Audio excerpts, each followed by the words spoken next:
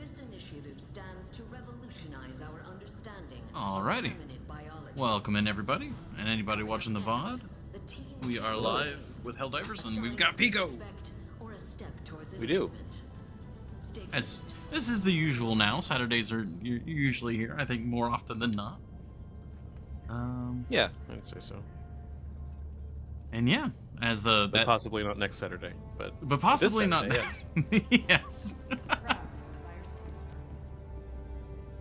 And I think there's that transmission that was going out just then. That was You will be among the first to foray into the depths of the gloom.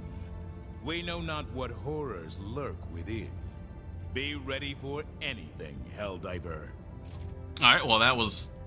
Thank you, Democracy Officer, for succinctly summing up everything that we're going to be doing. We're heading into the gloom. Allied destroyer has joined squadron.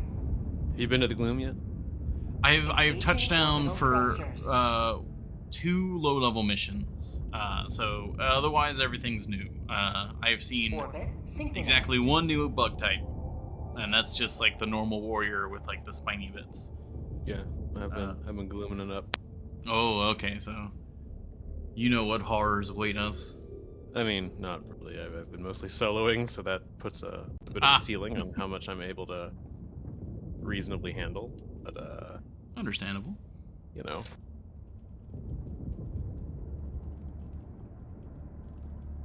Let me get this announcement out.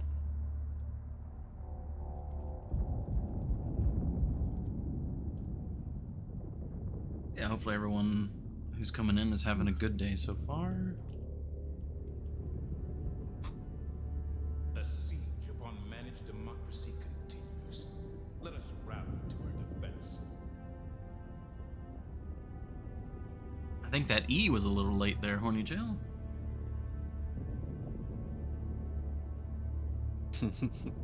Got him.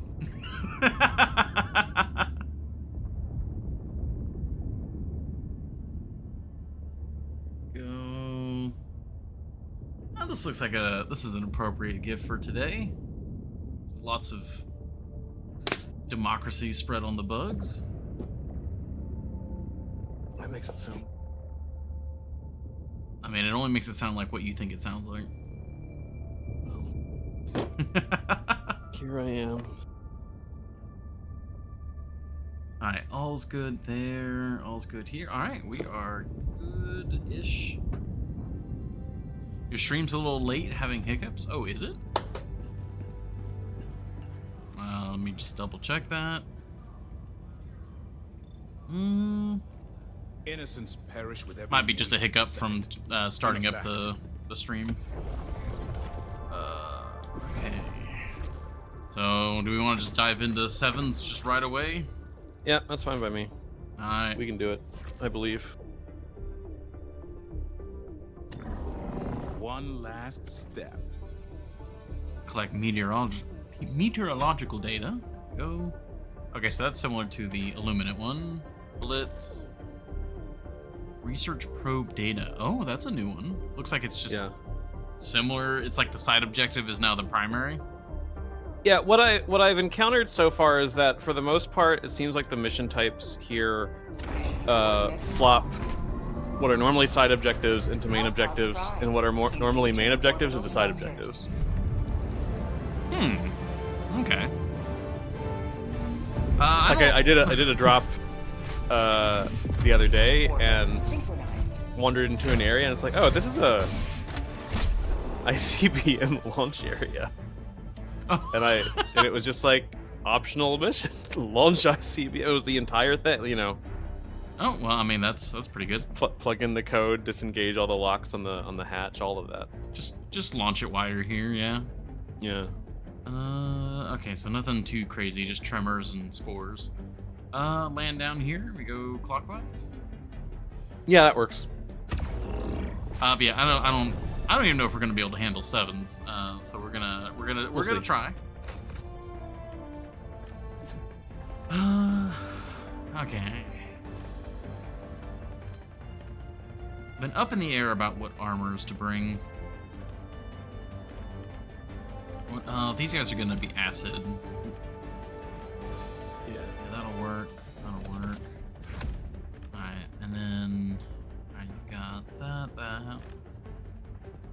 I've been enjoying... So against the bugs, I usually bring the autocannon. Yeah. But I've been enjoying trying to change tactics a bit. Ever since we went up against the Predator strain, and like I fell in love with the Blitz against the bugs. And I've been trying various things to combo with it. So this, what's that?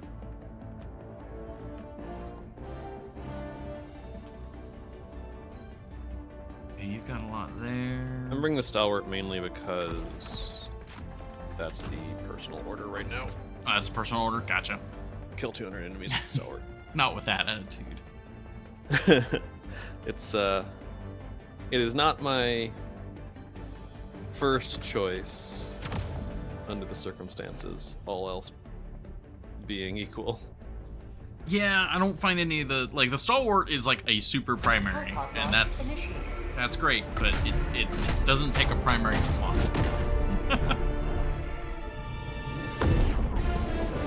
Thank you for that hydrate before we drop, Morning Jail. Everything is aggressively orange. I do use the Stalwart with some frequency to supplement a weird primary. At that point, I would just rather take the medium machine gun, though. See, I prefer the Stalwart if I'm just using it for that purpose, because in particular you can reload on the move. Yeah. You do get, what, 250 rounds per box? Yeah, it still lasts a long time. You can reload on the move. And if I'm bringing it, my primary usually can handle, the kinds of things that I would need one of the heavier machine guns for. Yeah, also, man, the gloom is really hard to break through here. There we go. Yeah. Oh, we're landing on a bug nest.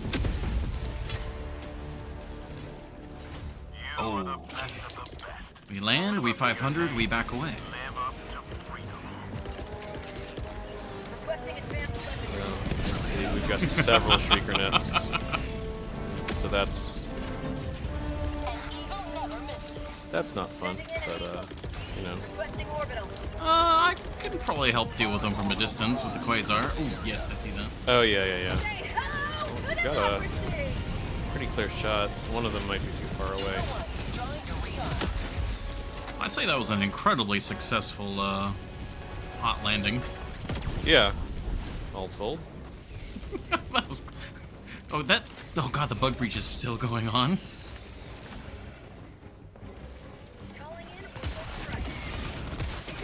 Ooh, that's horizontal. Ooh. Alright, we're fine.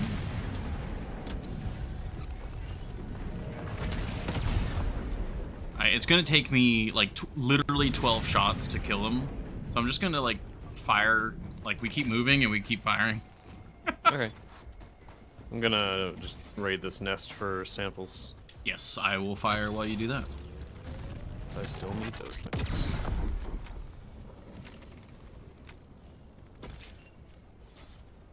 We've got the flag objective. Also, it told me that we were in the daylight side of the planet. This is not daylight. I mean, it's very cloudy. Ah, there's the daylight. Oh, like the evil red daylight.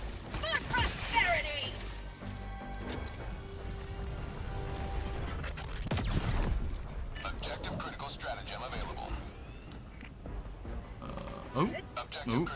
What are you doing, computer? Okay, that was weird. It just like, I think a driver updated because like every application running on my computer just like, it's my turn. No, my turn.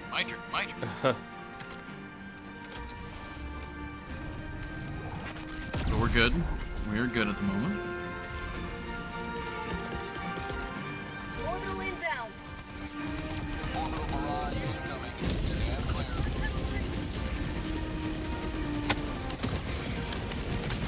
Oh, is that a Gloom commander? Or is that just a commander with special lighting?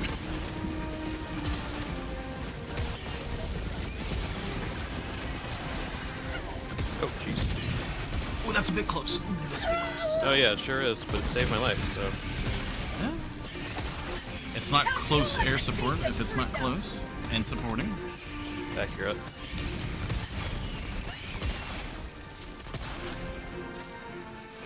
Wow, that is really red. Yep. Or orange. Is that orange or red?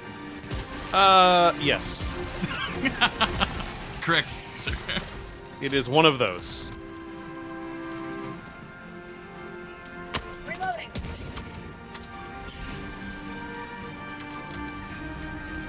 Good stone. Good stone. That was one of them. Lock tunnel 3. Yes. Requesting order. Orbital barrage incoming. Stand clear. Have a taste of democracy.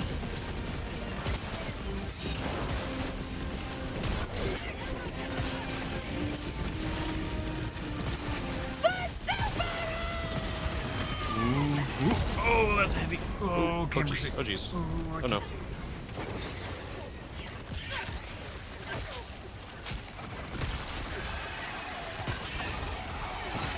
I love you, gun drone.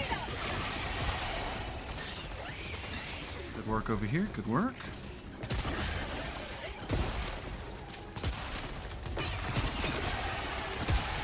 I have the light on my gun. Oh is just, yeah, like, I love the catching the gloom so hard. yeah. Okay. Well, that was fun. Yeah. Calling a resupply. We're doing good. Yeah, it's a little more than slab weather. Also, I realize, Pico, surely you watched Courage the Cowardly Dog, right? Yeah. Do you get when we say like slab weather? Does that ring any bells? That does sound vaguely familiar. Yeah. Okay. That like when the Return the slab. Yeah. Yeah. Okay, yeah. In the long dark, at sunrise or dusk, if a blizzard is currently going on, and you've got like that like sunset coloring, it really looks like a sandstorm, and so that's Yeah. yeah. So this is slab weather, That makes sense. and now the frog has been dissected. I think I should grab a resupply. Why am I not grabbing it? What is Yeah. Do that. Oh, gonna- do we I'm get the heading- super drugs? Oh, I didn't realize you went for super drugs. Nice. I went for because I find that on bug planets, you know, I have a lot of occasions where I get kind of cornered sometimes by a lot of things, and I can't escape easily, but I can stem, and if I have the super drugs, it gives me a little bit of a chance to slip free. Yeah. Found something.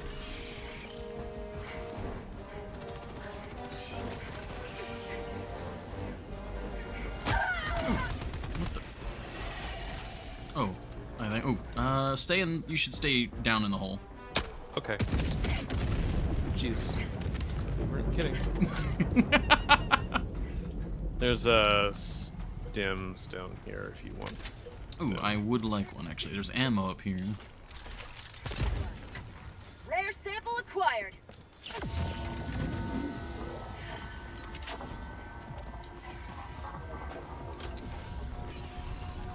Just like I'm clocking in. I just like, all right, well, Quasar's cooled off. Time to fire another round. Is that a hole? Is that just a point of interest? You know what? Either way, I feel like it's. Requesting air that's support. good. And then I can do this. Oh, I think that yeah, I think that's just fire. Yeah, it's Nice. Whoa! Terminate hive structure destroyed. Oh, maybe it was a hole. Oh, hi there, Charger. Of course, the thermite missed. Back up. Ah, Found something. very good. Yeah.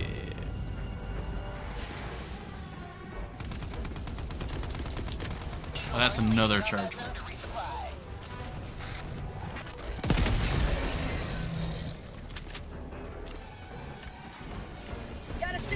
You know, I still don't like the Quasar, but the fact that it lets me like have other backpack slots alone is like, oh, you know what? I kind of like this. Yeah, it is a weapon of solid utility. That is for certain. Yeah. Okay, on into a city, Bug City. Dirty Chicago. City. Chicago. That's Yeah. what it's called in Shadowrun, Bug City. Oh, really? Yeah. And is there You any don't go there. particular reason? You'll die. There are a lot of particular reasons. Mainly that it is overrun by bug spirits, which are giant supernatural bugs that will kill you. And at one point we nuked it. It didn't work, so just don't go. I mean, was there any like precedent for like why a nuke would deal with ghost bugs? Bug spirit. Well, spirit in Shadowrun doesn't strictly mean ghost. It's a little more Lair sample acquired. of a Sample collected. Sending in an eagle. Oh, where's the? There's an impaler somewhere. yeah. Spirits have or can have physical form. Alright. It's more the word for like Sending in an eagle. supernatural creature. Supernatural / otherworldly creature. As a catch-all. I hope that killed him. And so they are physical beings. They do fucking suck. They kill everything. Oh, speaking that of, is a wild night. so that we got a Chicago spirit. And yeah, this might be Chicago. And like normal military response just didn't really work out. Oh, we've got I killed one of them. Another one came out of the Yeah. hole. Requesting orbital.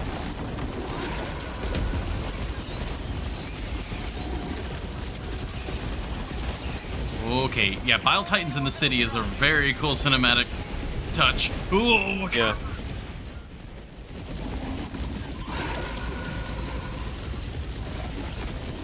Oof.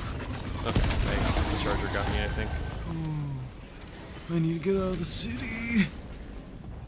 Out.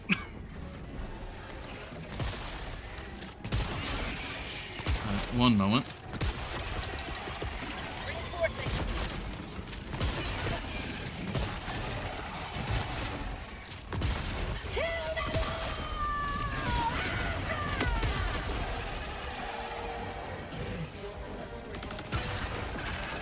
Trying to be careful not to zap you.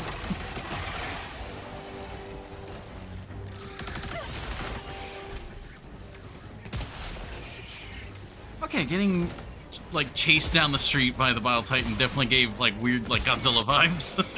Yeah. Oh, I don't know if this is at all of interest to you, but Board Game Arena has King of Tokyo Duel now, and I'm playing that. That's fun. Presumably by Oh. the title and me bringing up Godzilla. Ooh. That means that is something Godzilla flavored. Have a taste of democracy. He is down. Okay, so I assume you're not familiar with the board game King of Tokyo. Correct. Yeah, one of the classics of the genre. Reloading. So it's so King of Tokyo has been around for probably 25 years, and it's a dice game, sort of a Yahtzee style, but / King of the Hill dice game of kaiju battles. Okay. It's actually designed by Richard Garfield, the same guy who designed Magic the Gathering. We and need it's to really get good. stuff. Yeah, awesome. we'll get there. But King of Tokyo Duel is a more recent take, which is specifically for 2 players. And it's got some different vibes. It's still a dice game about kaiju, but yeah, I have fun. It plays pretty fast. It's got cool stuff. Oh, that charger is not dead. I thought that was a dead one. It's not. It is that now. Okay, careful, it's a strafing run. I said sending an eagle. I'm like, where's the red light? Yeah, it didn't land as quickly as I thought it was going to. I think it bounced on something. There's a lot of hard carapace and asphalt strewn around Yeah. right now.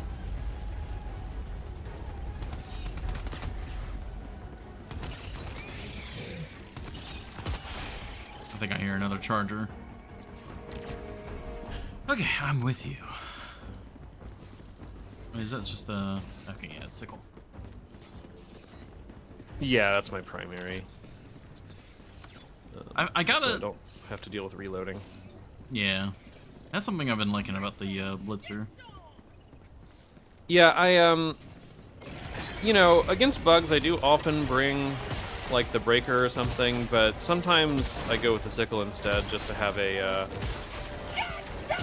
rapid-fire weapon that can be used for some crowd control, where I'm not going to have to reload. You know, which is often, like, when you get in trouble with bugs, is when you have to stop the reload, right? Yeah. Well, that's At least with the hordes of bugs, anyway. Oh, yeah, for sure. Oh, that's a... Okay, that's a big one. You get one of these. Oh, I hope that doesn't hit the building. Oh, no, did not hit the building. We are all good. Ah, crap. Didn't see that guy.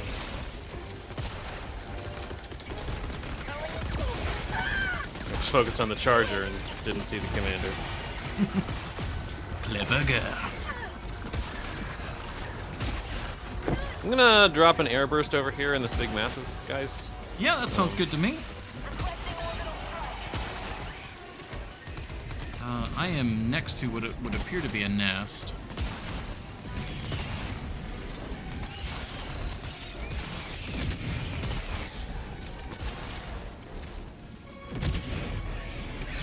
That's dead commander.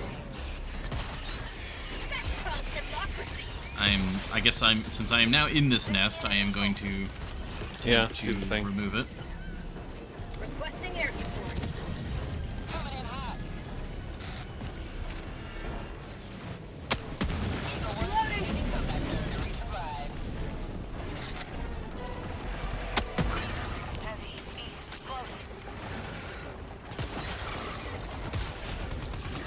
I'm gonna try to clear a spot and call in some resupplies.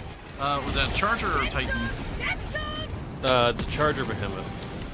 Gotcha, on the way. Calling in a resupply here in the street. Calling down supplies. Oh, okay. He finally started to come after me. I hope that hit him. I think you missed maybe, but it was close. Can you mark him again? I can't see him down the street. Oh, I've got another Charger on me. Ah. Oh, He's coming at you now. Lights for super art. Alright, the other one's Nice. right behind him. That's napalm. Okay.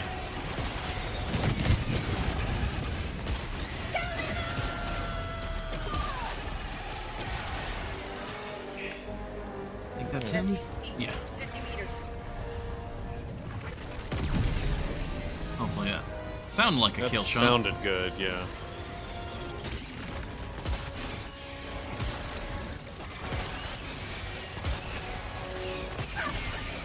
Practical democracy.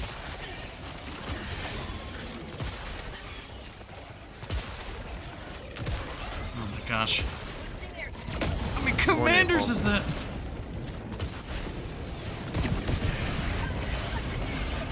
for prosperity. Orbital inbound.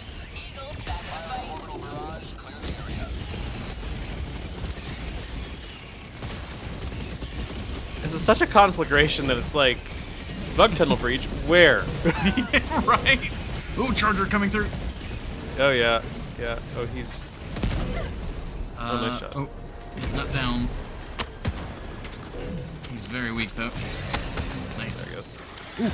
Hi, friends. Good for you. Yeah, it's right. You're right here with me.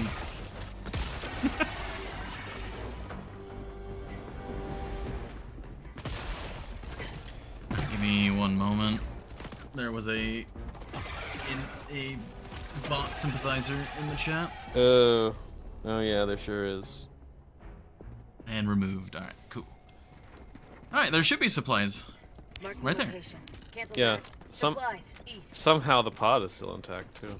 Very surprised about that, actually. That's straight run. Say hello to democracy! Okie dokie. That's a couple nests. I'm just gonna throw that over there. Yeah.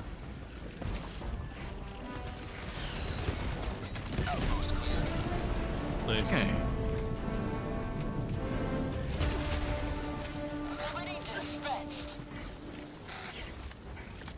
That was good. This is a cool, like, broken up nest. It's not just a bowl. Yeah.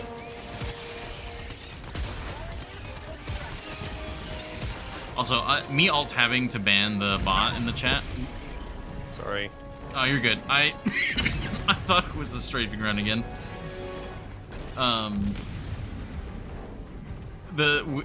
My eyes are like adjusting to the orange dark. And so like when I alt-tabbed, I was like, whoa, color. Okay, it's this way. Objective near your position.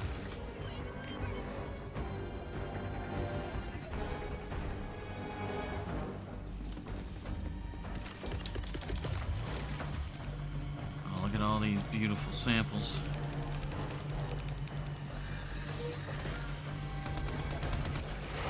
Oh, I hear someone call in a bug breach. Yeah, I wonder if there are any other, like, different sort of multipliers to, like, a planet that's in the gloom. Like, are they able to call breaches more often, or? I don't know. Like, I'm really curious if there's any other changes.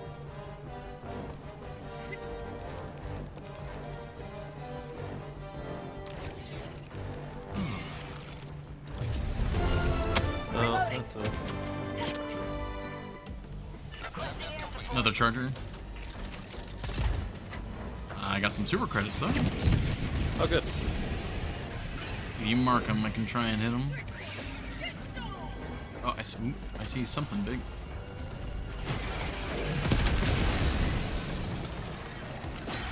All good. Oh, that just knocked me down. I didn't actually drop it. Oh, good.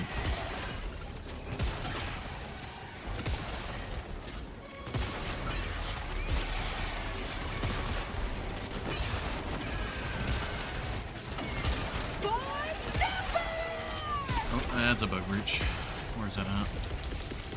Right there. Requesting orbital. Have a taste of democracy!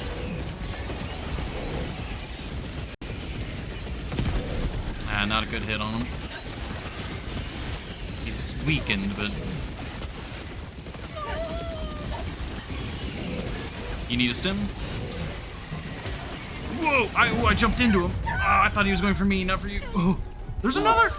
No! Oh, God. This is fine. Ooh. Uh-oh. Ooh. Run. Giving you!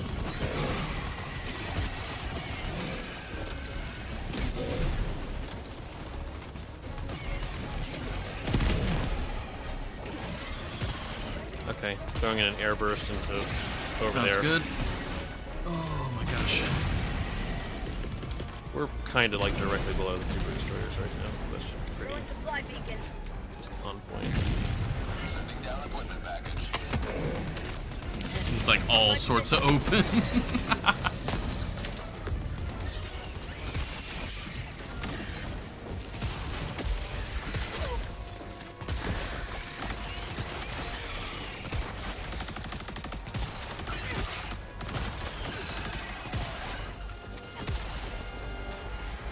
Okay. Supplies. East.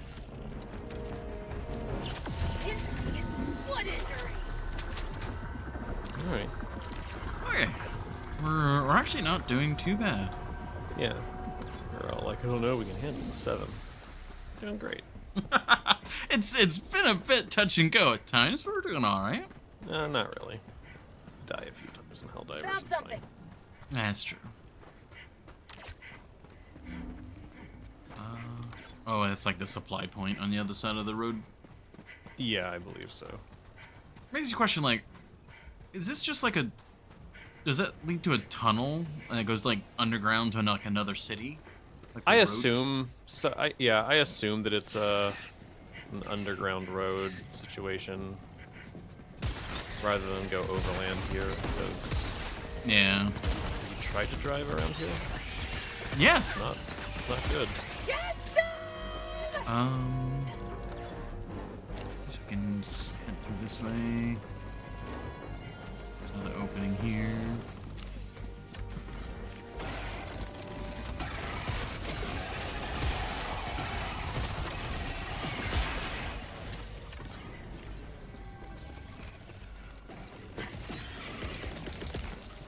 Requesting air support. Alright, back into the open field. That's just a hell bomb right there on the right. Yep, sure is. I save the city. Eagle 1 leaving combat zone to resupply. Okay. That's not going to be close enough. It's like aggro.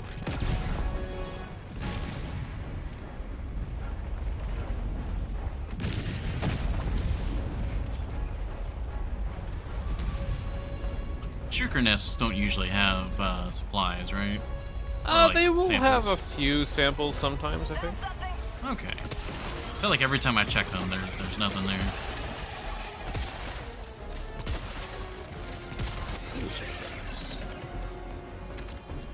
Grenades and stuff over here. Very good.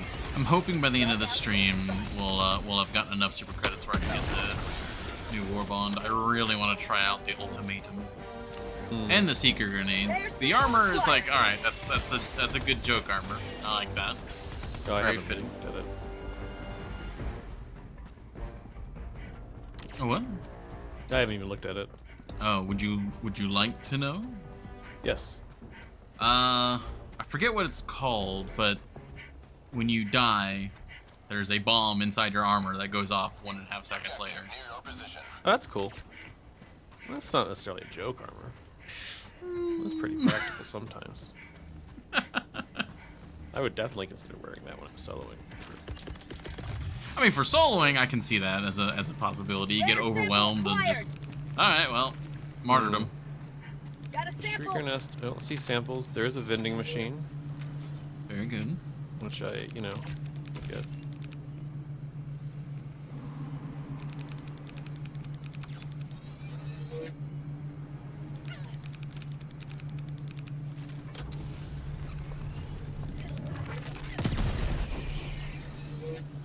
They've removed that hunter.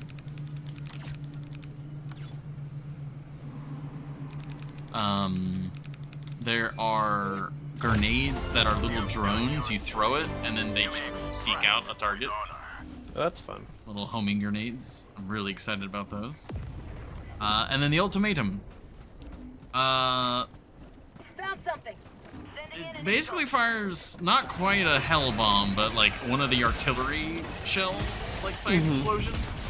It's just a grenade launcher. It's your support weapon, or not support That's weapon. cool. Your secondary instead of a pistol. Here to exterminate. Oh, Just- wow. You get. I think you get 2 shots. You get one in the weapon and then 1 reload. And it's just Requesting air support. it. Yeah, I think if you get a headshot, it can headshot like a biothing. Ooh, that is a bug hole. I made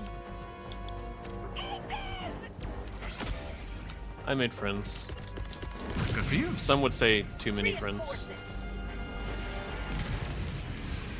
Social pressure can be a lot sometimes. Yeah, it just really weighs on me. Orbital inbound. Firing orbital barrage. Clear the area. Get some! Get some! That's a biotank. Sure is. And, okay. Oh, nice shot. Get some!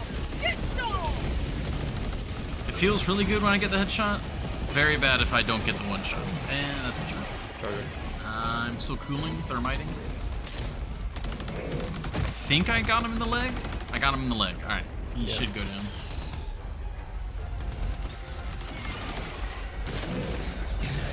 Yes.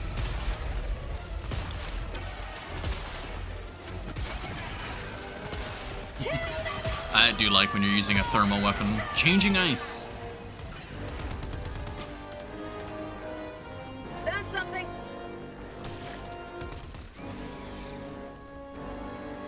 Oh, in there. Sure. Extraction is available. There's... Ah, yes.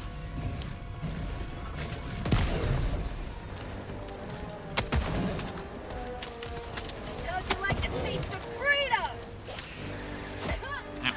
Ooh, that's a lot of hunters.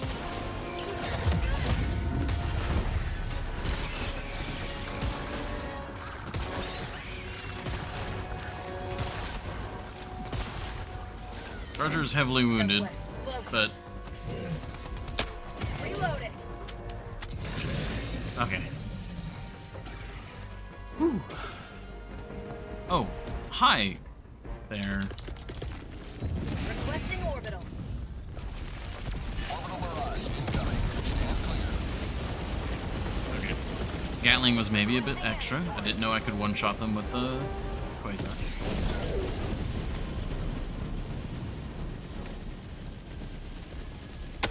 Outpost cleared.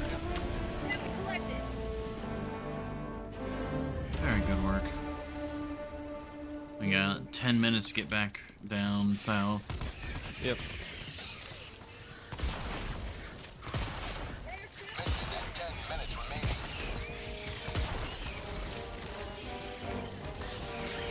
Oh, do you want a Quasar? Or not Quasar, guard dog. I totally forgot. No, I'm good. Okay. I mean, when we get to extraction, got one available. I can definitely take it off your hands. Yeah, I completely forgot that you didn't have a backpack slot. I could have given you one way earlier. Here, I can just throw it ahead of us real quick.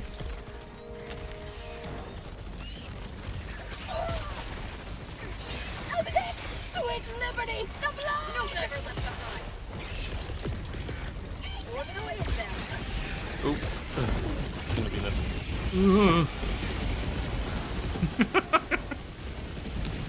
There you go. Just in case anything big comes out of there. Delivering payload.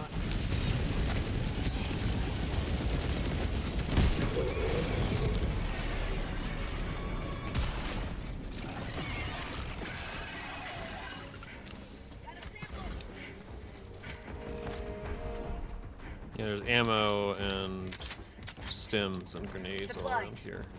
Ooh, I could definitely use the stems. Go. I need the grenades. Great. You've lied. There are no stems. Uh-huh. I almost. There's stems right here. Okay.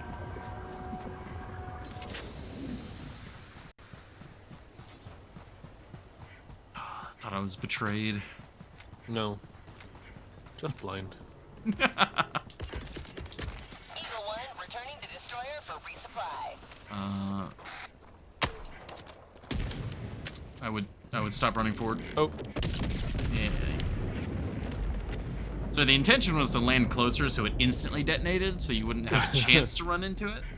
But then I was slightly off. I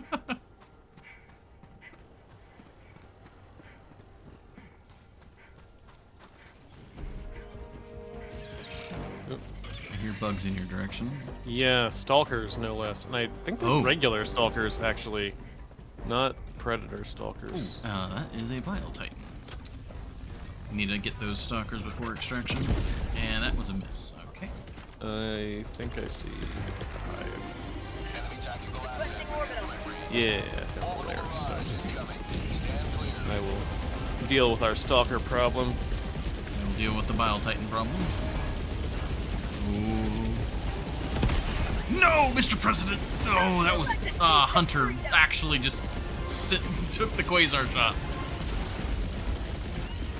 It's fine, we just outrun the Bile Titan. Stalker lair is handled. Oh gosh. Been good about hitting, and I keep missing now. I'll get her soon.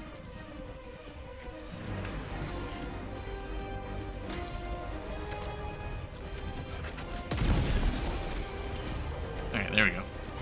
Liberty returns, locked and loaded. I've got 6 minutes left. We're still good. Thank you, drone boy. Found something.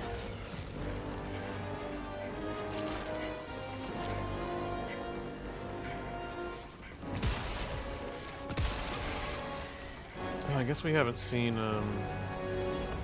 Rare sample Super acquired. Rock. Oh, that's a fair point. Sending in an eagle.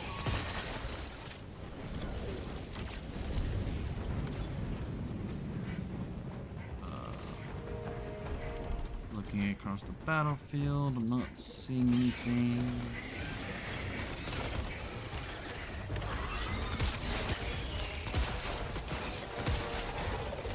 No, don't. What?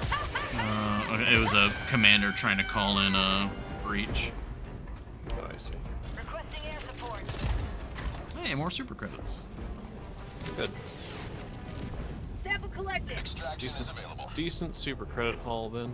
I mean, ultimately, if we don't find the super samples, that's fine. I'm actually in less need of those than the others right now, but I still like to. I still do need them over time, so 5 Yeah. minutes left. We can I try to keep an eye out. I'm making for extraction. I think that they're just kind of in the wind. Shame.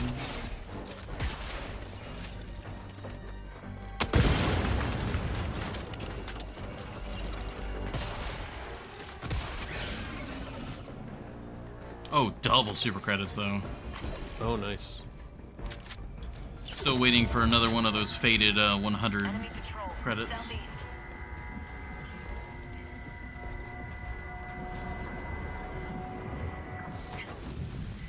If you want to start extraction when you get there, I'm sprinting there now. Yeah, I'll get it going. So, big boy way over there.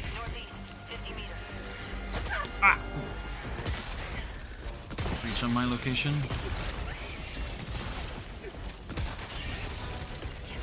Calling in extraction. Orbital inbound. extraction request confirmed. Shuttle inbound.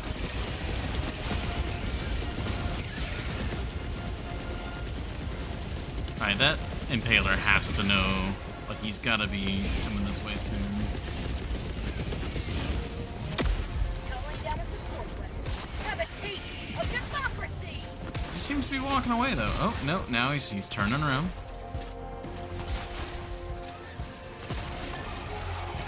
ETA T-minus 1 minute and 30 seconds.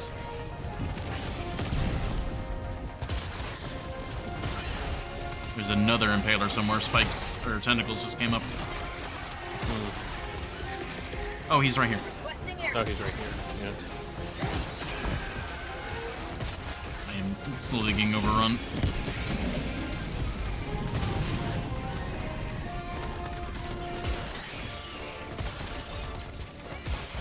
ETA T-minus 1 minute. That's a Bile Titan Oh, as well. Bile Titan. Yeah. Sending in an eagle. Sending in an eagle. I got a bad hit on her.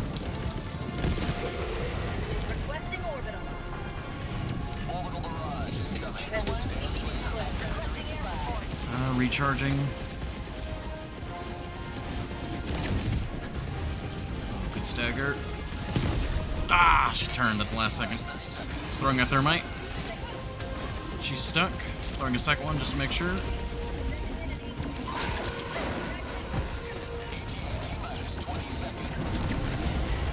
Nice. Good job, Eagle. ETA T-minus 10 seconds.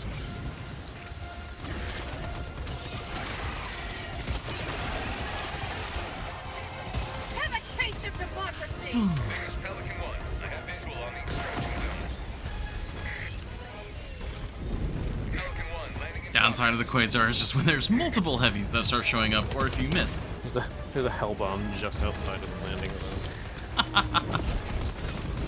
Unfortunately, just not from one of the directions that any of the enemies were coming. Right? Go, go, go!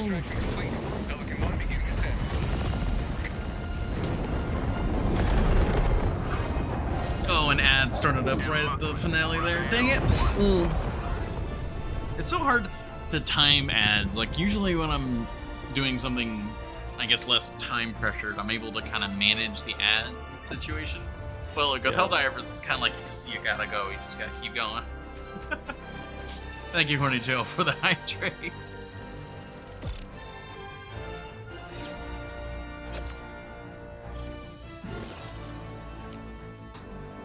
Also, I'm gonna date myself here, maybe a bit. Weird.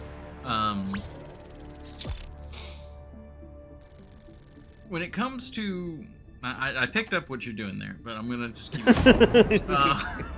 When it comes to bots that show up in like Twitch chat and stuff like that, I'm noticing a recurring theme with their names.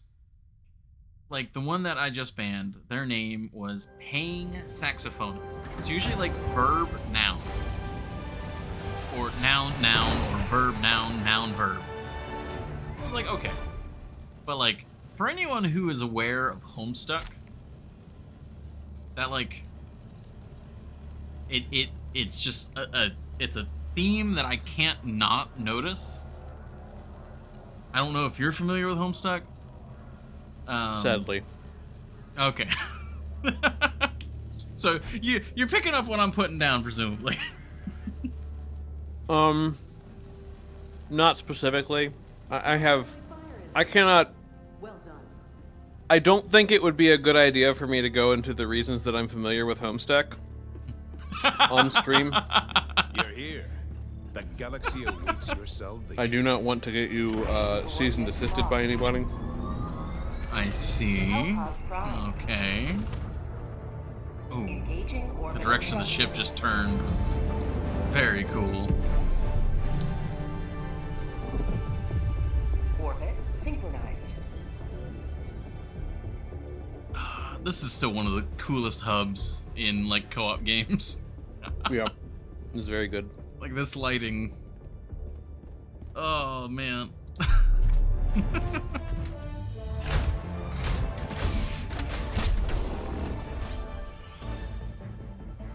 Well, that's gonna be a short delivery. Yep. I guess land here and counterclockwise. Yep, that works. We are covered in blood of two kinds. This build's working out. I'm liking it.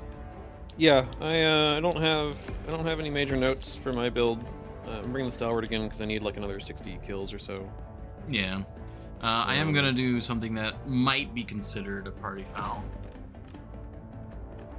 Yeah, that's fine. Like when we did those missions last week against Predator Strain, I'm just like, you know what? I'm done not liking the Tesla Tower. I like it. People are just I think the Tesla Tower is legit good now. You know, it is still one of those things that it has the major balancing factor of it can super easily kill your friends. But there's more reason to wear arc armor now in general. So, you know, it feels less like mitigating the Tesla Tower with your armor pick is kind of a problem that you've created for yourself.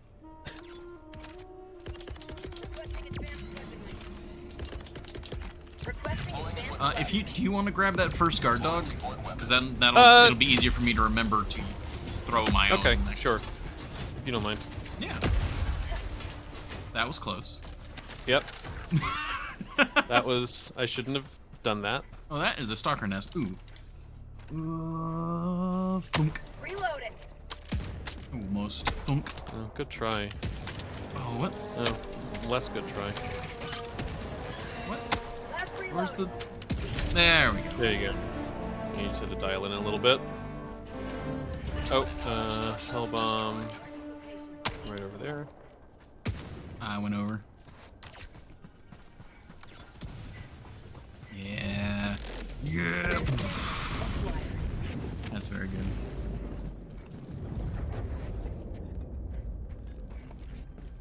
I was like, oh, I think I hear some kind of noise that might be a sample. It's a little strange, and I realized it's the drone's engines. Oh, yeah. Is that a living thing? Oh, no, I think it's... I don't know. The chargers will hide in the dirt and then pop up. Oh yeah, no, it was actually just a rock with a bunch of bug gore splattered on it. Ah, I see. Oh, that is an impaler.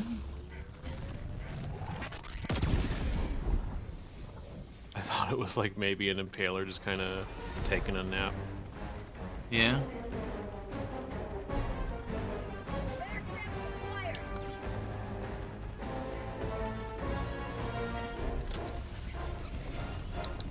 Yeah, see, like this is just the Same rock geological formation and survey, everything.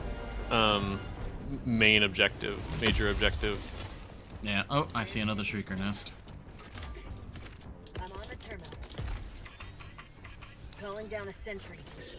Sending down sentry. Yeah, looks like we've got skewers. I got the terminal. Charger down. Tesla tower on the southern side. Yeah.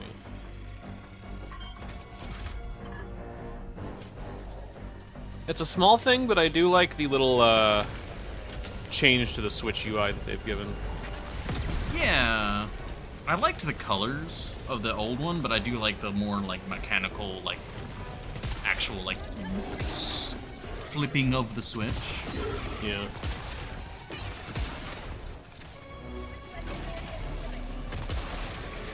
Ooh, that.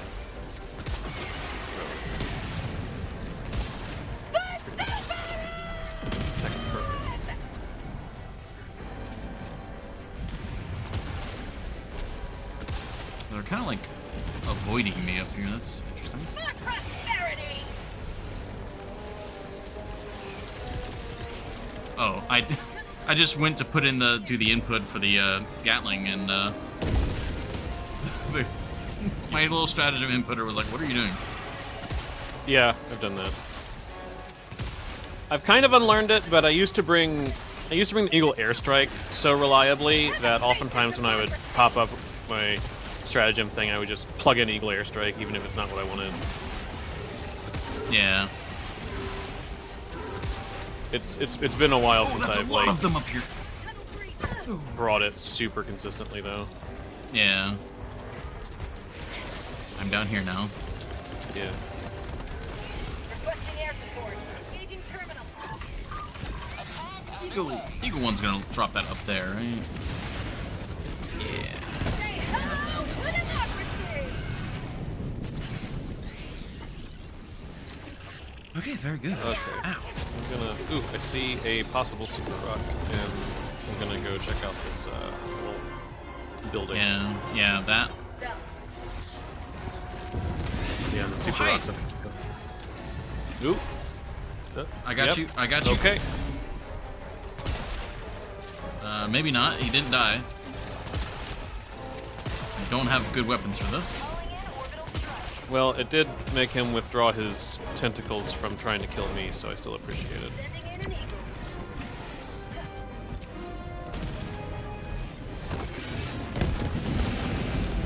All right, we're good. Eagle 1 rearming. Be back shortly. I heard the airburst break open this cargo container. This. Okay, this is a bug nest. I'm engaging the bug nest. Yeah, do it. Let's see. What am I? Requisition slips in this rare sample. That's fine. Deploying sentry. I'm gonna call on a resupply over here because I actually don't have any way to close these holes at the moment. Oh yeah, go ahead. I'm in good. I found some like ammo and stuff, so I'm in fine shape. On it. Very good. Okay, and this is the real super rock. So super samples Found something. are mine. How'd you like to taste of freedom? Ooh, there's a car. Oh, really? Yeah, it's near the. Prosperity! Well, that'll make hitting the rest of the map pretty good. Yeah. Alright, I am working my way into the city unless you need assistance. I think Happy to link up with you. I think I am good now. Which is a combination of dealing with the outpost guards and then also patrol. And ooh, is that a bug breach? Oh, that okay. I might need you actually over here. That's a bug breach now over here. Front tunnel breach!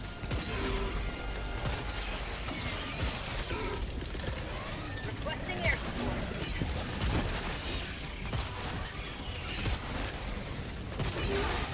Crystal! Get going! Saw that explosion. Was a very good 500. I'm torn. I prefer the precision orbital strike, but the 500 lets you, like, a lot of bug nests are exactly 500 kilo size. You will never destroy our way of life! So a lot of them, if you land it right in the middle, you can just one-shot the whole nest. Yeah. So it's like, that's enough for me to like, I think on bugs I'm gonna try and take the 500. Go away, Charger.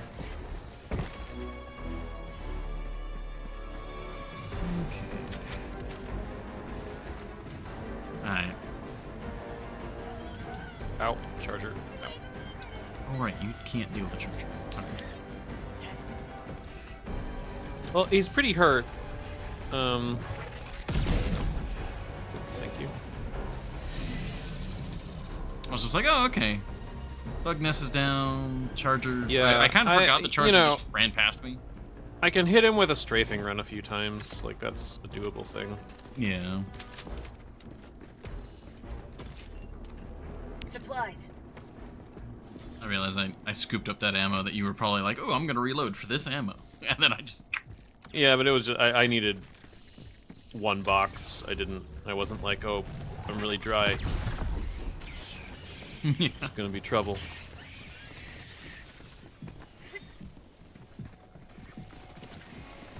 Rare sample acquired!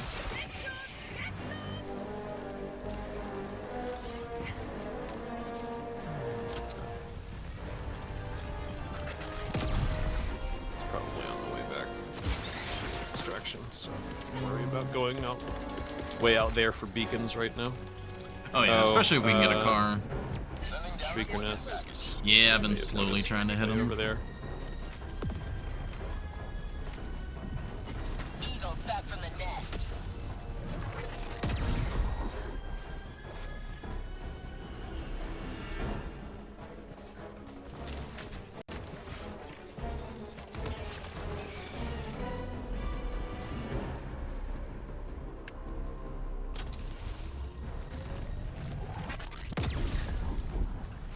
Slowly but surely.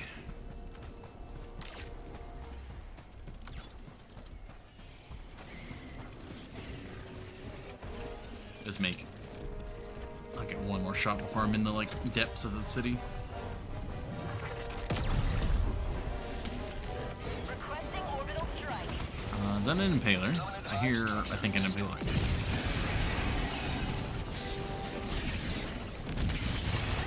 Careful, there's an air burst around the corner there. I think the building's eating most of it. Oh, was eating most of it. As far as we were concerned, yeah. It was doing some damage to the bugs that were coming out of that breach, but Sending down sentry.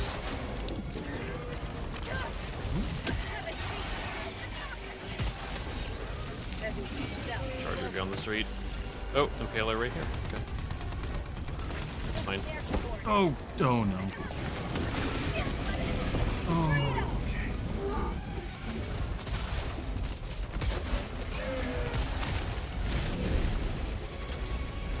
Tagging location. Where is he? There he is.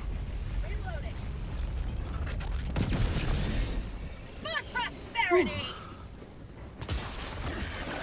Is this one? Is this your Tesla tower? Yes. Okay. I wasn't sure if like Tesla towers now just sort of. Oh,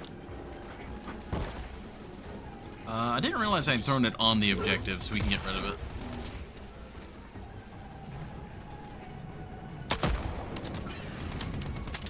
Oh wait, I have a quasar. There we go. I was just like, I'll throw it on the other side of the bug breach. Well, the bugs No, will go it for was- it. Sample! that's probably a good idea at the time. There's the box.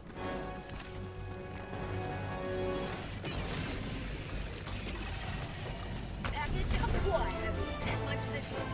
Dropping package. Sending in an eagle. That's gonna be bad. I don't know where that's gonna go.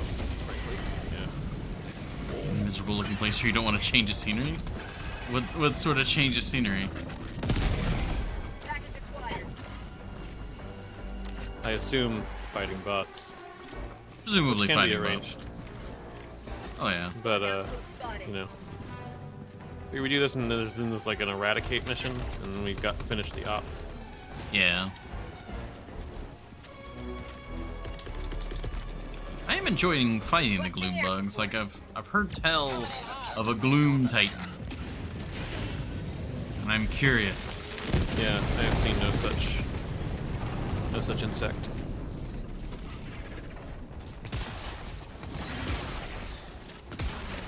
Dropping package.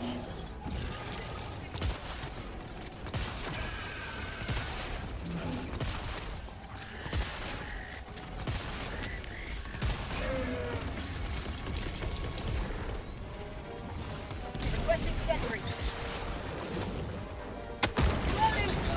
Something not red and disconsolate? That's a new word. I mean, Word. what necessarily does it mean?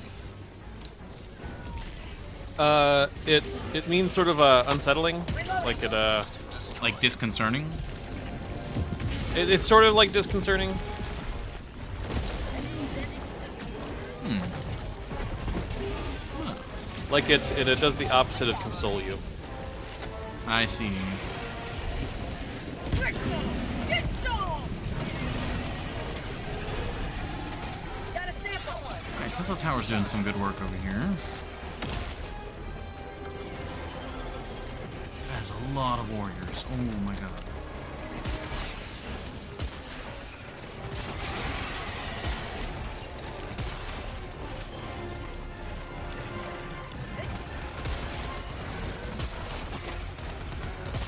Have a taste of I democracy. wonder if this still works. I know it works against the voteless. I have a feeling it's not going to be as effective against the bugs. What? Getting on a slightly tall object. Oh.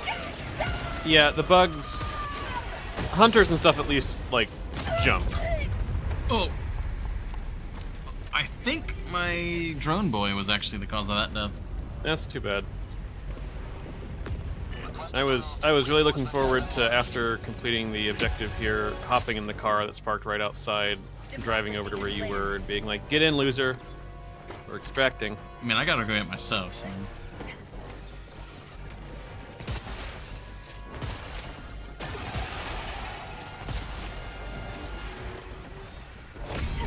Another step towards galactic liberation. You may extract when ready.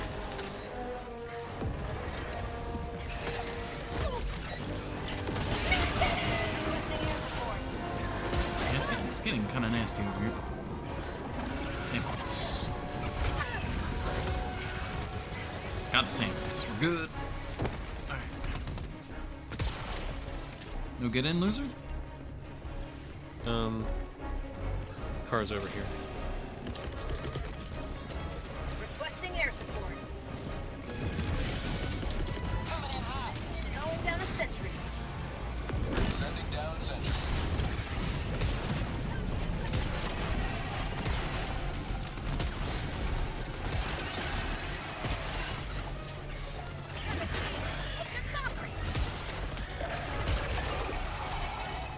Get in, loser. Oh, okay.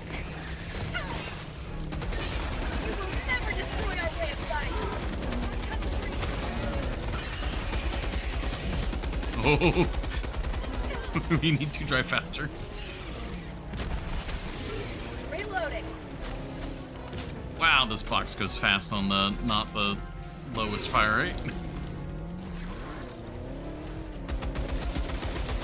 Okay. Oh, that hurt my heart.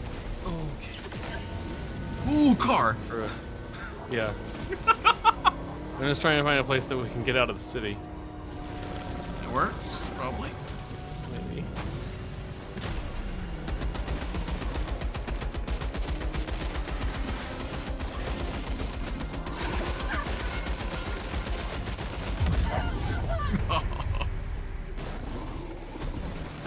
This goddamn box is invincible Yeah. or paper mache. We never know. Oh no. Oh no.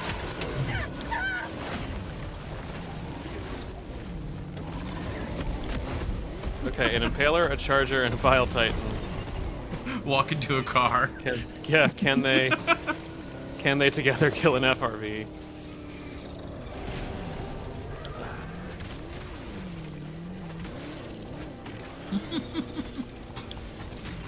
Son of a... I really thought it was a slightly different arrangement of boxes. I guess that was stupid.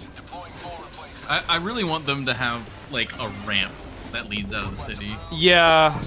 Like a one-way That would be thing where you cool. can ramp out of the city. Reporting to the front.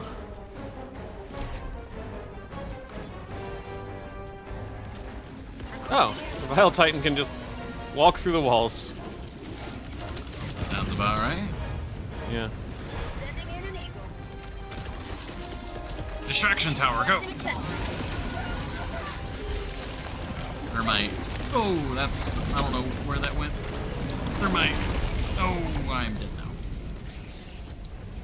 At least one of those stick to her? You said you wanted a cremation, right? Yes. I mean, I am Good. Char, so... I think I 500'd him. Yeah, I couldn't tell if it was dead or tentacling. Yeah. That's one of my biggest complaints with the Impaler, is like, there's so many situations where it's like, is it dead?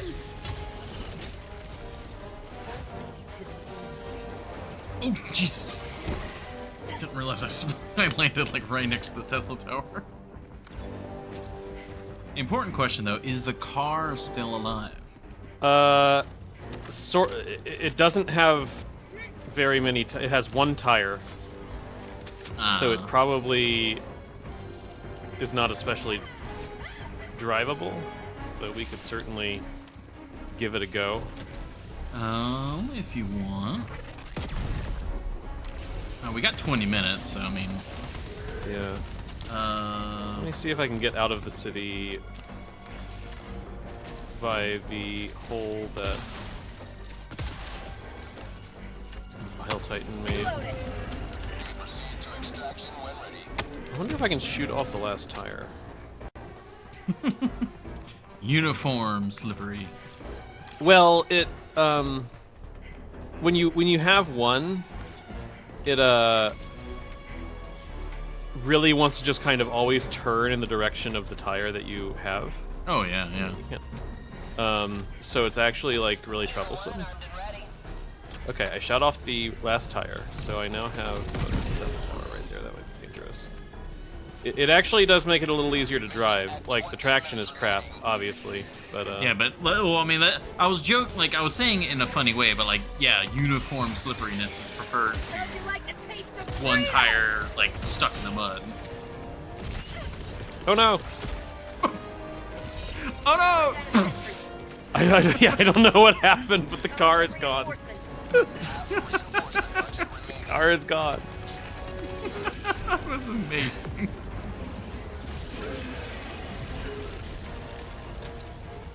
Say hello to democracy!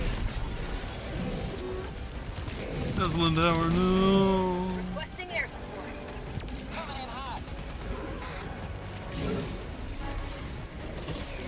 Get some! Get some!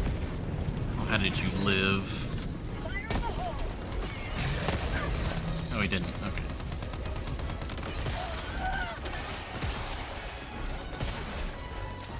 Yeah, poor bastard didn't realize he was already dead.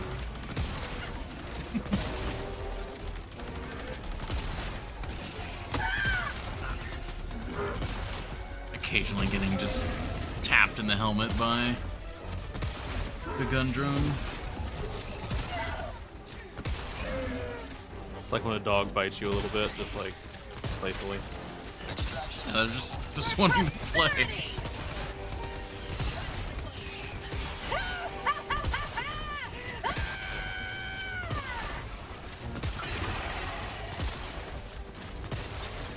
Were you able to get all your stuff? Ah!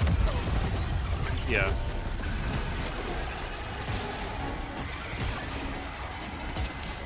Ooh, yep, yep. See, he lived that time again. Very good, very good.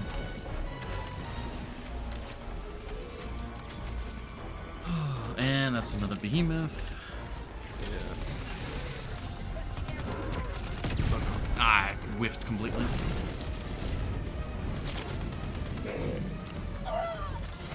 Okay, he's stuck. He's good. Oh, nice.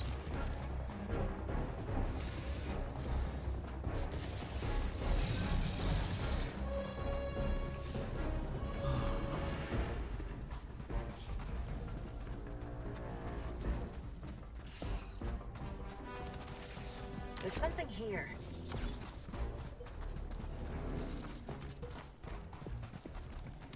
Oh, there's a charger here.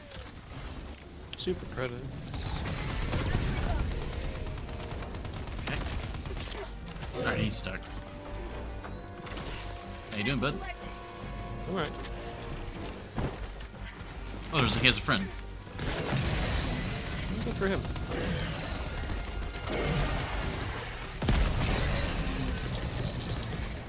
Requesting sentry. Alright, the Tesla tower should help hold him off. And keep on going. Sending in an eagle. Oh, when they bring a charger out, yep. Have a taste of democracy.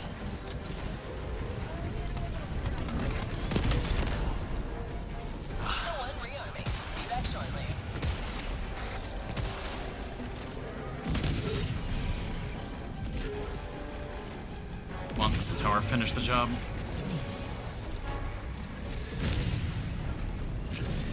It actually killed the charger! Nice. Was there another fucking or is that the same sugar dust? There were two. Just because we were in the city, I couldn't. You've done some damage to it already, but it's not. Yeah. Look, Zapper, go!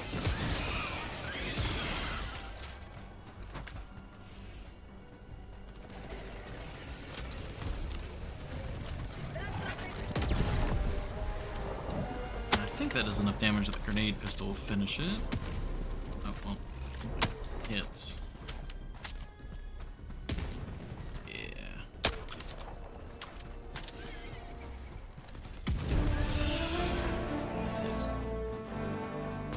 How do you like the taste of freedom?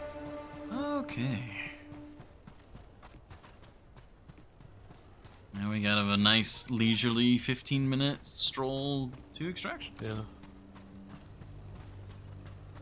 Only we had a car.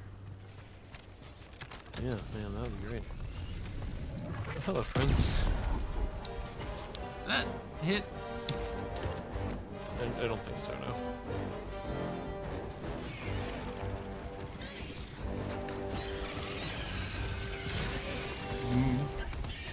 Oh, he staggered himself on the rock. What? That was nice. That was a good one. I mean, he survived, but it was a good hit.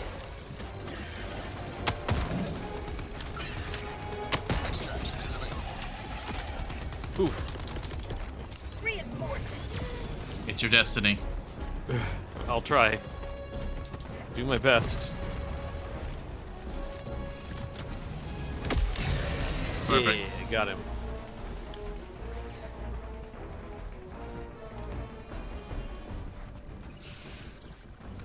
Ooh, 23 more kills. Stop it. For prosperity.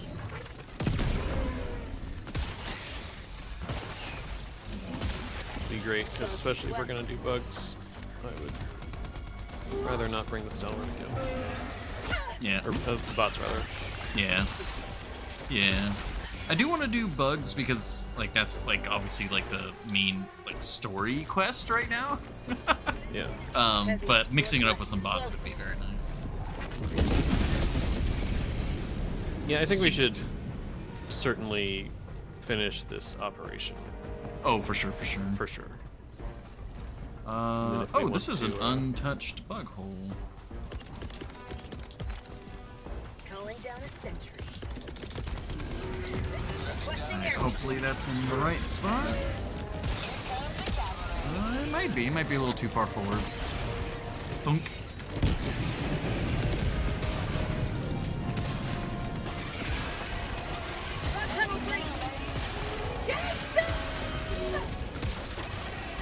And if you're gonna call on a bug breach, I mean, I guess I'll just use the other 500.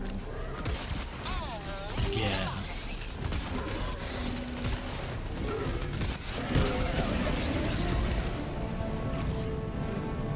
Yeah, they forced your hand, really. Oh, it's a Titan. It was all a ploy. She's down, but I'm out of stims. Ooh, I'm gonna call her resupply. Yeah, I'm being chased by a behemoth. That's bad news. Is he getting to a high point to try and give fire support?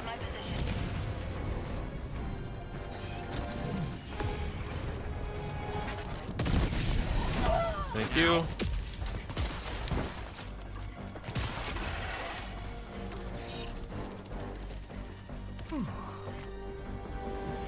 Okay. Supplies down there. Southwest. Woohoo! I broke my leg.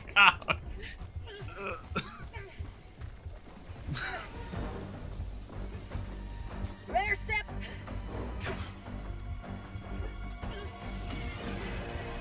This Liberty Forsaken leg. Got it. That was a hell bomb.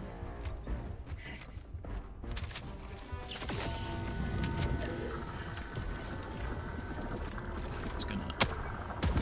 Reloading.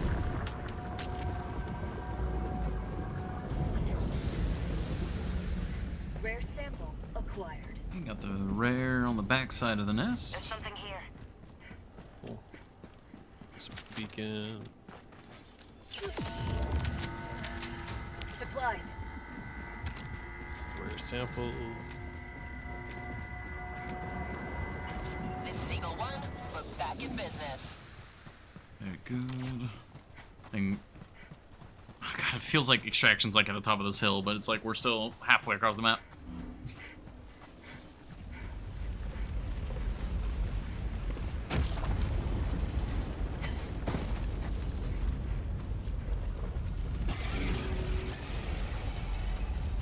Extraction is available. Grenade.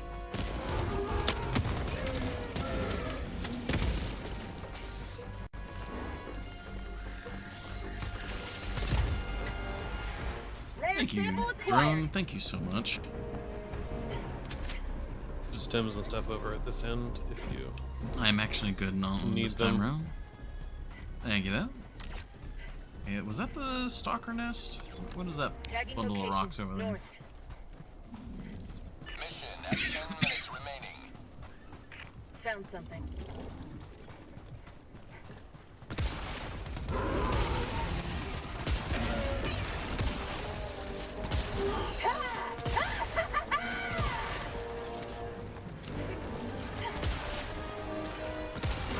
There we go.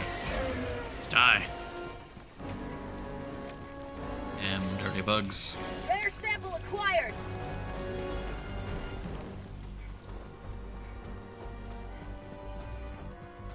Found something. Got a sample. railgun if that's your thing. Not at the moment. Yeah, against bugs, I'm kind of indifferent to the railgun. I'm frankly kind of indifferent to the railgun anyway, but especially against the bugs. Oh yeah. I want to like the railgun, I just never have very good success with it. Yeah, It feels a weird... Oh, that's just cheating. Calling down a Well, on one hand, the railgun feels really good against certain enemies, kind of like the autocannon. So it's kind of like Yeah. an autocannon that does require a backpack, but it doesn't quite feel like that. Found something. Yeah, I do think that there's like an element of the railgun maybe just doesn't feel quite as good as it perhaps technically Rare is. sample acquired. Yeah. Like mechanically,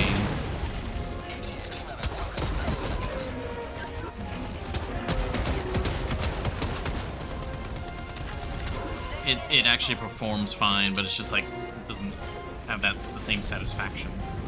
Yeah, and that's, you know, that's a really tricky element of shooter design in general, is like making the weapons feel good.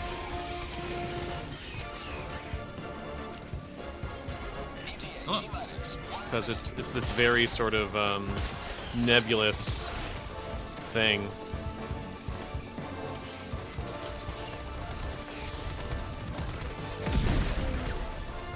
Because being balanced or useful is not, it's not the same. yeah. That's pretty much my, like, a lot of times in games where it's like my preferred playstyle may technically be balanced, even though usually it's bad.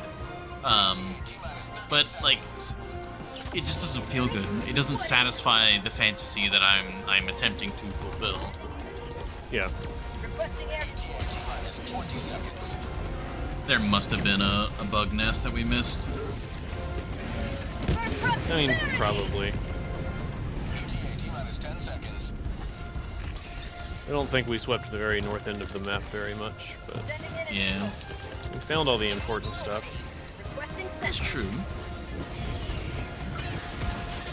Tesla tower there on the left. I also got the personal order completed, so Oh, looks very like good. we've got a behemoth coming in.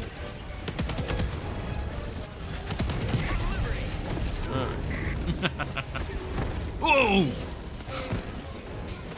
I'm good. They just wanted me off their planet faster. Yeah, understandably.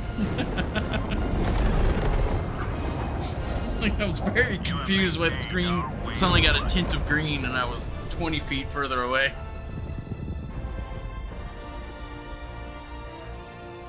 Well, before we dive into the Blitz, do we want to take a quick bio break? Yeah, I could go for that. Nice. Oh yeah, we actually missed lots of bug nests. Yeah. That's fine. Yeah, that's fine. Alright, well, I will post you guys up in front of the news broadcast so we can get the truth from Super Earth. Yeah, And we'll go take gotta a know quick- what current events are. Oh, yeah. We got a fair number of samples there, actually. Yeah, it was a good haul. I'm getting pretty close to being able to buy a new module, I think. Very nice. I wonder how close I am to... whatchamacallit? Oh, I have 935 super credits. So close.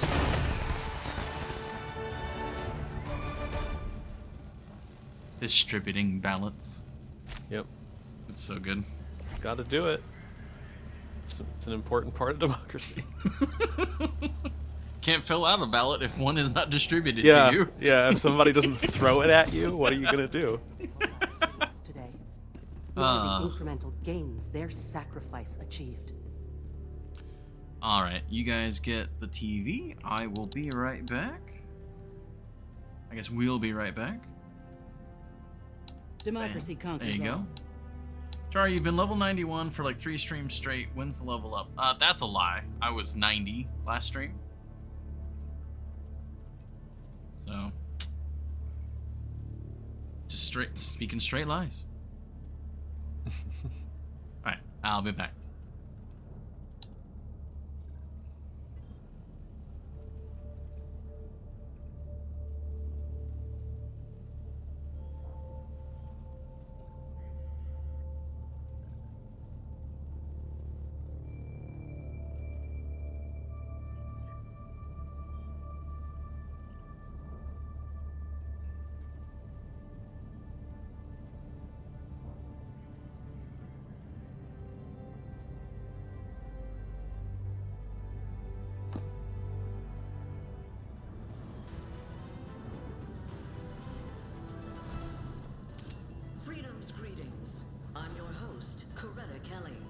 tonight's top story.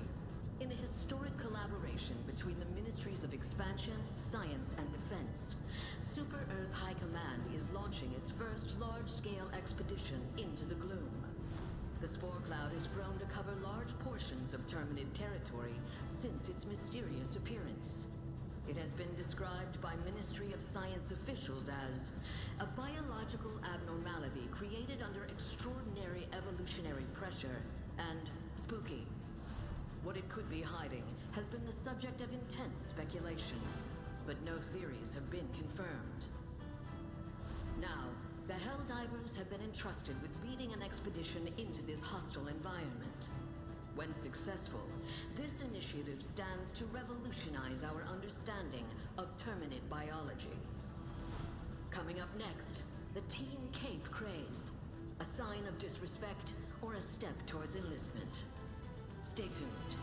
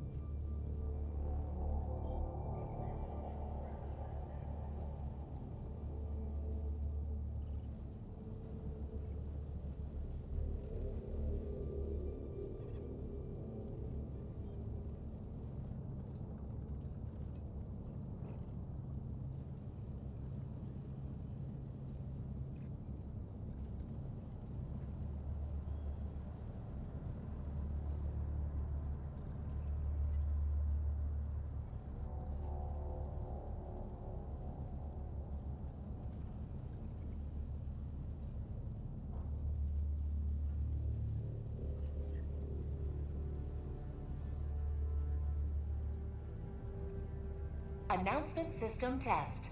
Freedom, democracy, liberty, independence. Managed democracy. Test complete. Hello. There we go. I'm unmuted for the stream as well now. Thank you all for your patience.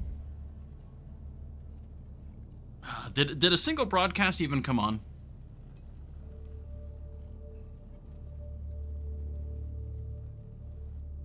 Oh, that's good. All right. All right.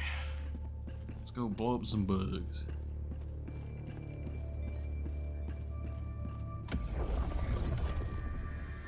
We're gonna secure research site. Mission coordinates locked. Hellpods prime. Engaging orbital thrusters. I like how right now Orbit people are talking about 40 Prime. It's like this is the bug Malevelon Creek. Oh, secure research sites. What? Oh, is it still just? Yeah, we're just blowing up nests. Yeah.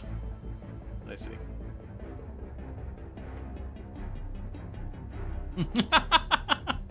Science strike teams, each consisting of a xenobiologist, theoretical physicist, an astrometeorologist, and a psychologist, will conduct expeditions to the planet's surface at key locations. Alright, so we know that there's nests here. Yeah. I mean, do we want a hot drop, or do we want to land a little bit away? I'm fine with hot dropping. Hot dropping's been fine for us so far. Yeah. We could do a 9, frankly. I mean, just TBH. We are doing pretty well. Alright, the Emancipator.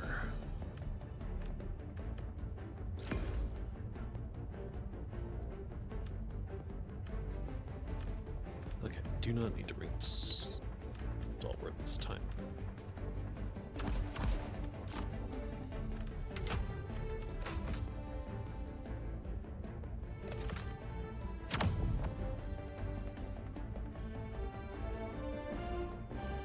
That the spear?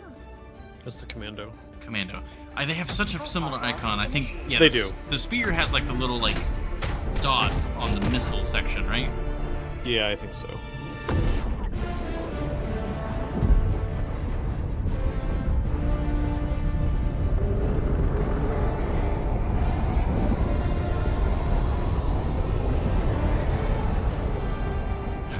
very successfully destroy several bug holes.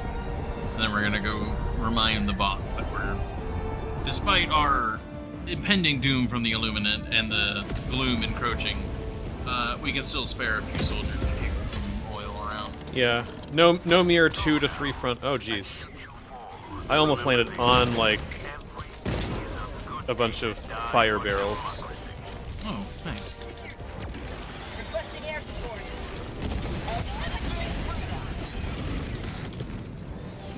Requesting orbital. Calling down support weapon. Another one bites the dust. Calling down a walker.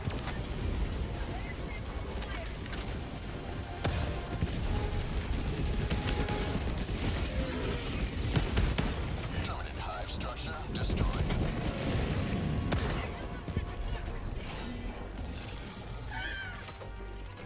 We have a side quest. Exterminate Terminids. Can do.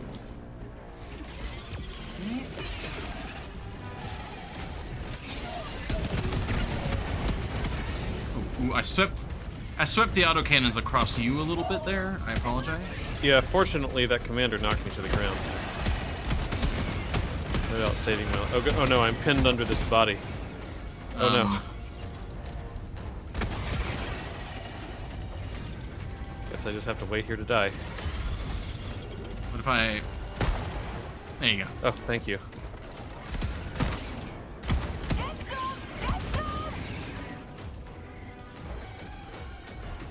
Okay.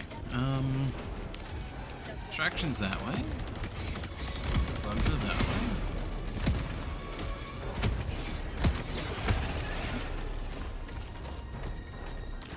Okay, there's a, looks like a large nest, like, between us and extraction, so I'm gonna see if I can hit that. If you need supplies, go ahead and call. Looks like you're, like, according to the UI, you're low on ammo and stims, so. Yeah. I called in my... Oh fuck, it landed on the cliff, didn't it? Oh. Oh, wait, hold on. It flew the other way. I was like, I can save this. Wait. I think this is one of those Bile Titan nests. Yeah, there's a Titan on top of it for sure. Ah, okay. Oh, hi there, yep. Oh, there's just one, like, on top. Yeah, you're... Yeah, no, I wasn't kidding. like, actually just on top of it. Hanging out up there, yeah.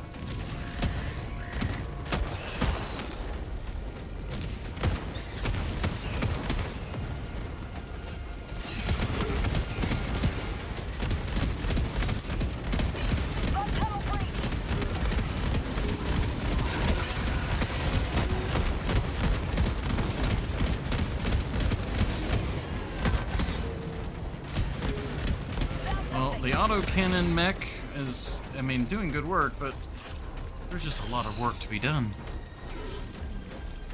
That's why they call us in pros.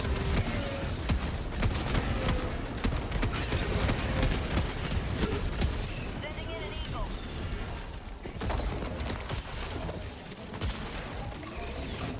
Requesting advanced weapon. Orbital inbound. Okay.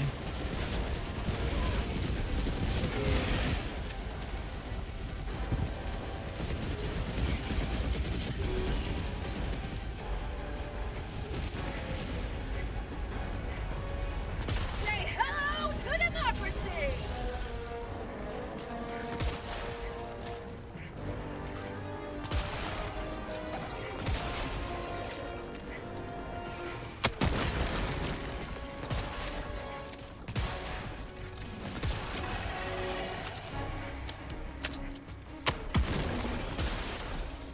Have a taste of democracy!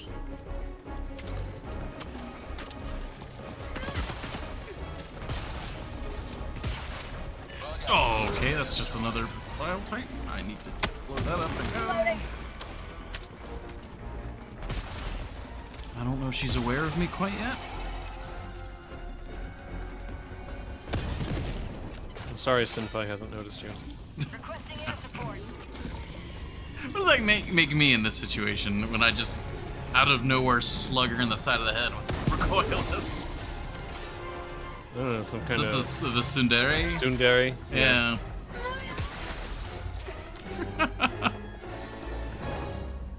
Alright, we only got 2 more holes to close.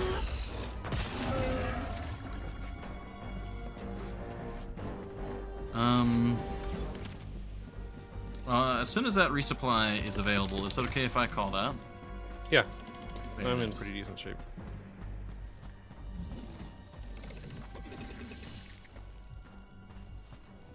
Gotta fix this Liberty.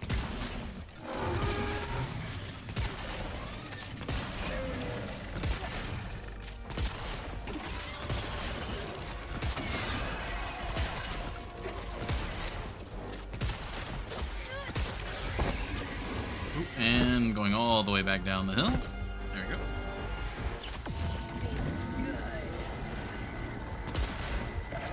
Nope, stop. Ah, okay. We're not gonna need assistance. I'm heading southeast of my current position, but I can cut towards you more directly. We're not actually that far apart. Gotcha. I'm more or less trying to find another bug hole. Oh. I think there's one between us and... Need only... Wait, that didn't count? I thought the spore spears counted. No, they often... I think they sometimes will have holes at them, but they are not themselves holes, I don't believe. Oh, it must be shriekers that I'm thinking of. Because I know, at least, I've destroyed them from a distance and they've counted, but I guess those were shriekers and not... That's another bug.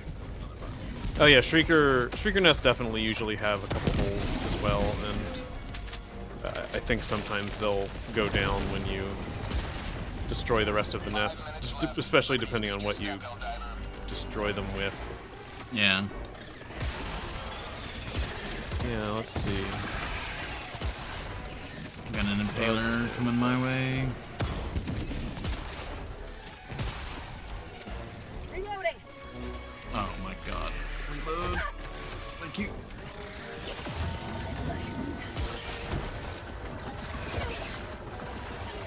How'd you like to taste the fruit?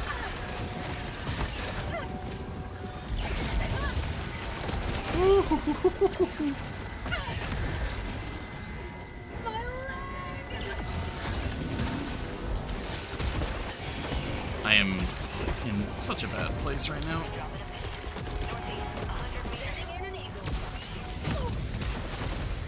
Okay. Fine though.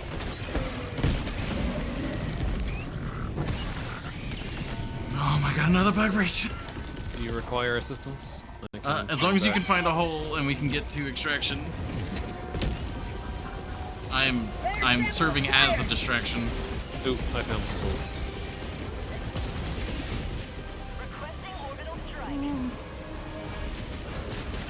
Now it's time to fill them with democracy. Yep. Requesting air support. Sending in an eagle. Just penetrate deep. Yes. Alright, here we go. Eagle 1 returning to destroyer for resupply. Okay, I'm going to start extraction ASAP as soon as you get those holes done.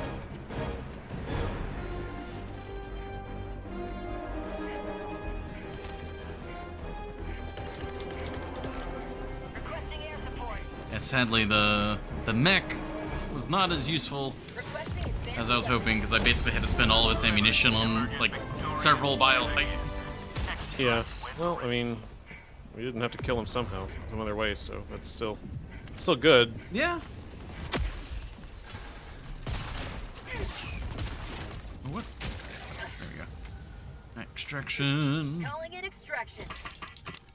That's not it. Extraction request confirmed. Shuttle inbound. Calling down supply. Sending in an eagle. Deploying equipment package. Oh, hi. That was a miss.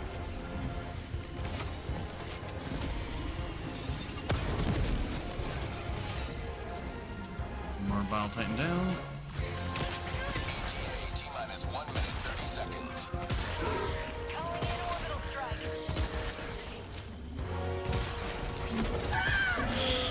Ooh. Calling in reinforcements.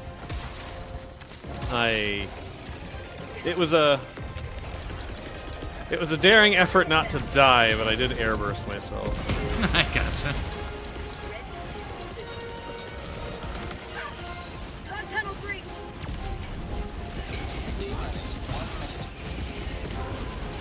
Not getting those like 4 rare samples I was carrying is a bummer, but I don't think I really have time to go back. Probably not.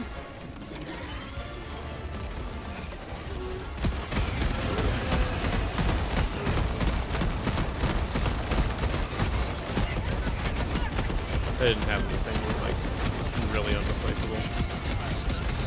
Didn't come across the supers or anything like that. Yeah.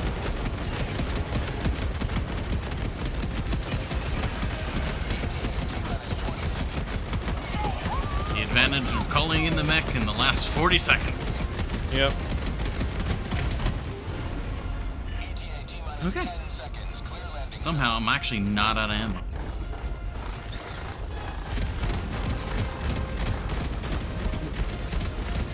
This is Pelican 1. I have visual on the extraction zone. This is Pelican 1, preparing for touchdown.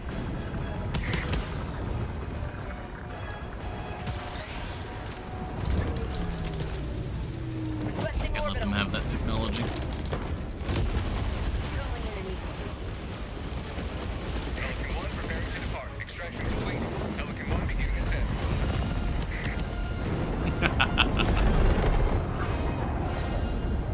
Liberty has seen you through.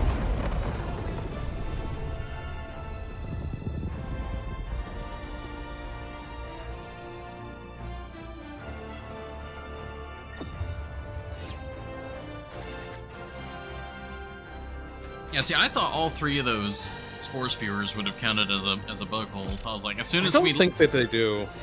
I feel like they either must have used to, or I'm thinking of shrieker nests because no bugs actually come out of a spore spewer, but Yeah. shrieker nests, the shriekers literally come out of them. So maybe that's what's going on. Yeah, that could be. Hey, Akalon. HJ, Pico, Char, everybody else. Yeah, welcome in. Hopefully your day's going well. Your work was not too rough.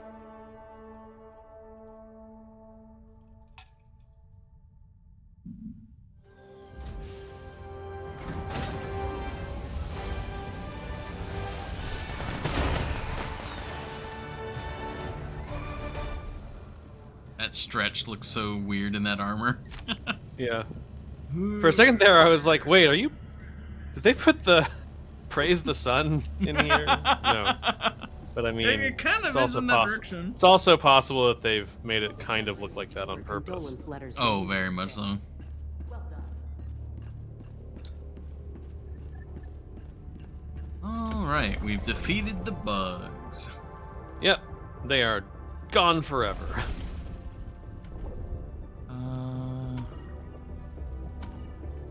Yeah, I think it's Martale. Like, Martale is like one of the planets that consistently has people fighting on it for the bots. I'm not 100% sure why. I think it might just be on a border. Kind of.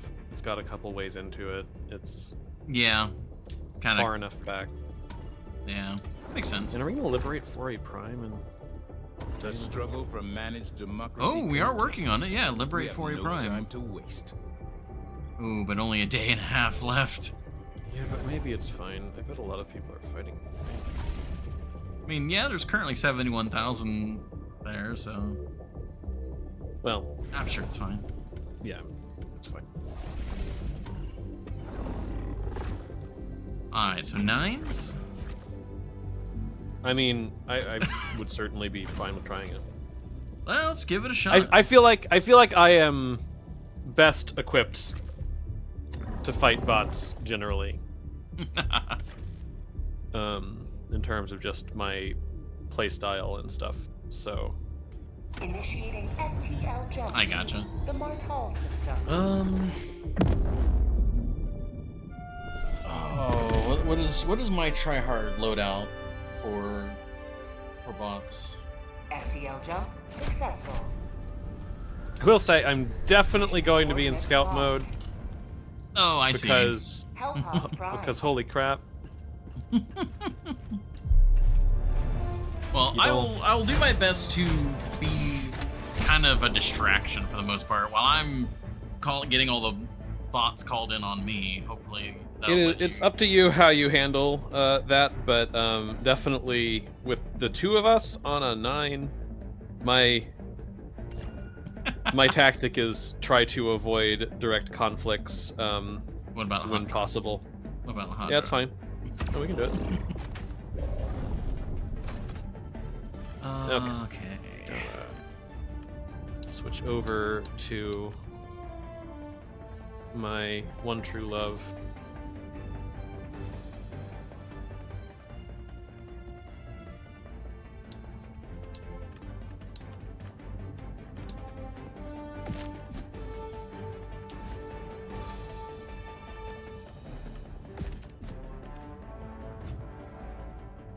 Oh, he's still thermite.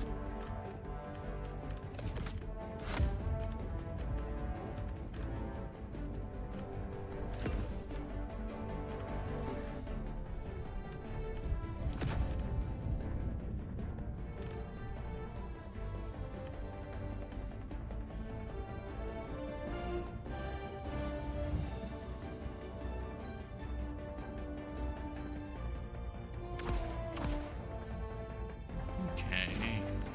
I think this might work out. I'm basically assuming I'm going to be bogged down in fighting and taking positions of control. And so I'm going to be just trying to deal with the incoming. Yeah, follow your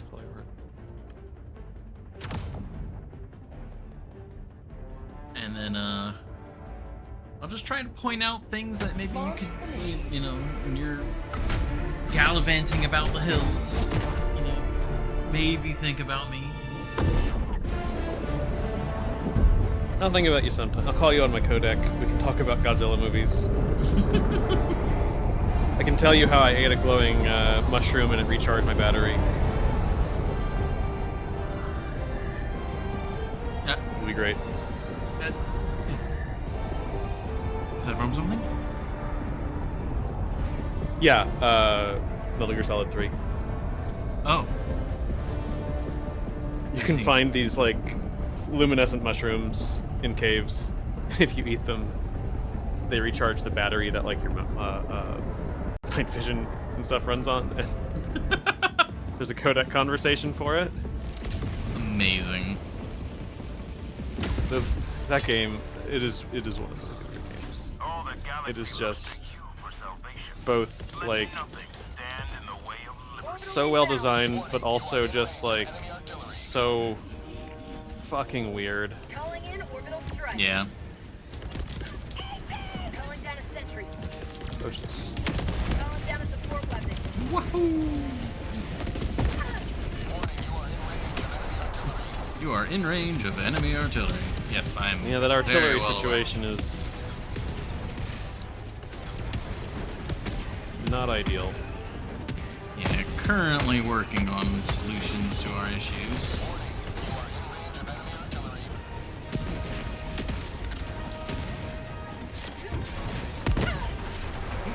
Ow. I think that was a mortar I'm gonna hit. see what I can do about the artillery. Sounds Good good. luck with the drop ships. I'll remember you. Reloading. There are a lot of explosions, that much is for sure.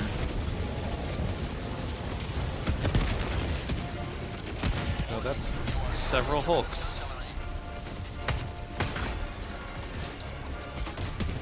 But really... Oops. Oh, that's even more Hulks. Oh, there's like Oh, high grenade. 4... There might be 5 Hulks in that artillery base. Oh. Interesting. I mean, it is a 9. Yeah.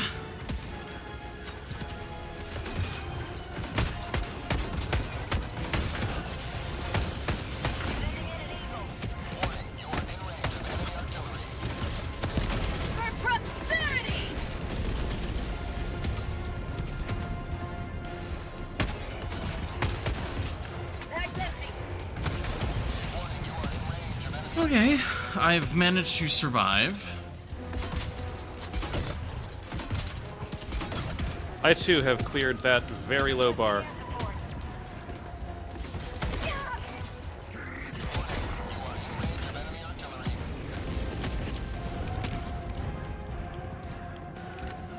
Is this base... Okay, this base is now dead. Okay, cool. Yeah. That was a very hot drop, but it was a good one. Ooh. Okay. Some of the Hulks that didn't die killed me. I see. Also, I recognize what you have said, Orangel. I have simply chosen to not indirectly engage with it until this moment. Whenever somebody uses the word Gallivant anymore, I just want to break into song, so just be glad. Oh, I have see. restraint. I There showed are- Rin Gallivant recently, so a lot of it's still pretty fresh in my head. That is not... Again, it's not something I am aware of, apparently. Sigh. Philistine. Look, I'm not very cultured. I mean, to be fair, cultured might not Be the be the right bar. word. So back, it's been about 10 years now, I guess, actually, but ABC, being as they're owned by Disney and everything, was like, what if we made a medieval musical sitcom? And it was called Gallivant, and it was amazing, and everybody should go watch it. I can get behind that. It has some of the same songwriter, like Alan Menken is closely involved, you know, who did like a lot of songs in Renaissance era Disney movies, like Little Mermaid and stuff. But it's not like it is kind of. Oh my gosh.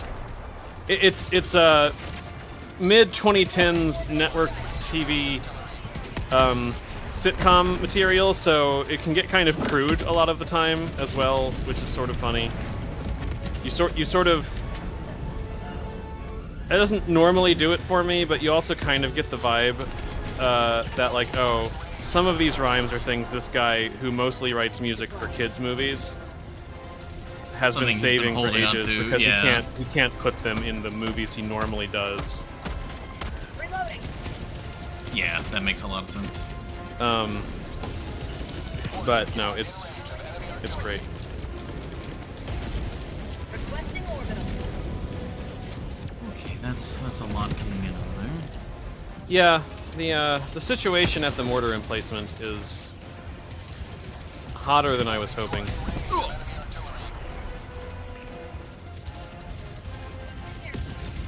That mortar emplacement might be a weapon to surpass Metal Gear. Nah. We just bring a larger mortar from orbit. I think that's not a mortar then. Hey, it could be. It's firing in a vertical fashion, indirect fire.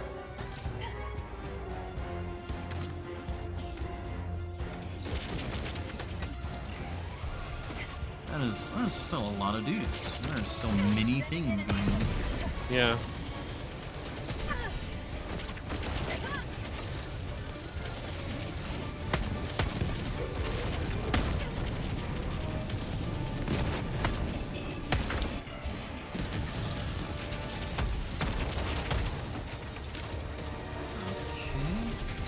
Oh, that's another hole. Yeah, I'm not. There were 5 Hulks at the mortar emplacement. It was not good. Ah, I am being Son rushed. of a bitch. I'm pinned by Devastators. Yep, I am not in a good position right now.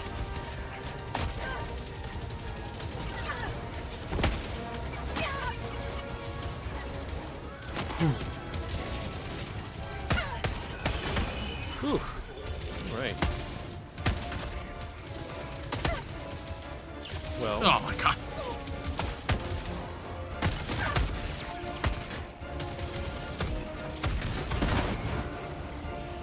Okay. Saved your life. Oh jeez. Oh, that's so many.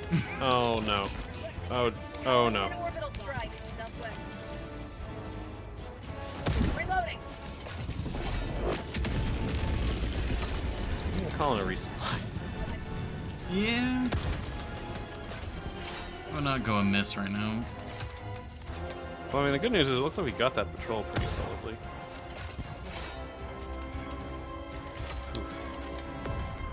All right, that's fine. We're doing good. Yeah. Reload required. New mag. Again, very hot drop. But we Good. cleared it out. We got rid of the mortar base. Only died twice. Yeah. Killed a bunch of Hulks. I heard there were 5. Yeah.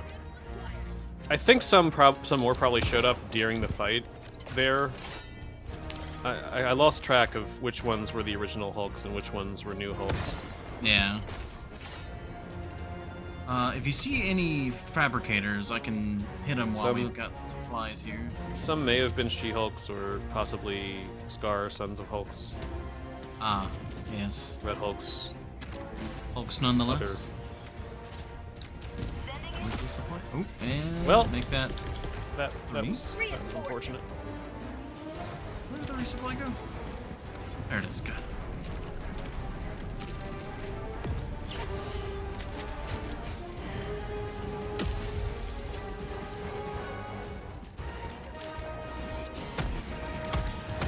Wait, is it? Hmm? Is that a Scout Strider with like a closed compartment? Yeah, those show up on I think 8s and above. Maybe 9s and above. Excuse me? Yeah, they have like anti-tank missiles on the sides, or rockets. Sorry, rockets. That is not fair. You got an AMR. That's like designed to take those out. Yeah, but it's not fair.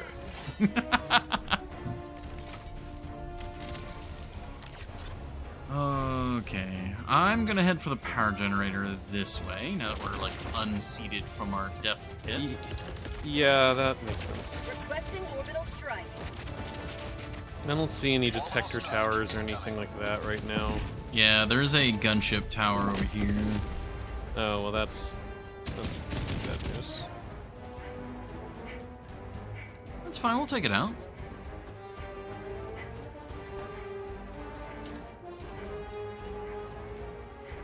What is that? I'm gonna take a pot shot from hell, though. Mission at 30 minutes remaining. Oh, that was actually just slightly high.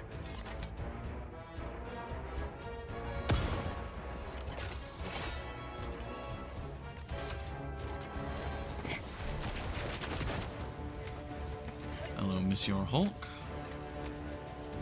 Reloading. Dropships. Dropships, you say? Yeah, they're over here though. You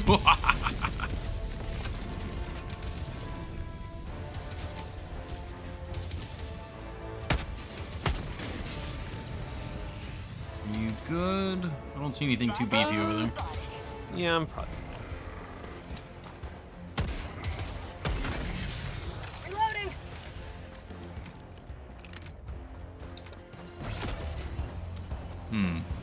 I mean, am I very dead now? Yes. Calling in Did I drop a 500 kilogram bomb on my body? Also, yes.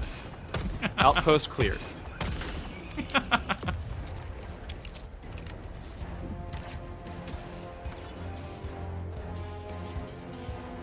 Found something. Oop, we got a big patrol heading in your general direction.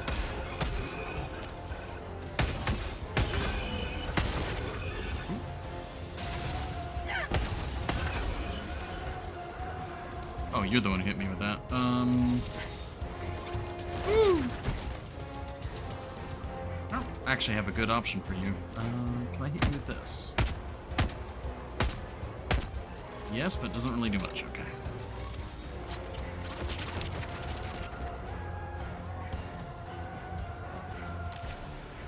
Requesting advanced weaponry. Requesting sentry.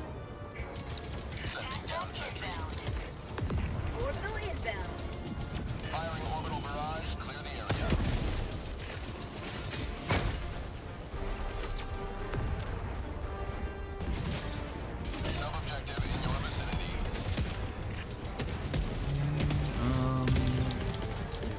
Listen. Requesting advanced weapons.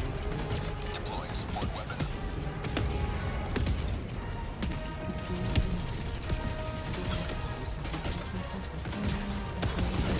Need a team reload. I've drawn some of the trolls away from you, I think. Very nice. Requesting air support. And then run away. So, you know, it might not it might not stick, but Oh my. Found something. Calling in orbital strike. Ooh, it's about to get spicy over here, I think. Reload it. Oh, fuck. Sending in an eagle. Sub-objective near. Oh, no. what happened? Stuck between a gunship and a Hulk and very many other hard places. Yeah, that's understandable. Well, I think we're kind of Request approved. clear up here for the moment. Reporting to the front.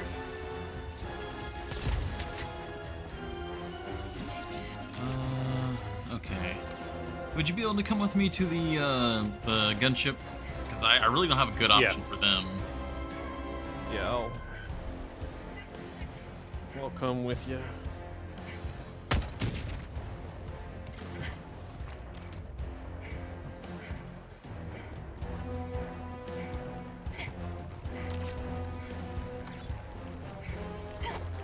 Rare sample acquired. Supplies down here. Yeah, there we go. Nice work. Yeah, the AMR can handily deal with them, right? It can now. It used to be quite a bit harder, but they've improved the Calling down a sentry. number of places that it can actually do Sending down significant damage. sentry. Gotcha. Objective critical stratagem Okay, available. that Hulk is coming. I'm gonna shoot. Calling in a hell bomb. There we go.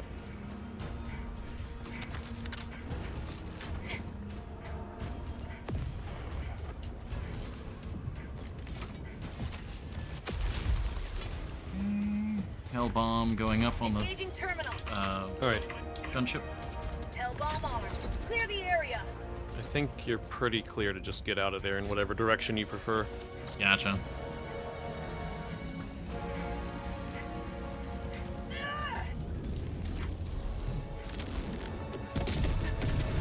Nice. I did spit out one more gunship right at the end. Though. Yeah. Mission is progressing. Requesting orbital strike.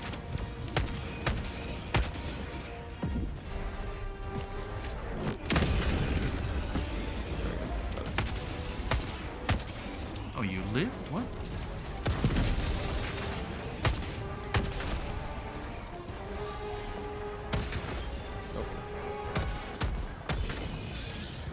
Alright, working on this objective over here. Okay.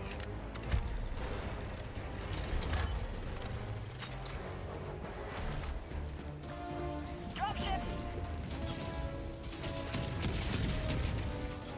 I'm gonna jinx us. Skirmishing with a patrol.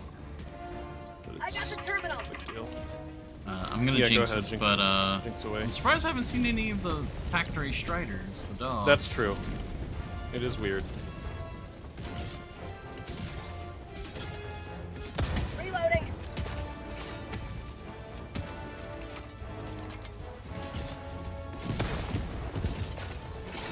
Spot outpost. I got rid of a tank.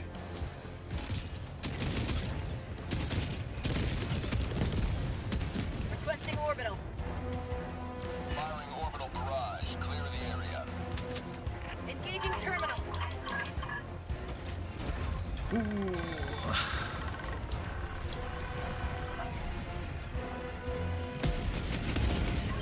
That is a lot of berserkers. Freedom forever. Yeah.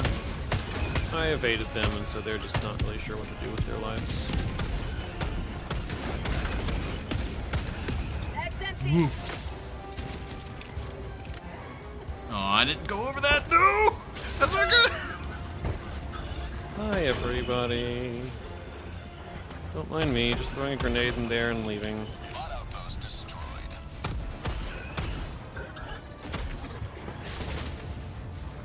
As I said I would. Oh, there's even more. Oh, there's so much more. Yeah, just don't go over there. That outpost is dead. Calling in orbital. That- We don't need to be. Requesting sentry.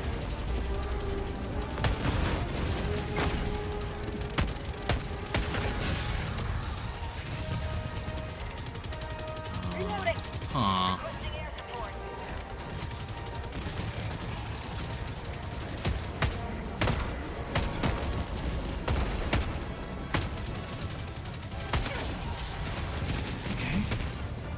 I'm bringing. I want to introduce you to somebody.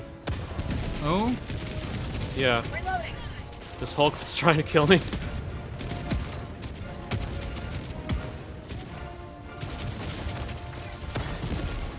the recoilless rocket hit a fence. Give me one moment.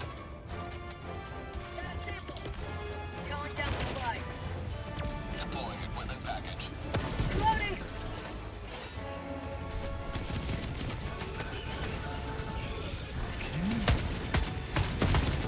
Bag's empty.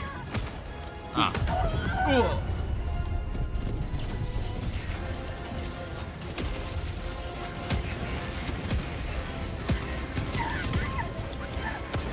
Oh, it went over his head. Oh, that would have been so cool.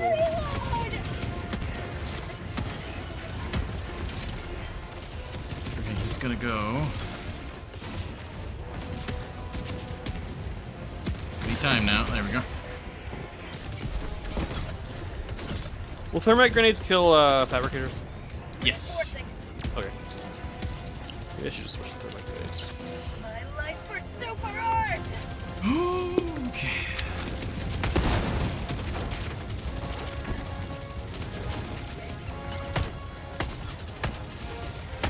Mission at 20 minutes remaining. 20 minutes remaining. We've done like no major objectives. Ah! Orbital inbound. Firing orbital barrage. Clear the area. Requesting orbital. Oh, that's not good. Oh, that's not good. Oh god. Oh god.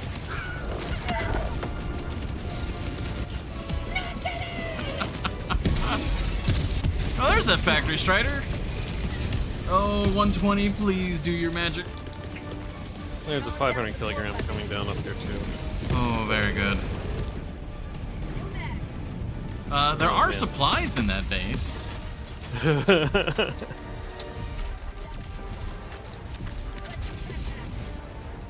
Okay. Oh, there are two of them. Oh, good. Good. Reloading.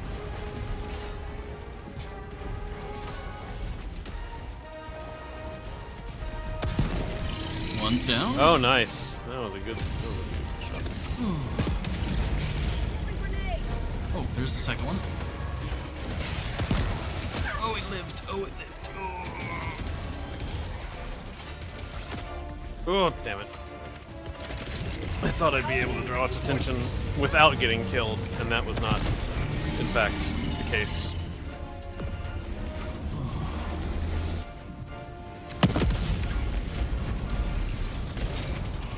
Oh, there are multiple boys there. Calling in orbital strike. I live!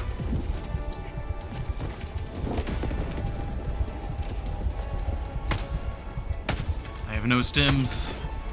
I will live.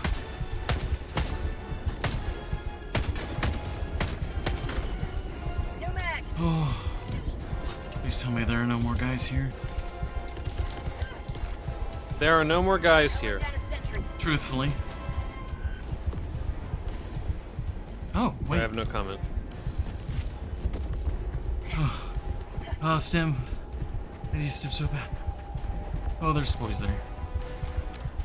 Yeah, that's...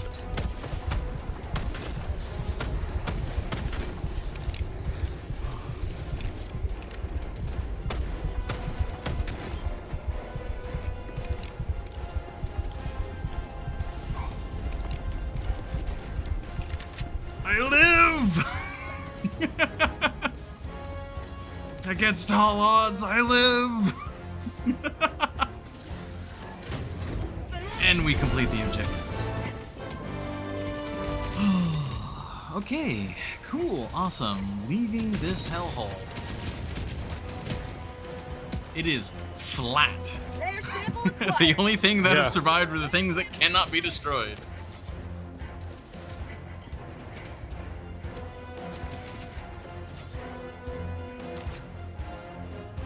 Oh man, that was great though. Yeah, that was good. I was bracing. I like how I haven't died yet this mission.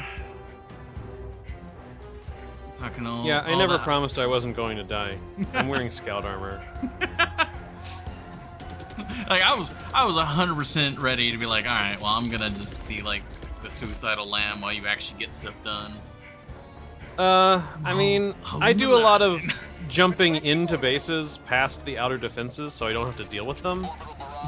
Doing things inside of them that destroy the fabricators, and then often dying and then just never going back. I see. So that's why you thought that one armor would be a good idea.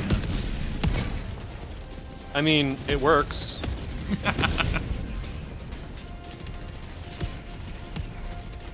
Democracy delivered. And I've definitely avoided getting killed because of being fast and nimble and having a jetpack. That's not good.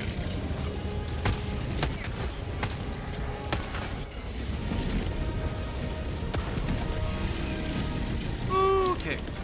Shooting. Requesting orbital strike.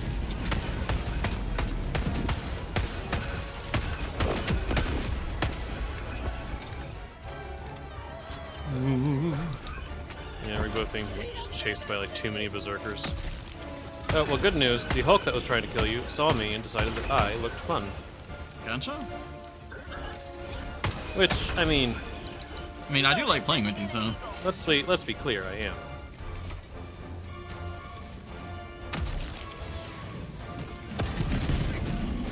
Oh yeah, nice job, Eagle. That was beautiful.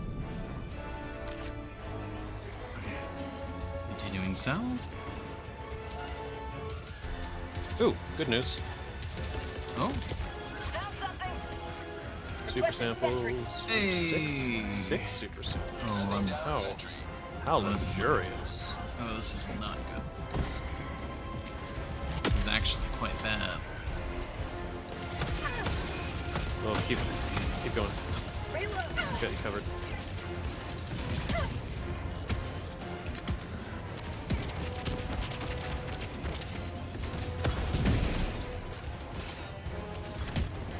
Okay.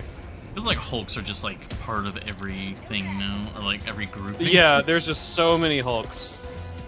Throwing supply beacon. Oh, good call. Sending down equipment Use package. those.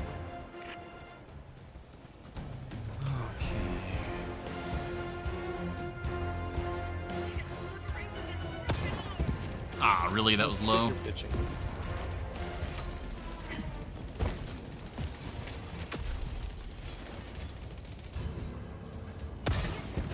There we go.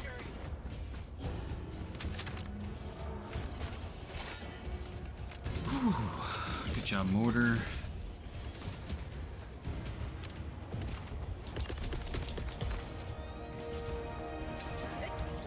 Alright, don't recommend going into that base. Okay. At least not for the next like 20-ish seconds. Reloading. No! Mortar sentry, no!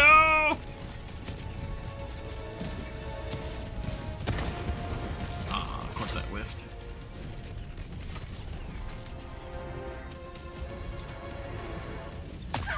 Ow.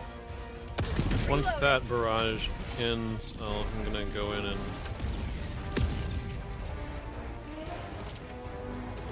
Sounds good to me. I'm gonna get those other two fabricators. They're in at a good angle for a Eagle airstrike. I just need to get a little closer. Calling in orbital strike. Requesting air support. a little hot on my location. I am currently running for my life.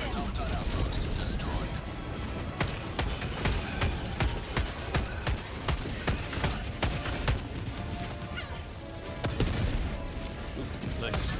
Oh! I just took a rocket to the face. Oh! I'll have it be known it took an anti-tank rocket to kill me.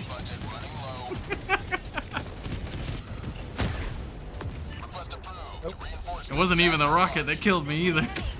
Yeah, it was the impact. I get killed by impact a lot against bots, actually. Oh man. That was really cool.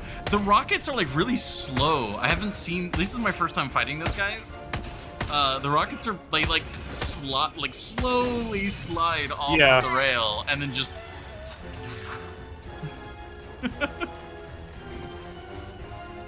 Is that fucking tank still alive?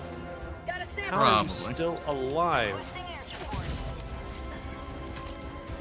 A 500 kilogram dropped on top of its head. Like, literally on top of it. Okay, that killed it, I think.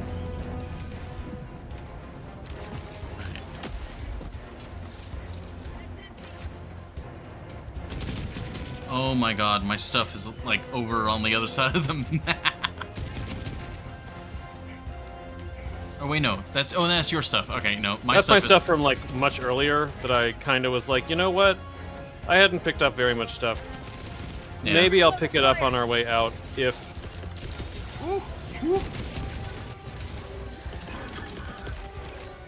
All right, throwing this that way. Throwing. Oh, mortar wide.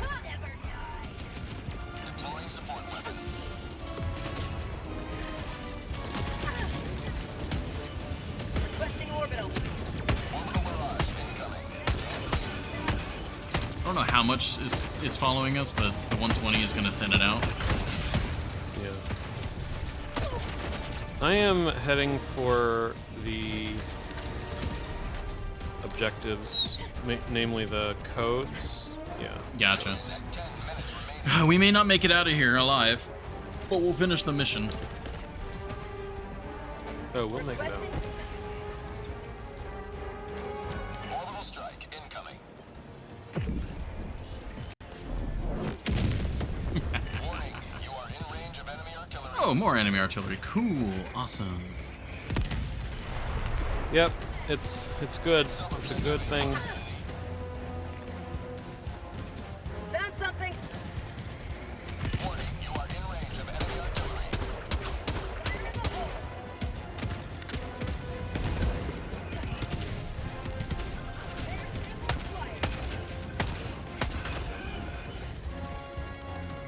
Warning, you are in range of enemy artillery. Back, Eagle 1.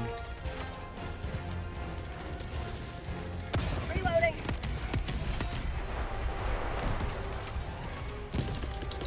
Calling down supplies. Sending in an eagle.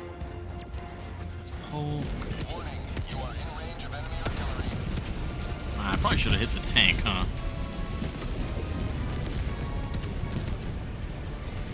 Found something. Oh, jeez. That Hulk is less dead than I expected it would be, You are but in range of enemy artillery. that's a solved problem. Okay. I love you, recoilless. Warning, you are in range of enemy artillery. Shit. So Okay. many berserkers. Problem's coming my way now. Oh, jeez.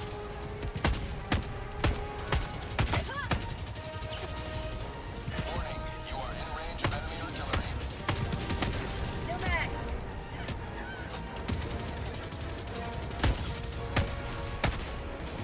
Thanks, bud. I am blissfully aware that I am in range of enemy artillery. Warning, you are in range of I would love not to be, but my leg is broken. Okay.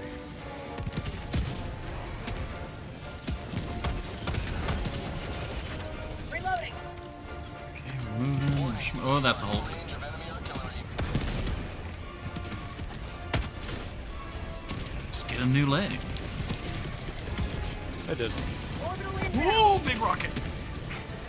Calling in orbital strike. Warning, you are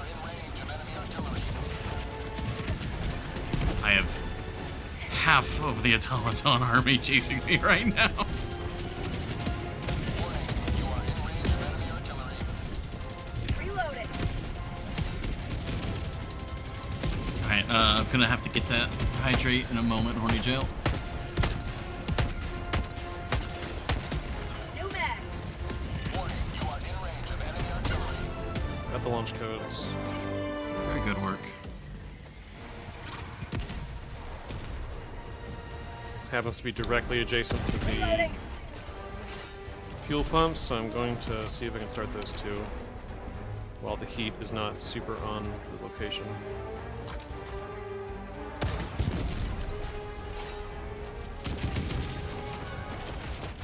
Liberty dispensed. Okay.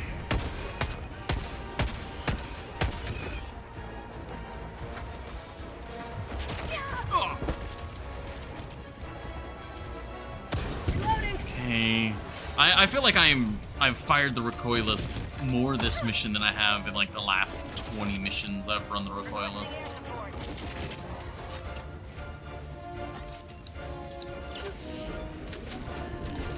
Alright, Oh, I cannot I'm- play Pipe Dream while under fire. Excuse me. I'm gonna be at the silo, I think. I think the silo's up here as soon as you complete that. Yeah, go for it.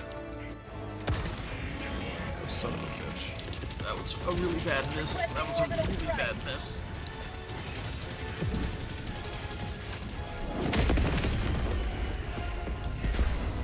Less bad? Reload it. Hey, bud. I see that you. Oh no, never mind. This Hulk was just kind of hanging out in a hole, and I was literally a few feet away from him, but like above, and I was just like, maybe he's just a conscientious objector, and we can just agree to not try to murder each other. Reloading. Then he had to choose violence. 5 minutes left. We can't stay this low much longer, Helldiver. There's so many guys around me.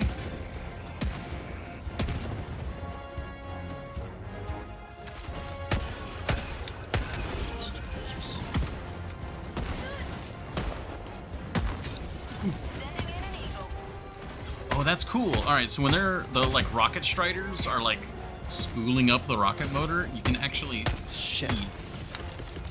Yeah, you can see them. It like gives you a One more moment. freaking valve. I think. Reloading. I think I got that tank.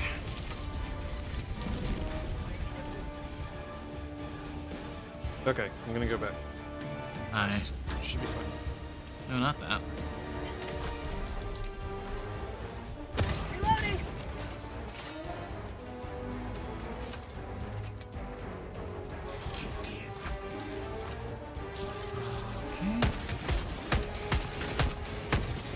Mag's empty.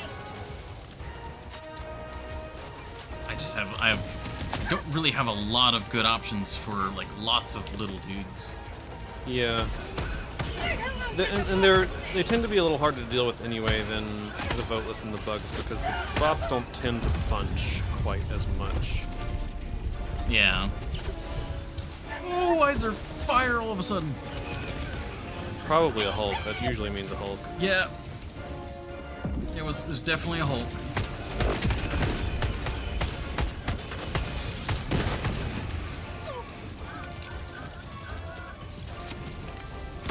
Looks like the explosion, the airstrike that killed me, I think killed everything that was also trying to kill me, so that's good. That's good. The last New mag. valve. Yeah.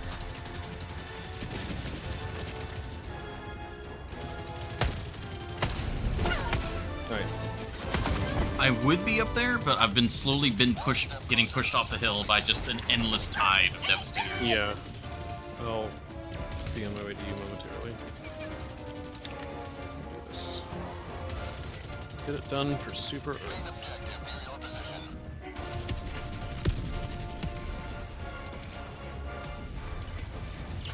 Injury? What injury?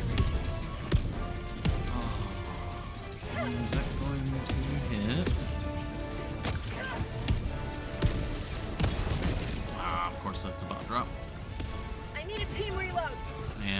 shots. Calling down a support. Deploying support weapon. Requesting sentry. Sending down sentry.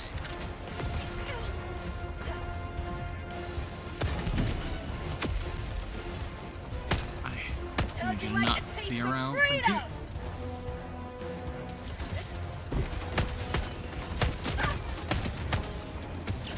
Helldivers never die.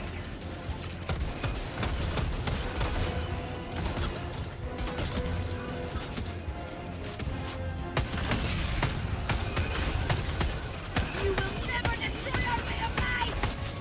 Oh gosh.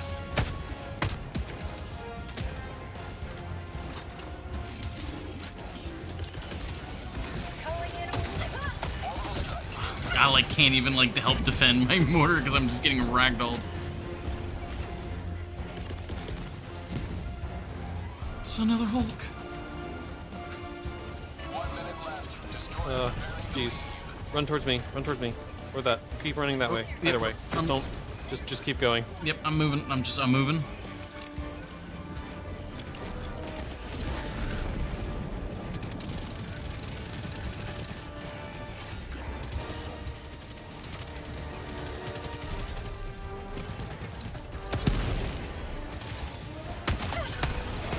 Oh! This is good. This is really bad. Don't go towards the terminal right now. There, it has in case of the explosions. I see. I see.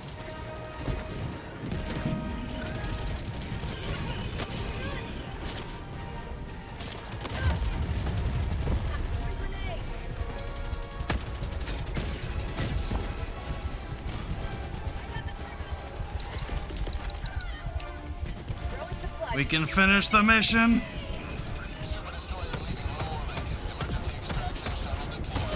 Oh. No. Alright. Oh man. 9s are maybe a bit much for only 2. Honestly, I think that we were very close, and I feel like we can just do better. But I won't stop you from turning it now. Helldivers outside extraction. Um, Pelican 1 aborting pickup. If we are able to stick together more, I think it would be good, but our playstyles really don't mesh well, so... That's true. I think it'd be better I- to go low. Yeah, we can go lower. I should take a few minutes and go downstairs and let my dog out and stuff. Sounds good. So, since we failed that operation anyway, it seems like a good moment to take a short that break. But I'll be back in a few. I just need to make sure that she goes out and does her thing and has a moment to not be in her kennel. Oh, She yeah. can't be trusted unattended. Oh, yeah. So, I will, Alright. I will use the restroom Any and... bugs lately? Oh, get us set up for the next shut mission. up, officer. Killed lots of bugs lately, just not literally right now. Okay. BRB. The bots terrorize this planet with their That was- mechanized brutality. That was Dive to the wild. surface and end them. We honestly, I'm pretty sure, like, in my mind, we did better than I expected. Let us continue. Coordinates locked.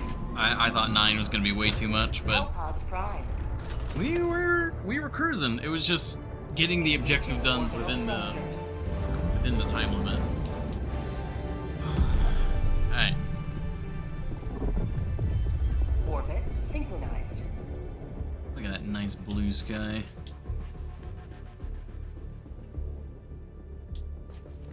Perfect. Alright. Thank you all very much for your patience. We'll be right back. Thank you for the hydrate, horny gel. I did have that right now.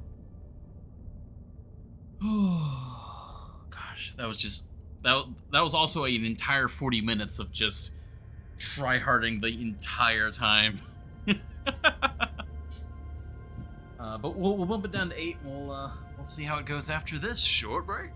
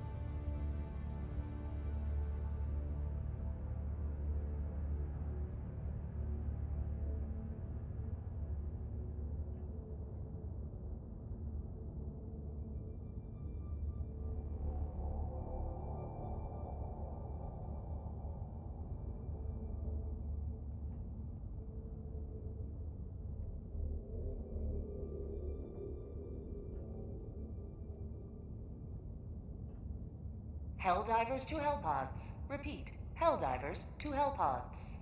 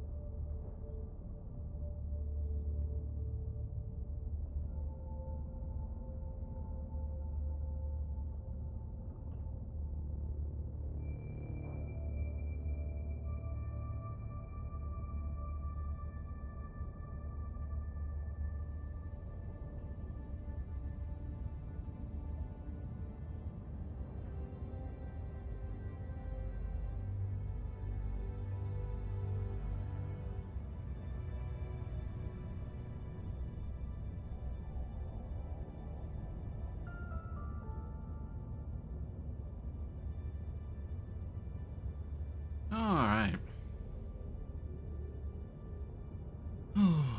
Thank you all very much for your patience there. We are somewhat back. I'm almost level 92. Helldivers to Hellpods. Repeat, Helldivers to Hellpods. Oh, gotta select the game again. There we go. And we didn't get a single super credit there either.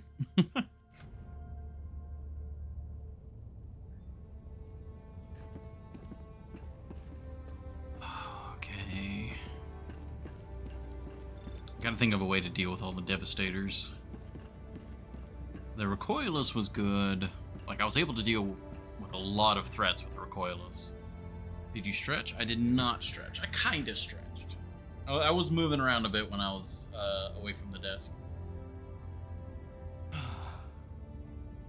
But yeah.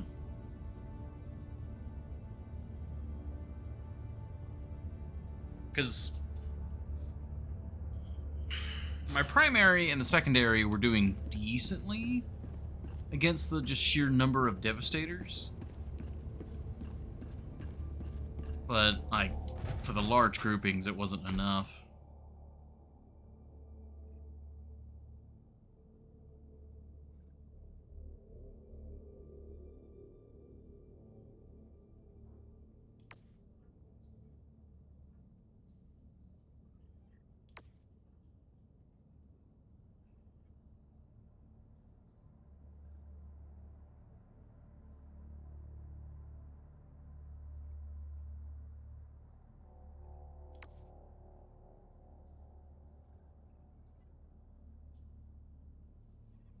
There's part of me that actually kind of wants to go with the Blitzer.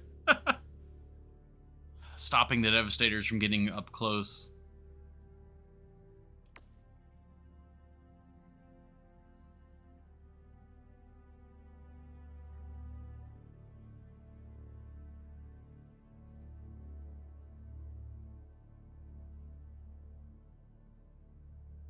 I love the idea of the Eruptor. It's so bad. They've returned. Ah, welcome.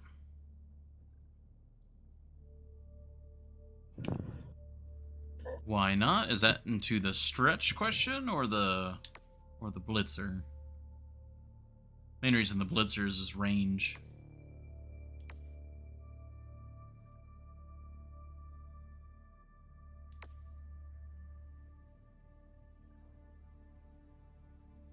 Both. Range for both.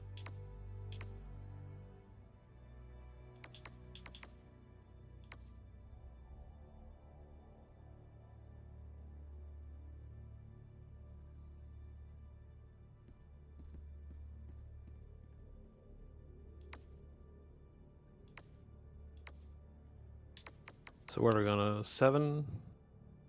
I was gonna try 8. 6, 8? I think we do 8.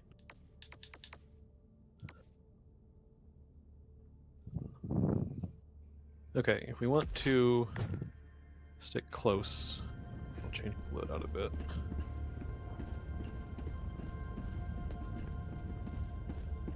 I think I'm still gonna go recoilless just because Yeah. there are enough threats on with the bugs or the bots to like make it worth it.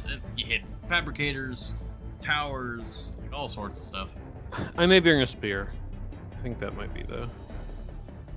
Even though it's not as necessary as it used to be, I think I still like a spear. Yeah. Well, if you're gonna bring this spear, I think I'll go Quasar. Okay. And then you can just vacuum up all the ammo and just fire to your heart's content. Okay. Then I'm also happy doing something other than spear. If you wanna, if you feel better about recoilless, we can. I want to like the spear.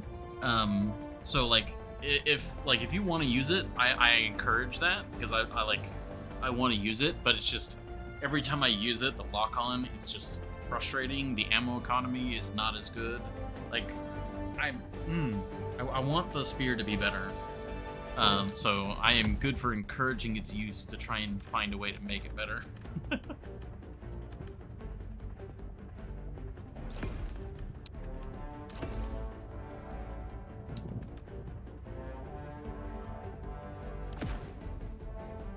Clearly not wanting it enough. I suppose so.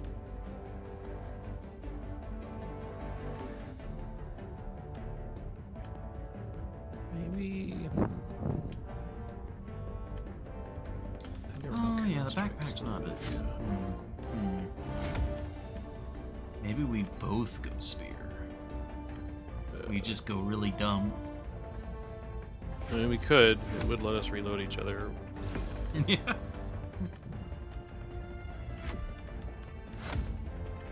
Alright, now you need to be something else, so I can select something else here.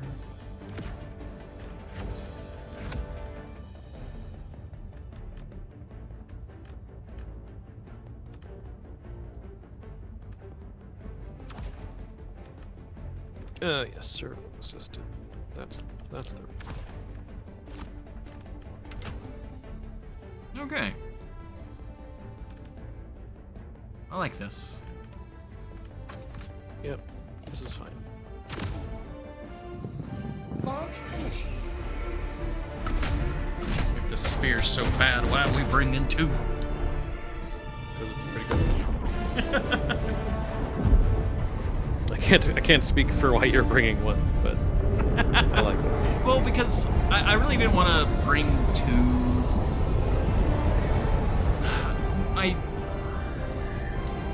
I prefer stratagems that I can aim and use and like feel good, like it's a puzzle piece and I like get to decide when it gets used. If half of my stratagems are just sport weapon backpack, it's just like it doesn't feel good to me. So I'm like bringing like the autocannon, the recoilless, or the spear or something. It brings them together. Yeah.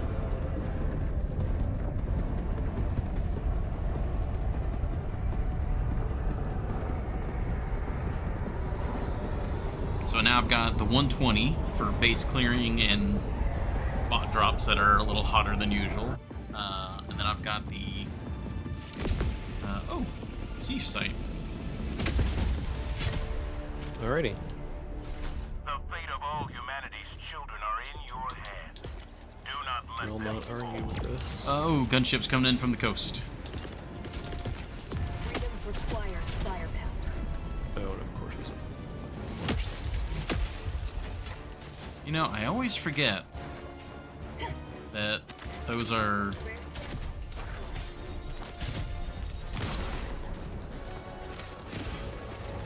A spear for one of those guys is a bit of an overkill, but I really don't have a good alternative. Oh wait, the senator. Wait, can the senator? This Seaf is so far mostly smoke and napalm, which is just not. Haha!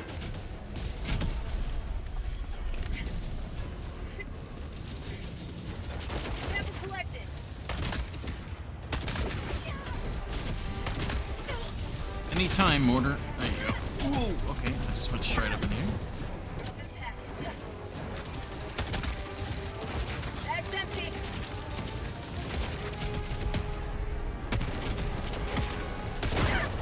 That was the wall.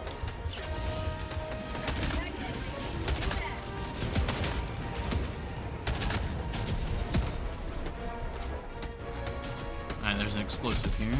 Package acquired. Dropping package. Yeah, I loaded an explosive in. I've got a third explosive.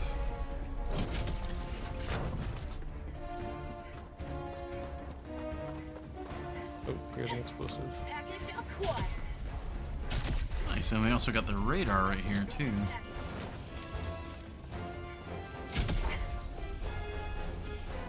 I guess we could load the 2 napalms. It's not that great, but I mean, fire kills them. Yeah. You know. Oh, nice. He had a 4th explosive there. Dropping package. Engaging terminal. Sending in an eagle. Unleashing democracy. Lived.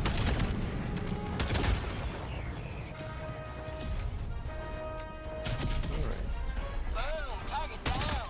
I'm gonna slip over here to the radar. If you've got that, I'm going to attempt to clear what's going to be extraction. Yeah. Stretch hammer. Okay, that's on me. I'm gonna just... Dropship. Requesting orbital.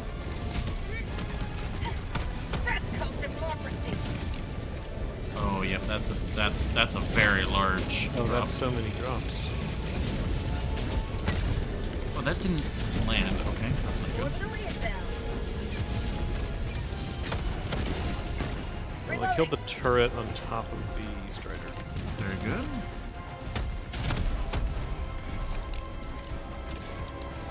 Sending in an eagle. Requesting fortification.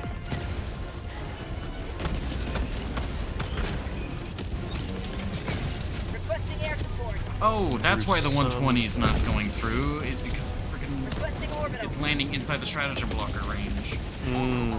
That's unfortunate. I've got gunship problems and no spear.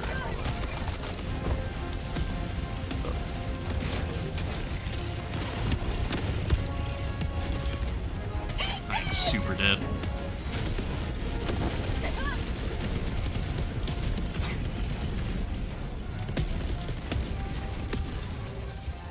Reloading.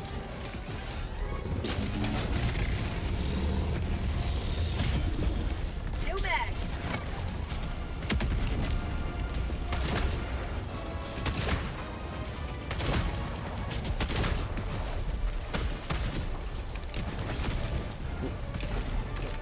Gunships got me.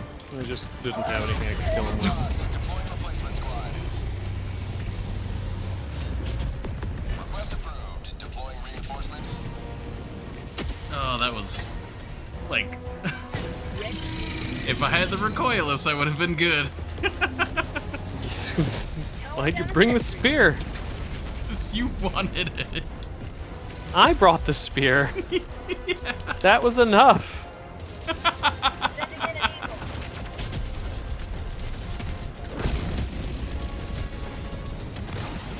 Team reload required. Yeah. The diligence counter sniper can kill the gunships.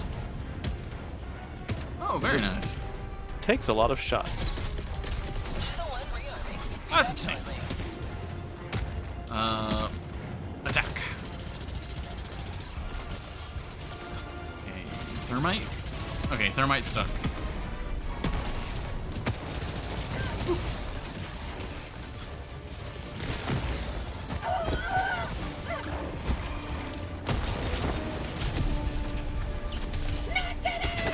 We absolutely just ragdolled all over the place. Okay, do we want to go Yeah. for the LiDAR? Yeah. Where do I see Super Rock? Calling down supplies. To the south. Deploying equipment package. And more roving gunships. No mag. Oh, it's all good, Aklon. We'll make it through. One way or another. At least, at the very least, we're taking a lot of bots with us. I think we'll be fine. Oh wow, both Super Rocks, like either the real or the fake, they're literally like yeah, touching. they're right on top of each other. Yeah, we've got a gunship patrol heading our direction. They're just like going slow, but Outpost destroyed. Yeah. they are coming.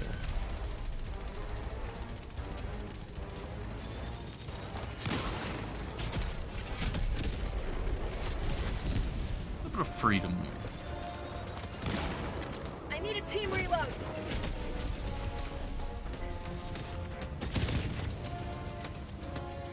That's empty. A little bit of freedom as a treat. Reloading. Nice work.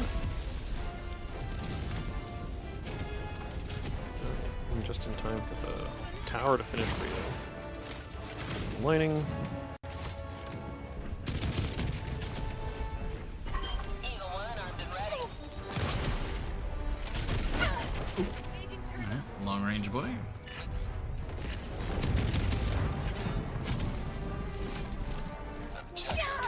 Ow.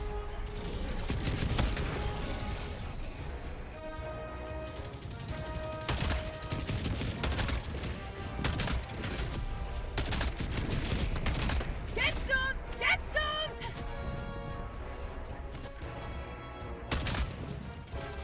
No mag. Alright. Grab the resupply.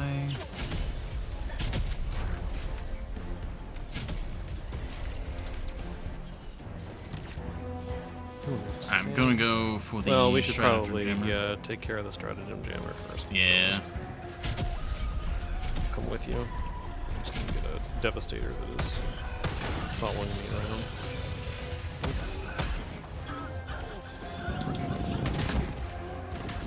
There we go.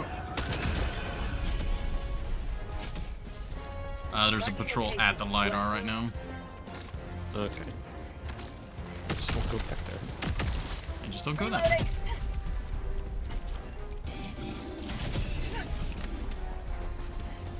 Delicious samples. Rare sample acquired. Yeah, can't we get back to the ship and eat these purple rocks? Yum. Ooh.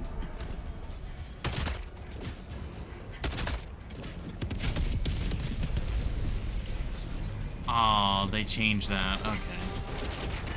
I guess that did kind of remove the threat of it, but still. Used to be able to destroy fabricators at the base, yeah. I was like, oh, because I thought they had changed it. I thought they had changed it where just that possibility no longer spawned. And so I saw it and I'm like, oh, it's back. But alas.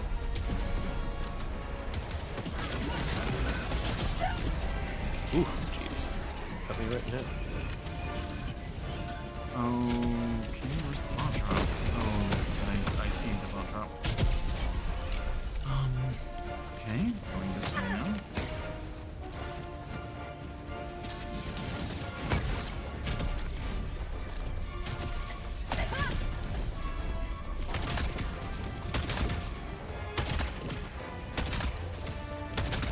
I'm gonna judge your crossbowmanship.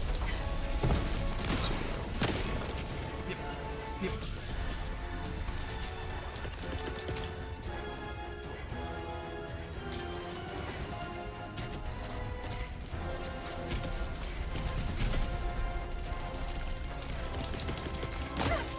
Calling in reinforcements. What injury? Oh, just blew the legs out from under that guy. Requesting sentry.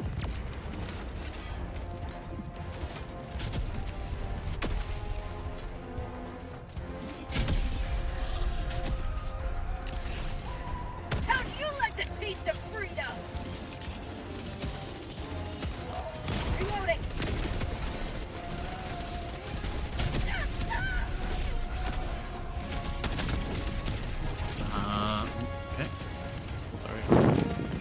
good. Is there a mortar somewhere? Oh, I see. The mortar threw me towards the enemies. Oh, I see. Too much freedom. There's a lot of freedom going on. Reloading. Alright, I'm on my last spear.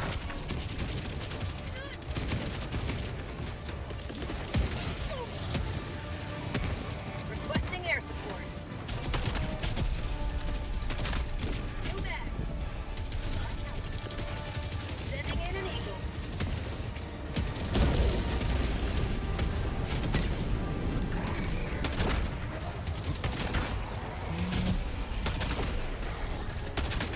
New mag. Ow.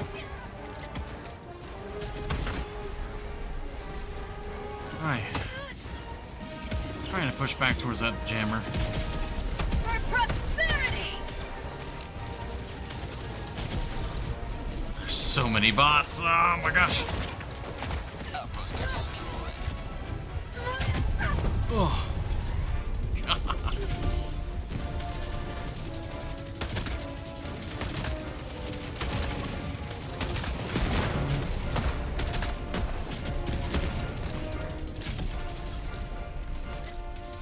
That's another pot drop.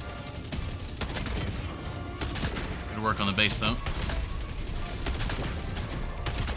Just leave it unfinished.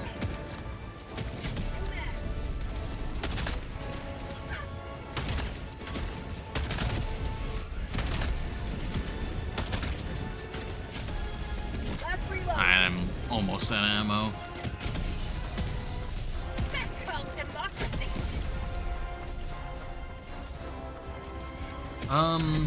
Will an artillery strike destroy the stratagem jammer? No idea. I think I'm gonna try it. Sounds like a good plan.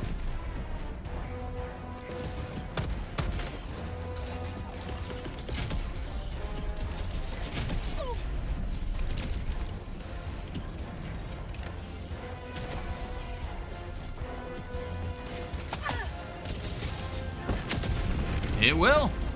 Nice. Okay.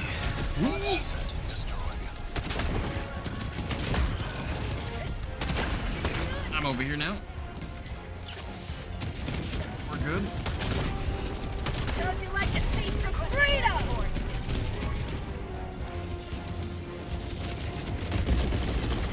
Very nice. Requesting air support. Good. Got your stuff's here. Calling down a sentry. Calling in resupply up here. Throwing supply beacon.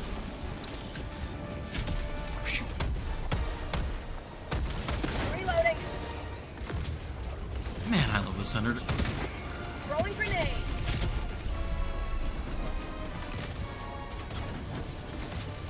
Fabricator there.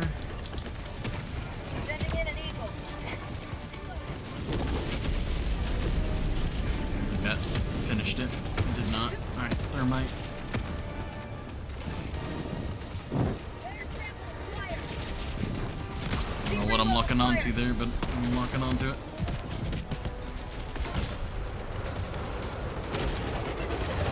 Requesting advanced weapons. Reloading.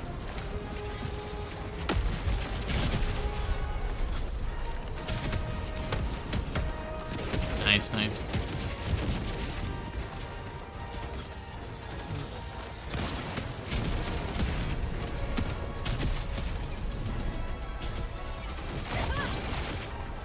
Ooh, long range. And this last of that control anyway.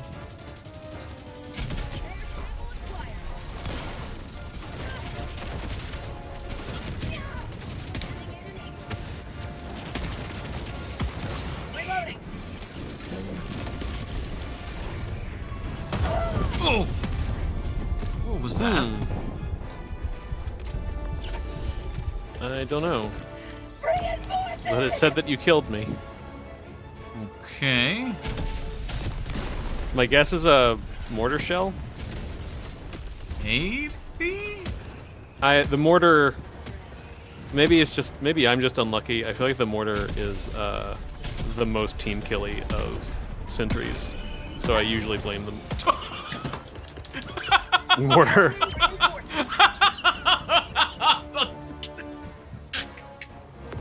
It didn't like that I was talking bad about it.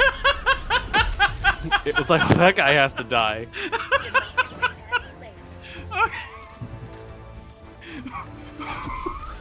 That was. Reloading.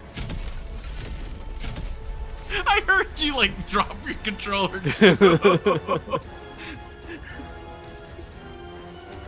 I've just never been murdered by a mortar before on purpose. Or maybe That I've was on murdered a lot purpose. on purpose, and I just didn't realize it. Control. Dropship. Oh, the spear just missed the dropship. Cool.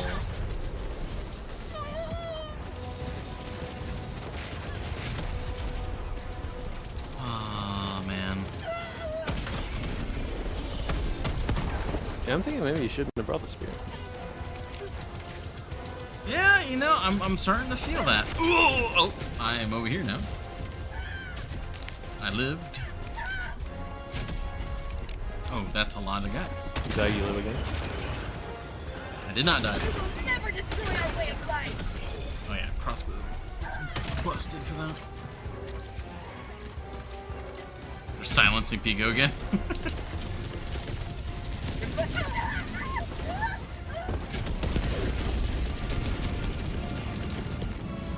Requesting sentry. I think I Reloading. missed out.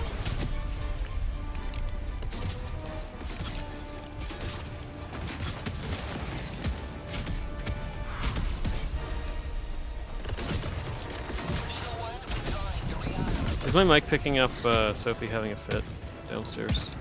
Not that I can hear. Calling down Okay, supplies. that's good.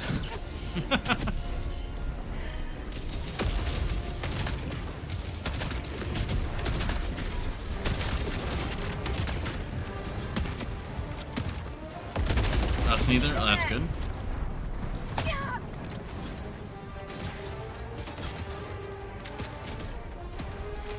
Alright. There are She supplies heard- back up here. Probably the mailman or something arrived because the gate to our yard squeaks, Oh, yeah. and so she is now freaking out that she's in her. God. The mortar killed me again. I'm not even near anything. It hit me several times. Also, I realize what killed you earlier, it wasn't the mortar, it was some sort of cannon turret, because it's been hitting the same spot multiple times now. What was that? Oh, that was me landing on one of the anti-tank mines that I dropped. Ah! So that was kind of my fault. That will do it. I So will where is steer this? further outside of the minefield.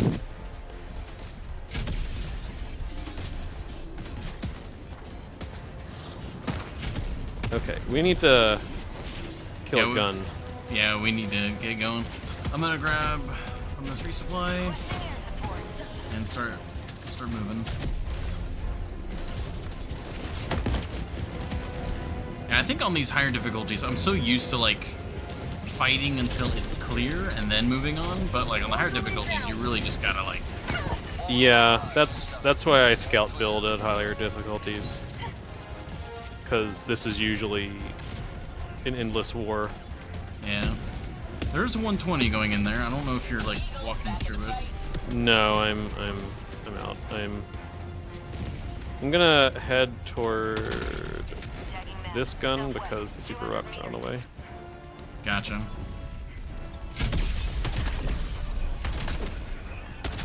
Oh, come on. Anyway, Sophie's downstairs thinking that maybe Rin has gotten home from work and for some reason hasn't let her out of her kennel or Yeah. something like that. Reloading. And What are you doing? You're home and you're not spending time with me? having an entire freak out. Yeah. Sending in an eagle. No mag.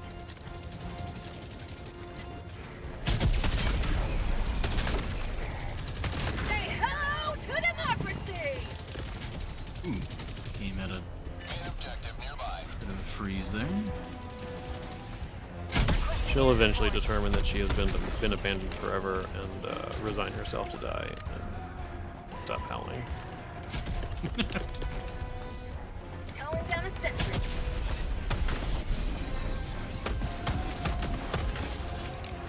Each deployment begins with a free fall. I mean, yeah.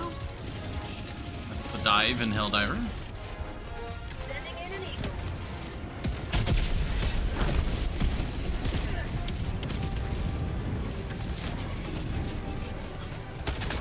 Have a taste of democracy! Enemy down, baby. Requesting fortification. Okay, got these super samples. Left anti-tank minefield for those devastators. I don't know if it'll work, but I guess we'll see. I don't know if it works against them or not. Yeah, I haven't really used it much, but I was like, you know what? Bots are probably who to use it against if If there was anyone to use them against. So I'll give it a shot. Requesting advanced weaponry. Dropships. Requesting air support. They have deployed noticeably few tanks. Yeah.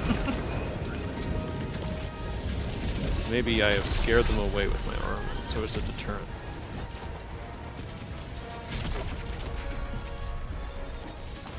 Reloading.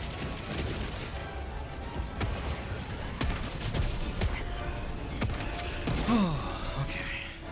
I've mostly cleared out the space. Moving up to the actual hell bomb. Yeah, Calling in I'll reinforcements. Calling in an elbow. just be dead over here. Okay.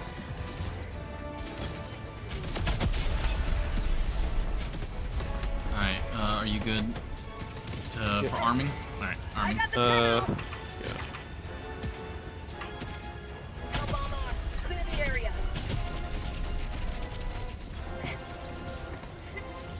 Oh, there's so many bad guys. Sending in an eagle.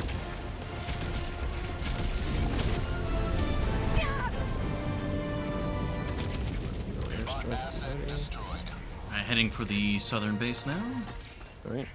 Sending in an eagle. Ooh, very nice airstrike.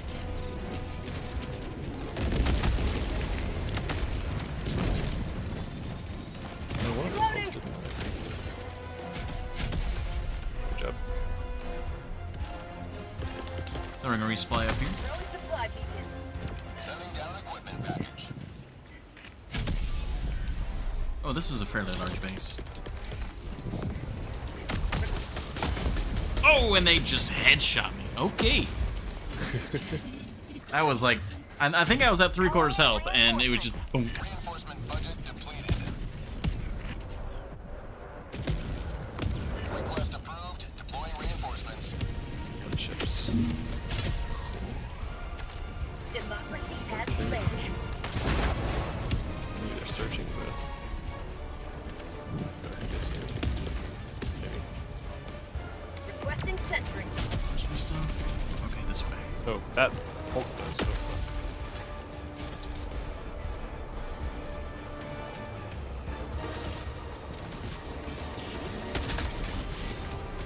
Come How'd on, you like to Fahrenheit. taste of freedom?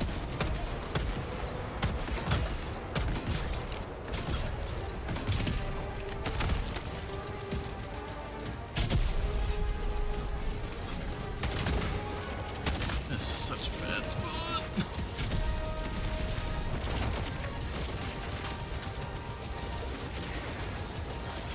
Oh, okay. Requesting air support.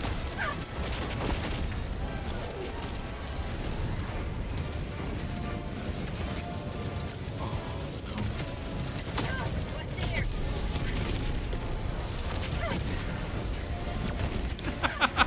That's one way to get away from them. Yeah, this is not intentional, but I sure will take it, I suppose. I don't even know what happened to me there.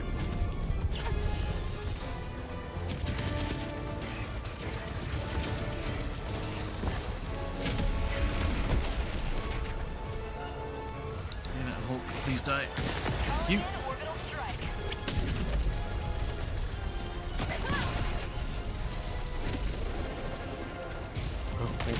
gunship. Oh shit. So many gunships. I guess, just as a heads up, when I'm usually aiming at the gunships, I'm aiming for the front right thruster. Okay. So we can combine our damage pools.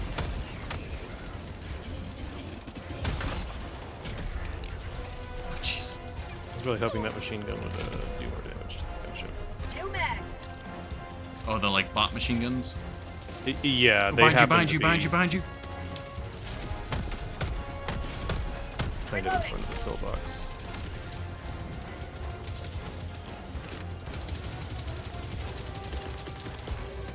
Calling down a support weapon.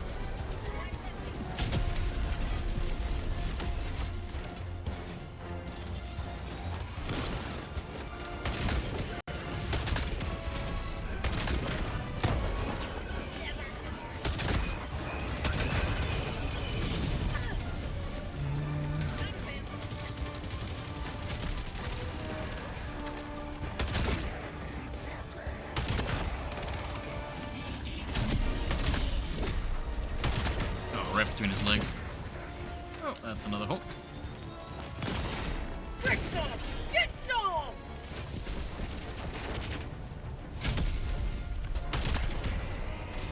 Oh my god, there's so many Devastators.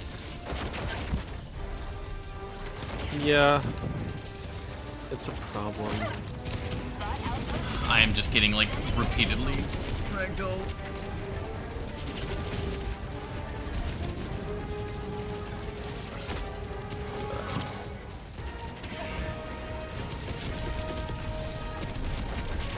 Reinforcing. Oh,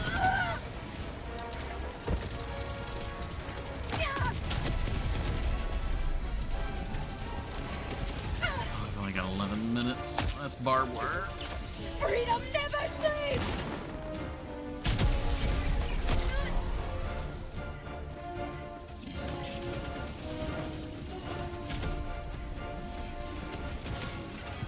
Dropship. Oh no. Military inbound. Oh jeez. I don't know what that was, but it got me where I was going. So. Okay, good. The 120 should hopefully help. That's cannon turret. Cannon turret.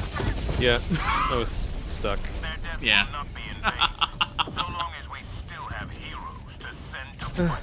Oh, Yeah, I don't- would have been nice. Yeah, it was way to the south though. Yeah. It was not near where we were. Oh yeah. Yeah, I think we cannot fight them up front with 2. I think if we want to do an 8 or a 9, we need to operate a little more nimbly. Or we can just turn it down. Yeah. Yay, there's that level up. Both of us, in fact. Yeah.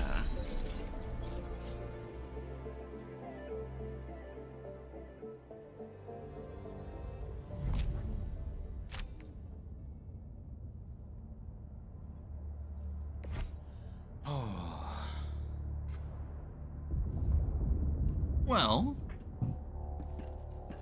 and when you say nimbly, we're basically just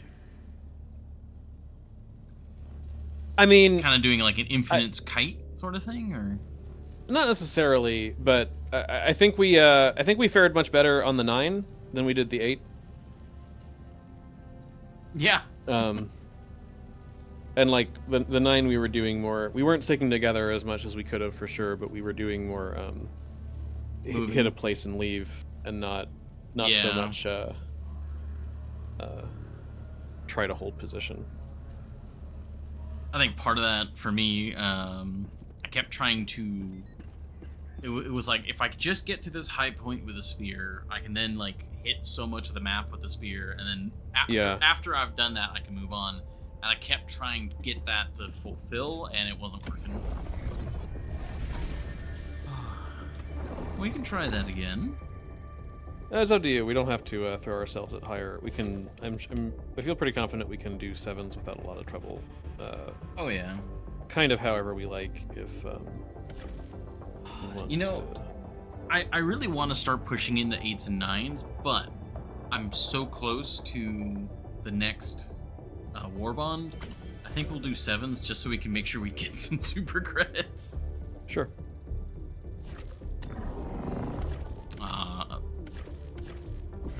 Don't want to do 2 blitzes or a blitz and eradicate.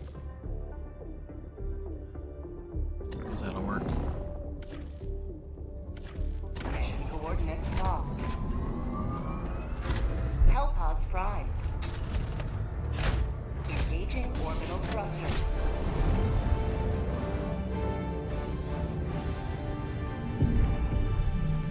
Now I gotta think about. Orbit synchronized. I think that's where my struggle is coming in with the bots, is against the bugs and the Illuminate. Well, the Illuminate are such a restrained faction right now, there's not a lot to do with them. But against the bugs, like, most of them are just thing you can shoot and you need to vary how much you shoot them. Where the bots, it's like, this is a particular threat that you, like, ideally have an answer for, not just your general tool. Like, every time we load in, I keep getting caught off guard by, like, okay, I've got an answer for everything. Oh, except for this one thing. And then, like, that's what I end up struggling with the entire mission. Yeah. Okay. Land here. I guess land here, go counterclockwise. Or no, not counter, but clockwise. Yeah. Okay. I think I am going to stick to the servo, though. Well, I don't know.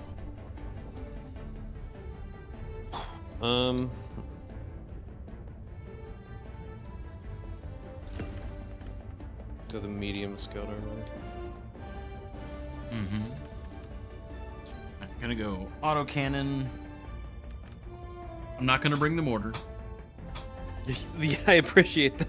The mortar is like when I don't like to be that guy, but when I like queue randomly and I see somebody brought the mortar, I just kind of have that feeling like, oh,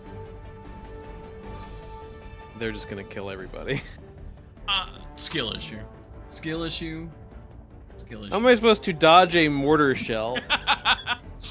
Be aware that the mortar's up, and And Don't then be near and what? enemies. Just like stay in a building until it's gone. don't be near enemies. Like, it's that simple. But see, it killed me several times when I wasn't near enemies. No. You see, there used to be enemies near you. The mortar got rid of them. I think that does not reflect the situation. Okay. Well, what am I bringing?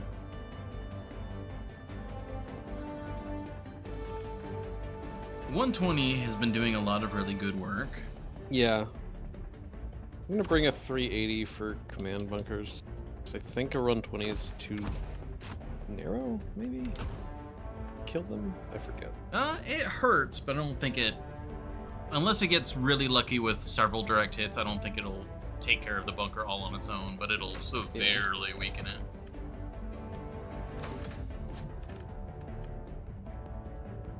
I think sniper rifle is still, especially since gunships are more vulnerable to the sniper rifle these days. Well, I'm also going to bring the autocannon, which is going to help dramatically against them. Yeah. Okay, so Actually, what have we got done? What don't we have? Wasp launcher.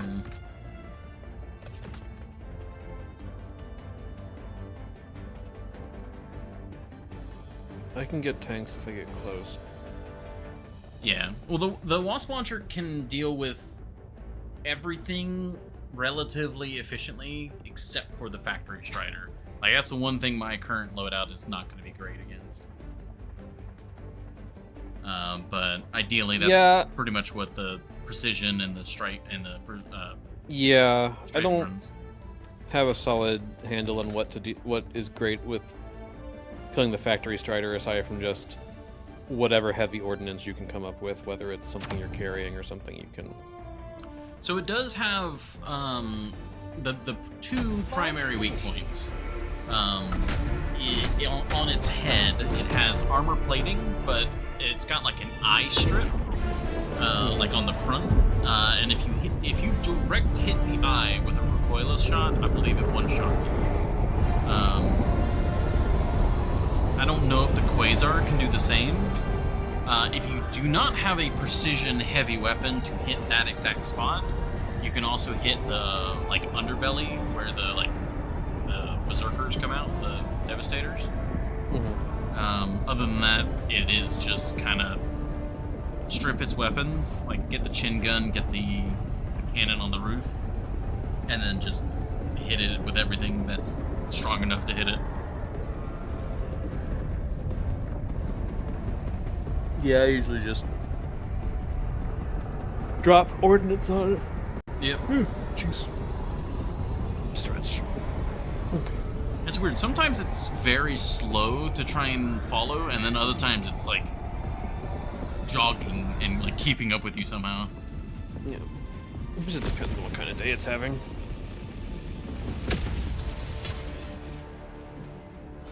Go now. We have spawned in a jammer. No Good. tyranny, but justice. Cool. That is actually amazing.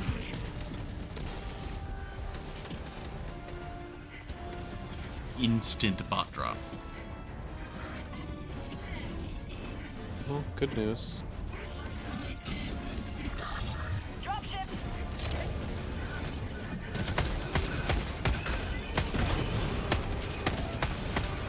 Oh, that is.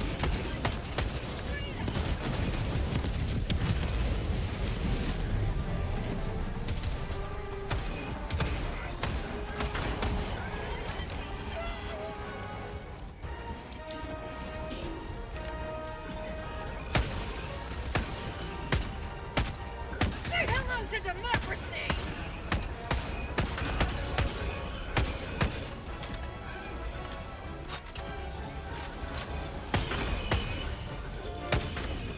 I have a lot of berserkers on me. Slowly whittling them down. Wait, so where's the terminal?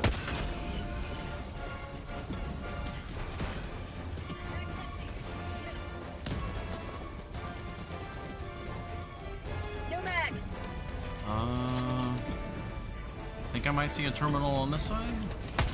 I thought it was normally just at the base of the chamber. I think it's on this side of the thingamabob, the jammer.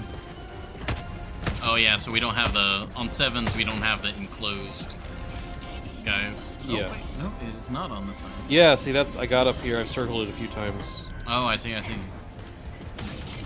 don't know that. I just scouted my way in here, you know.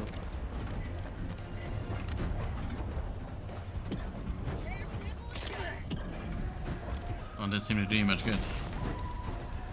Well, it would have if the terminal was here.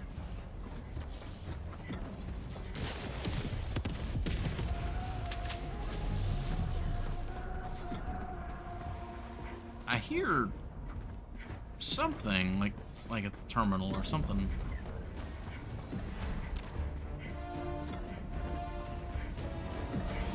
We destroyed that. Oh, that's a lot of guys.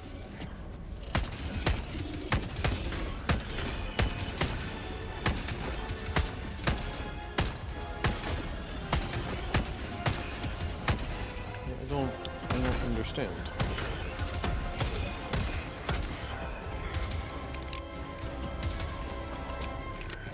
It's somewhere else. Oh, here it is. It's across the little bridge. Ah, I see. I got the terminal.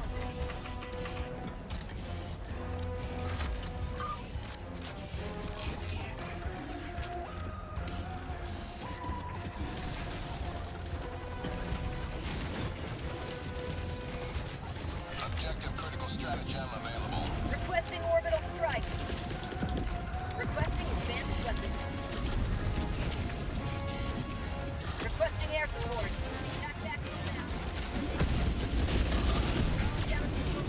destroy the jammer, immediately like just the sky opens up. Yeah.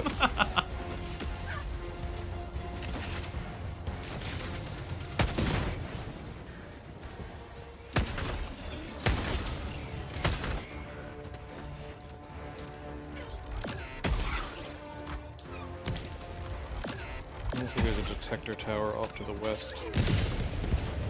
That's not great. To the west, I see ya. Hmm. Dropping a pin. 300 meters. We may as well get that command post over there. It's going to be one of the hairier ones, so Yeah. Reloading. do it while we have as much time as possible. Oh, tank. Far away. Yeah, we'll let that I ride. don't have any grenades right now. You can probably see about calling in a supply between here and there. Reloading.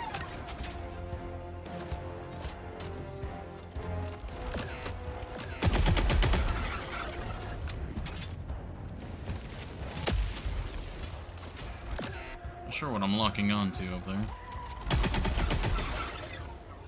Reloading. Looks like maybe the guys in one of the pillboxes on the side of the base. Yeah. Oh, there's a Hulk there on the right.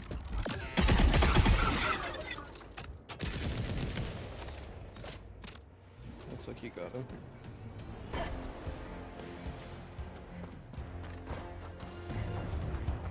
Well, okay, you've mostly got him. Oh, sorry, Akalon. I was so focused on the game. Weapons unlock as you level up, or you have to buy them from freedom credits. Both? I mean, technically you have to buy all of them with requisite. Well, technically you have to buy them with medals, which you get just from completing missions and objectives. You do have to, after the initial war bond, you do have to get additional war bonds that have new trees of things to buy with super credits, which are a currency that can be purchased with money, but they also give a decent number of super credits that you can just find during play. So I have almost entirely just gotten additional weapons and stuff without putting additional money into the game. Reloading.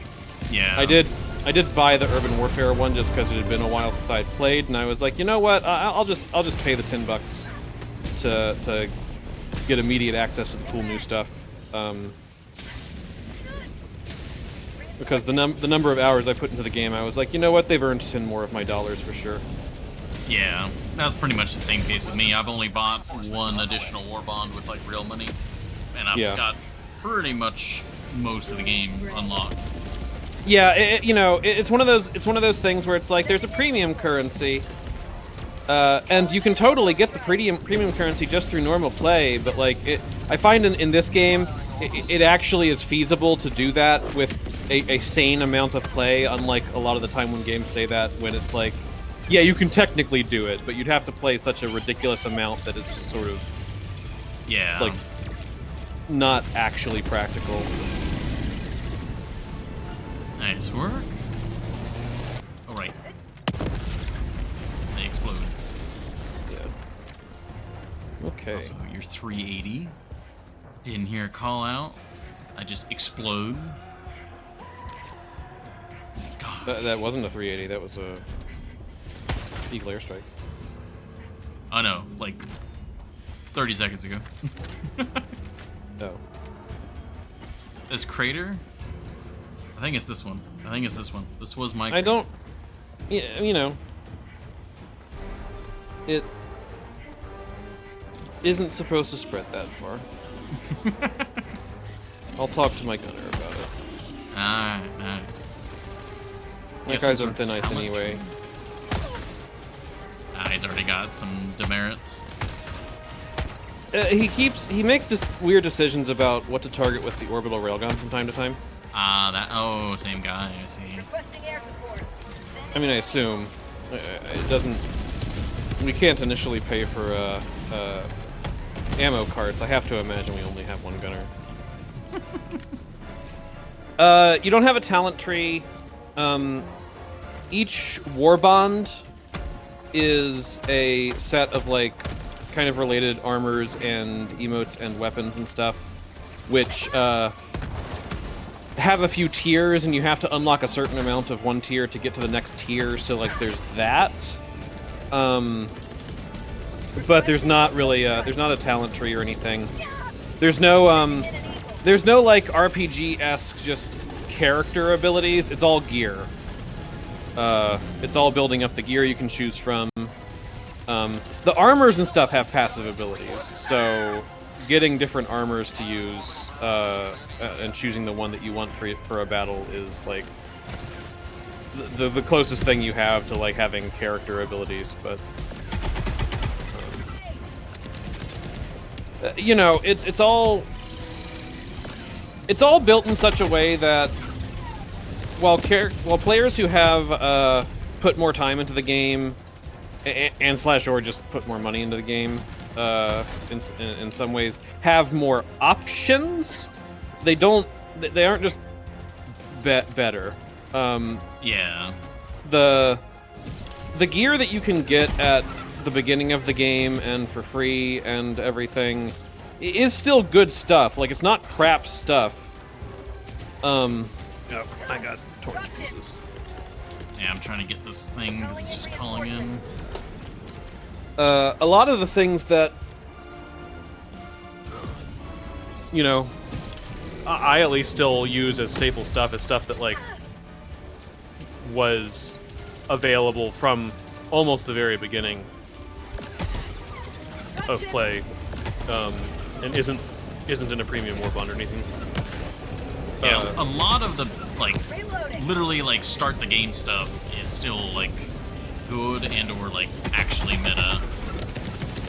Yeah. And they've done a good job of rebalancing things, both new and old, as they go to, like, keep everything feeling viably relevant. Like, some of it is just very specialized, so it's kind of like, is this thing technically as good as this more generally useful thing? Maybe not, but like in certain circumstances, you know, that thing is super handy. Oh yeah. And of course, a lot of weapons are kind of variations on, like, you know, having a number of different kinds of shotguns and assault rifles and stuff with varied characteristics as far as fire rate and damage and ammo and stuff, and you can kind of find the one you like, and so as you go, you get more options and more opportunities to find the thing that really works for you, but you also might just decide that you still like the old thing better, and that's also fine. Yeah. It's like what I'm running right now.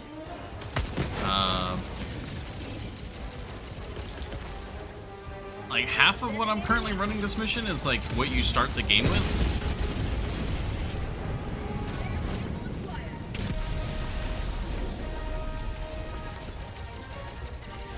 That's just another. Yeah, we're actually running mostly pretty early game gear and stuff.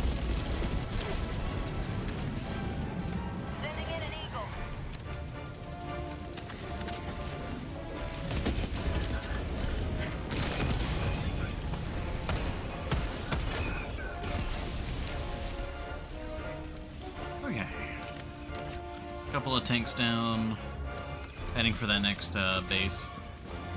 Team reload required. Definitely need supplies whenever. Actually, we can call in supplies and towards that base location. Yeah.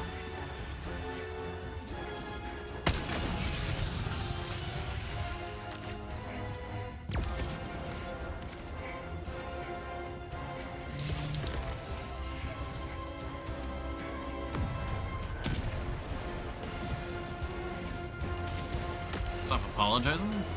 Requesting air support. That was a good one.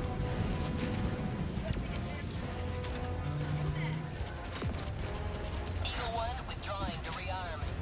Alright, reloading.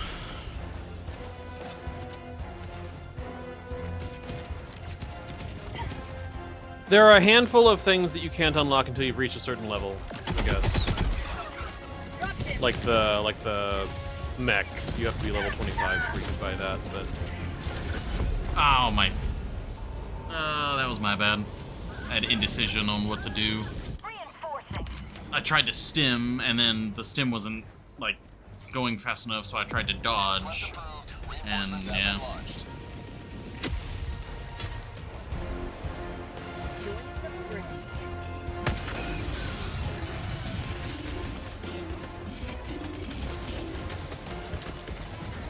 Requesting orbital strike.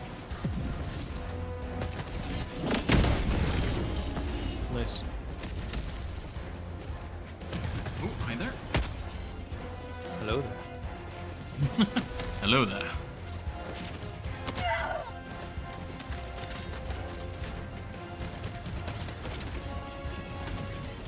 We're trying, Echo.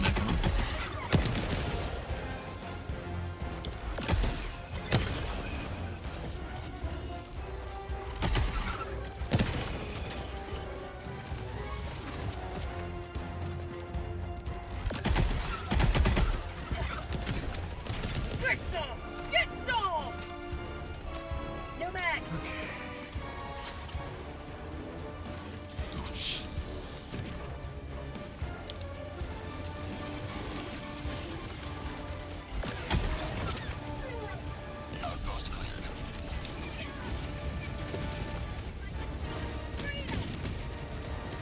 Robodog is a little angry. Robodog just wants to watch the world burn. Yeah.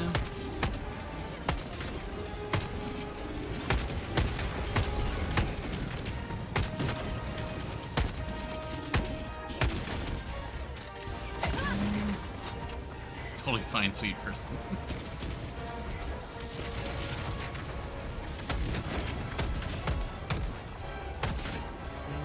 Go. Ooh.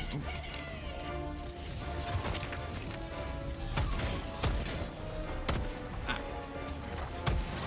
Oh my god, there we go. Ah, the bot drop. Okay. We gotta keep moving. I had a segue in my brain, and now I can't remember what it was because something happened and I stopped thinking about the segue for a sec. But I started a new Star Wars campaign yesterday, a new paid one. So it was our session 0. You know, it's a group I hadn't played with, so that's always sort of part of the experience is meeting them and being like, all right, is this going to be wild? So far, it seems pretty good. They're That's good. Yeah. but Sessions are super important. But we did the character creation stuff, and we still had about half of our session time available. So we went ahead and like started into the adventure and got into the very first combat. And the first attack roll I made against a player in this group, I got a. I need a team reload. You're not familiar with the Star Wars RPG system, are you? I think an explosion happened right when you said you got a... What was it again? Well, I paused because I realized that I was about to say a thing that wasn't going to mean anything to anybody if you don't know the Star Wars RPG system. I know of a Star Wars RPG system. I did play one a while back where it's like... I forget what they're called, but you roll the dice and it's not like numbers, it's like Symbols. Okay, so you played this one. Okay, yeah. So I got in this first combat a double triumph. Oh, which triumph, is sort of like a double crit. So it's going great. Random bounty hunter just double crits one of the player characters right out of the gate. Fortunately, it's not actually as impactful as a crit in something like D&D, can be, so it's fine. It's fine. And he's a droid. He'll get better. Oh, I want to play a droid. It's pretty good. It's pretty good playing a droid. I can get you into a game at some point. I'd be down for it. Give you the discount. Secret discount. The secret discount? The secret discount for Char. Char's discount. Discount for Discount specifically to kill Char. We got him. There's so many explosions. Except for that guy, apparently. Except for like the one guy. Fighting as the bots is just the explosion, like, setting. Yeah. Requesting air support. Ooh, that was a 12 kill strafe. Nice.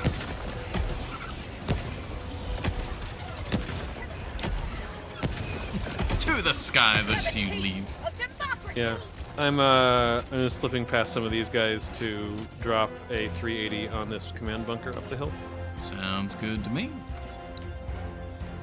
Because it seems like you've... Requesting orbital. That drop under... I'm not... I'll see how much damage that does. It's in there, but it's not as in there as I would like. I think if the 380, like a single one direct hits, it's over. Yeah. Got a sample.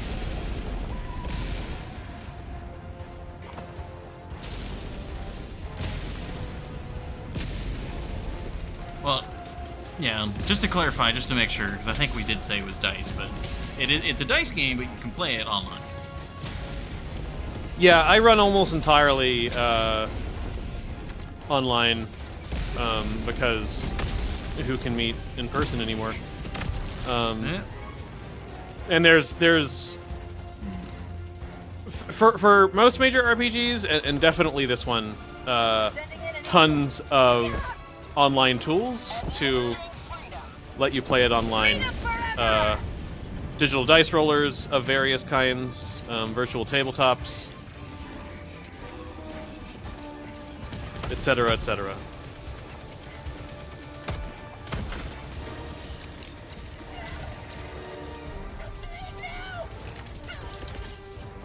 Don't die.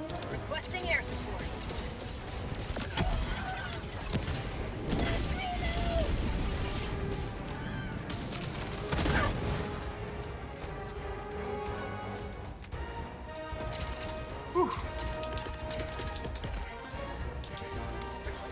Alright, that should finish it.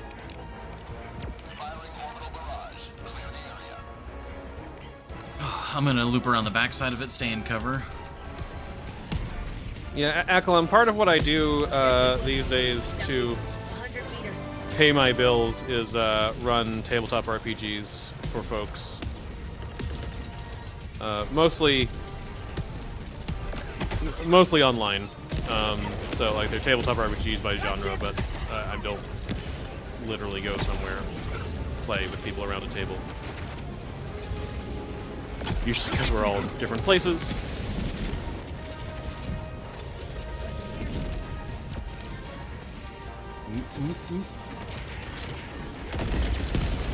Nice. Okay. That one's stuck. Should be down. He keeps getting shot in the back by his own rocket devastator. Like that one. See, you could just continue to be a stupid adult and play tabletop RPGs.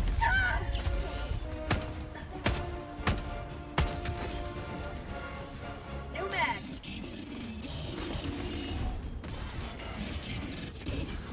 I do a lot of I've mostly been getting Star Wars stuff because that's like one of the ones that has enough players that are wanting to play it that I can find paying groups. I charge what is a very low price relative to a lot of my quote competitors, I guess, but there's still a lot of people who understandably are kind of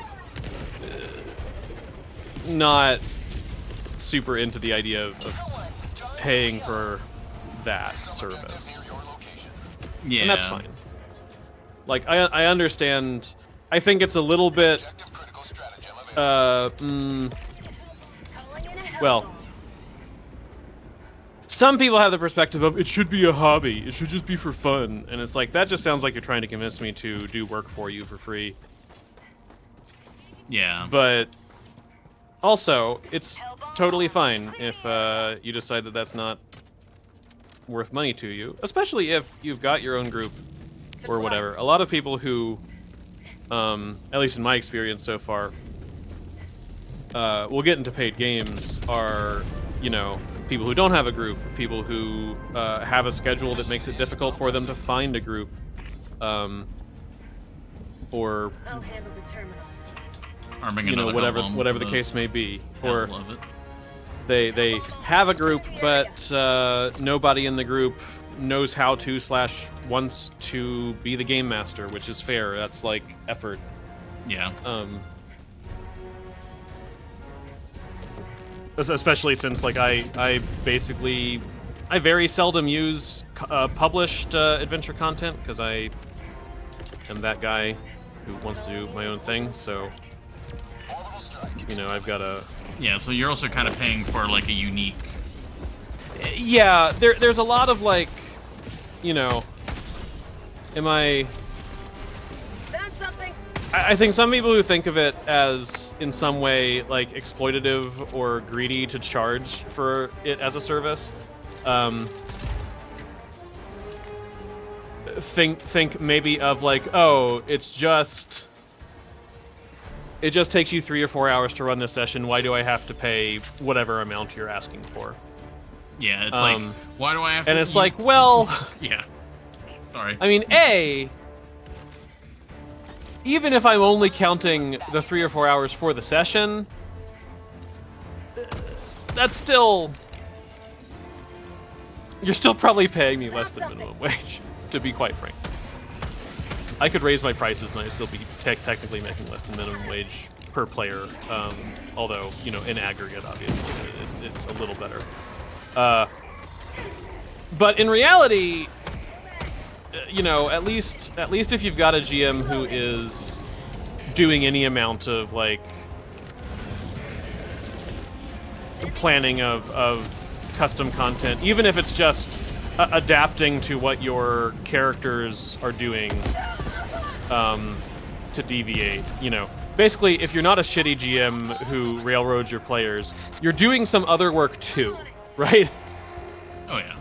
You're spending other time on this. That's still another extra hour for session prep. Oh, even more.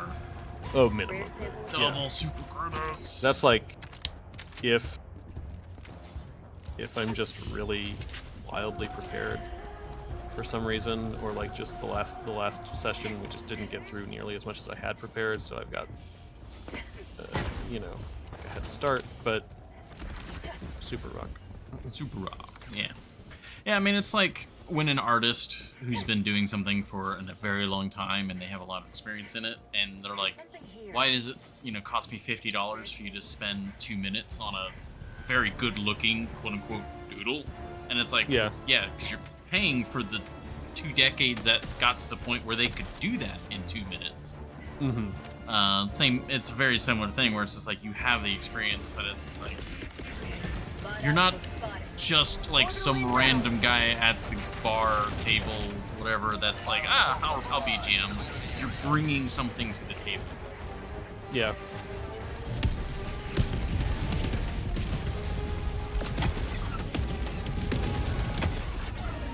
And then again, probably still making less than minimum wage. Oh yeah, yeah. But, you know, part of that is me charging less than I maybe could. But right now, as I haven't been doing this for very long, it is part of, like, some of me is, like, reticent to ask for more because I tend to undervalue myself in general. I have that issue anytime that somebody asks me how much I charge for something. Is like, I'm like, I don't know, I guess, you know, here's a very lowball amount, and then I stop and tell myself, well, at least do the math of like the last time that you got paid by somebody who gave you a contracted price that was theoretically based upon competitive for the for the field. And it's a I whole, didn't sorry, that realize. was- Yeah, we were sandwiched, and I Yeah, chose a we direction. airstriked in, or we called in eagles in 2 different directions, and it was messy. That was pretty good.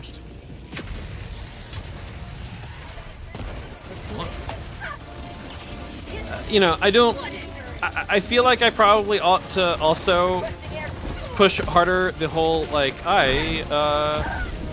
my name is in some of the actual books for this game system. Maybe care. But that also feels somehow, Yeah, it's one of those things. I don't know, egotistical. Yeah, it's like the, no one's gonna beat your own drum except for you. Yeah. But it's like, we've been taught our entire lives that that's rude. 30-day payback guarantee. How would that even, I'm trying to think the logistics of something like that. I don't. Cyberpunk reality, you just take their memories.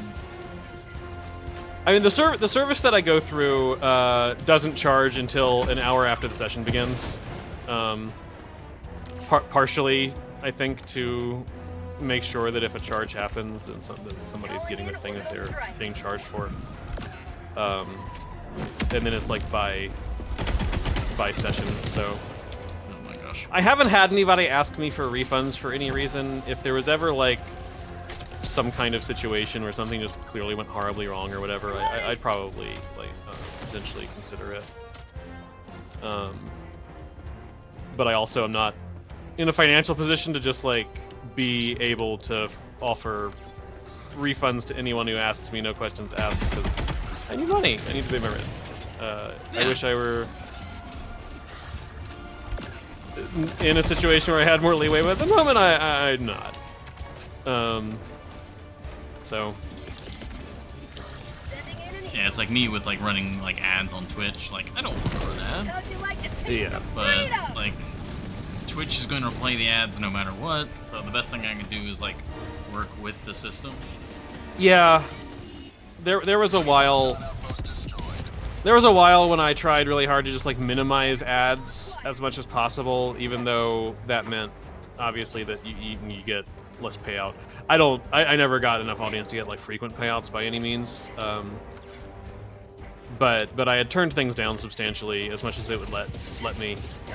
And at one point would have just turned them off entirely if Twitch gave you the option of doing so, which I still wish they would. It's a really bad 120, just as like a heads up. Okay, let's see where it is. They got like my- spotted me. 380. 380 in there. Eagle 1 returning to destroyer for resupply.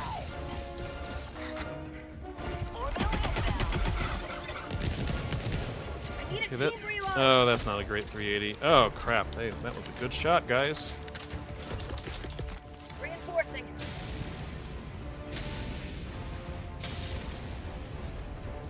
Yeah, I'm kind of looping around the facility. Yeah, but I do routinely several hours of session prep. You know, theoretically bring a lot of experience both as a hobbyist and as a professional in this field. I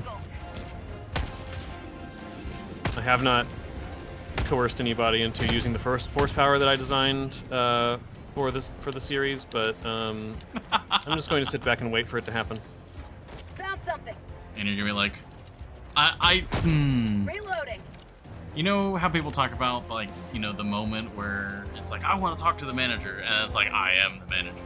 Yeah. I wait for I'll just here. It's like, but that's not what the designer intended the spell to be used for. I am the designer.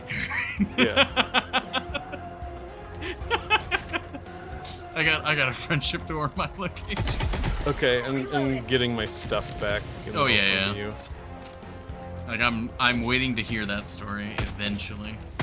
Yeah, I'll see. Like the force power that I designed is a little floppity. I mean, In terms of, like... you gotta tell us what it is now. Like, you can't not tell us. So in the Star Wars RPG, you know, there's this one. There's obviously been lots of Star Wars RPGs. This one, the one that is currently the still most current one by Fantasy Flight Games, does force powers as like their talent trees. So, yeah, speaking of talent trees, Akalon, this is a talent tree based game, rather than like a class based game.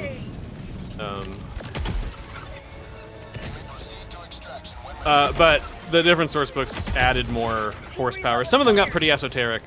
And by the time that I got to design one, it was late in the like series of force-oriented source books, and they'd done a lot of the like really classic stuff. And so part of it was, what does this even do mechanically that another force power doesn't do? So it's called Alter. It's in the book Unlimited Power, source book for mystics. It basically is using the force to manipulate the natural environment. So it has a few sort of like branches that you can work your way through, and like one of them just changes things to difficult terrain and stuff, and the more points you put into it, the more varied the materials you can change into different kinds of terrain as you go. You know, starting with at the low level, is there sand? Would you like it to be harder for enemies to walk through? Cool. It's just more sand. Up to, are you dealing with like stone? Would you like it to be less solid than that? Good news. Like when you're max level, can you just like turn like ferrocrete or like ship plating into just sludge? I don't remember if you can quite get to the point of like armored stuff, but certainly like very hard surfaces are covered, like natural stone or like concrete or something. You can turn into difficult terrain, or you can like create walls and stuff. There's a few talents that are like, if there's wildlife, you can like see through their eyes. You can use them to hinder your opponents. And then the one that is like, I find people don't really grok, largely because there isn't enough text space in the book, frankly, to fully explain like the intent behind the effect, and that arguably is a design flaw on my part that I probably wouldn't make again, because this was a pretty early thing that I did in my career. But it lets you create concealment, usually via like smoke and stuff. But initially you can just make a cloud of concealment. Great, everybody understands that. But then you can get increasing abilities to exclude certain characters from the effect. And that makes... I think the thing that trips people up is that people are like, why would I exclude someone from being concealed? And they don't realize that that can include enemies. So that you can have a situation where it's like, you know, you're in melee combat with a bunch of stormtroopers. Oh wait, now the stormtroopers are surrounded by a smoke cloud that conceals all of their enemies, but just somehow doesn't get around them. And so they're just like still super visible, and all of their enemies are in a cloud of smoke, and hidden. You can also make it, if you don't mind tapping the dark side, you can make the cloud corrosive. And then, of course, excluding your friends makes sense, because you don't want to make your friends dissolve, because you have turned the atmosphere into pain. Yeah, that's certainly a bad option. Good to go. So that one people understand. Anyway, all that to say, there are parts of it that are, like, thematically, I know what I meant. Victory was never in doubt. but just word counts are what they are.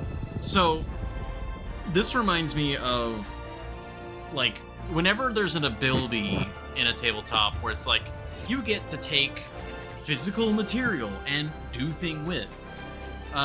It always makes me come back to, like, fabricate and mend from D&D and stuff like that. Mm-hmm. And it's just like, the first thing that I think of when I'm like thinking of this ability is like, if I can turn stone into like a difficult terrain, can I just like stormtrooper armor? Can I just like melt their armor?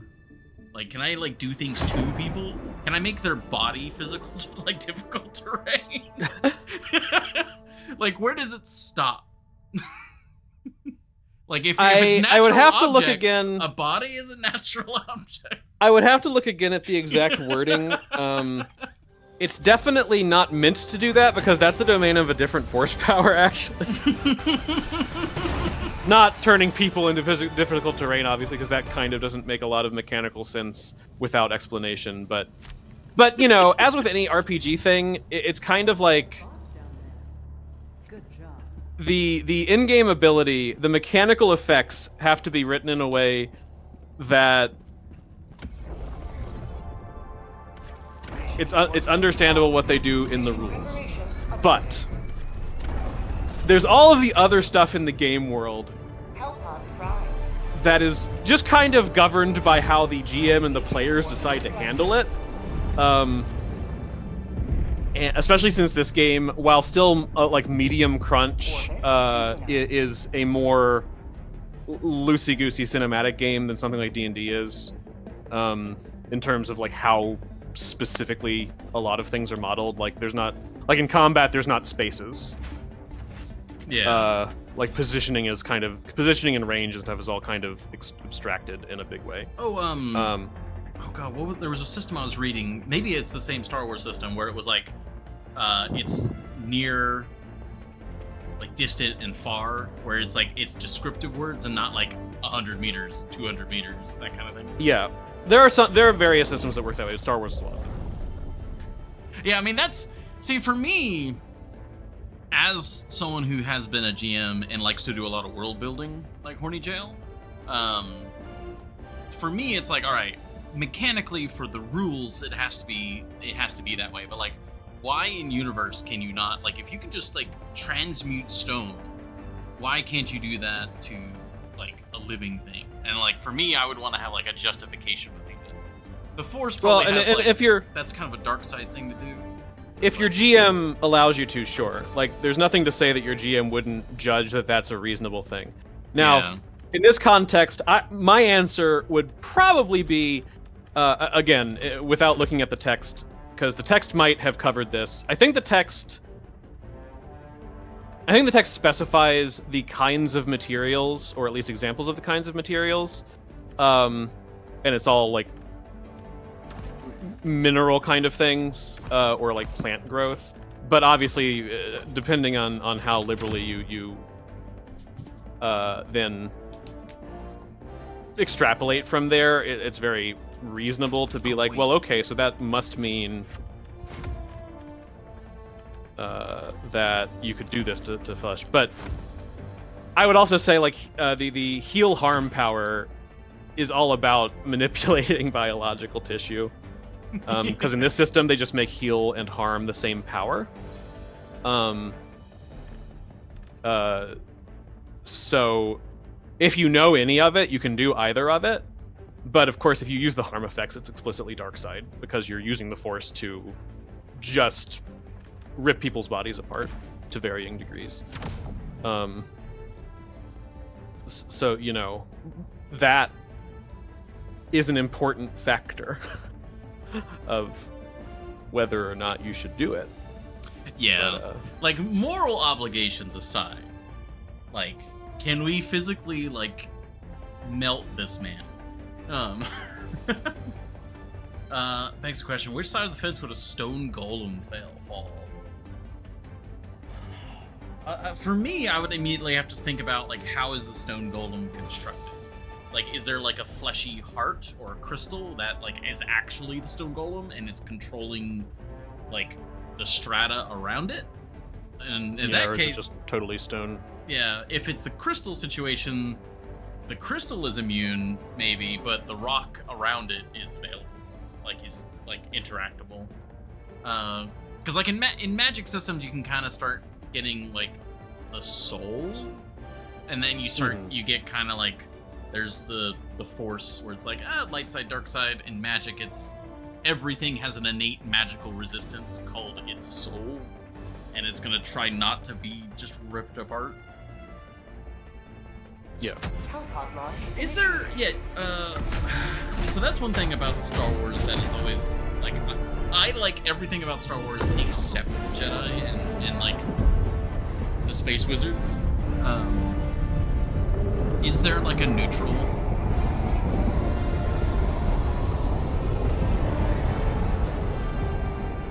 So it depends on a lot of things, but I'll answer the mechanical angle first. In this system, sort of. Oh, this is not the weapon I meant to bring. This system treats your force alignment on a continuum of 1 to 100. And it only matters. I'm putting a Tesla tower behind you. That might be a bad plan, but that's what's happening. I gotcha. I'm just moving away from there. If we go over to this corner, this one is currently being dropped on. I believe that corner is relatively safe once we're in there. Sounds good. But a character starts at 50, which is just dead middle, non-aligned. And certain actions can move it up and down, and things can change about how you interface with the Force when you get to either end, but you don't really become like light side or dark side until you get to like the upper or lower quarter of that 1 to 100 scale. So doing things like using dark side abilities, mechanically, that just means it's an ability that will move you down that track. But if you just do it as a little bit as a treat, you can usually balance it. Like, one of the things that I do sometimes have trouble with running really any Star Wars system, but this one too, is that anytime that there's like the Force morality system to kind of gauge if you're falling to the dark side and so forth, because the Force itself clearly has a morality, like in universe.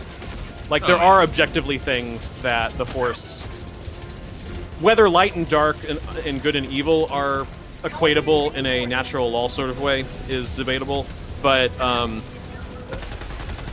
the way that the Force operates with a person, depending on actions they take, is objectively dependent on kind of what those actions are. But people be like, well, you know, why do I get dark side points for doing this thing? Obi-Wan did it in the movies, and it's like, because Obi-Wan's not a perfect paragon of being a Jedi.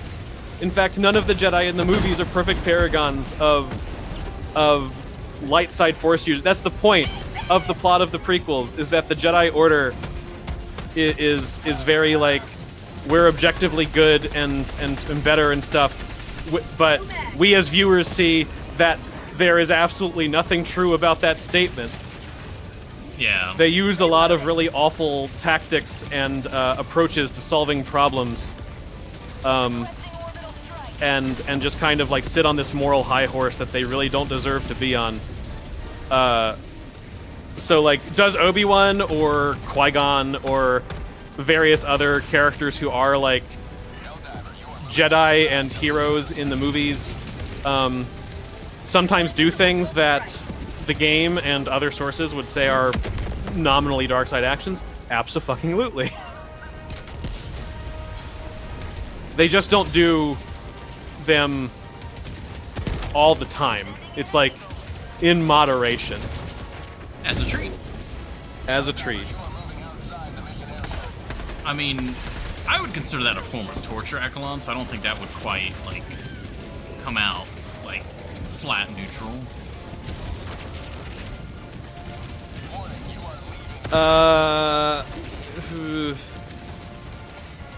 No, yeah, no.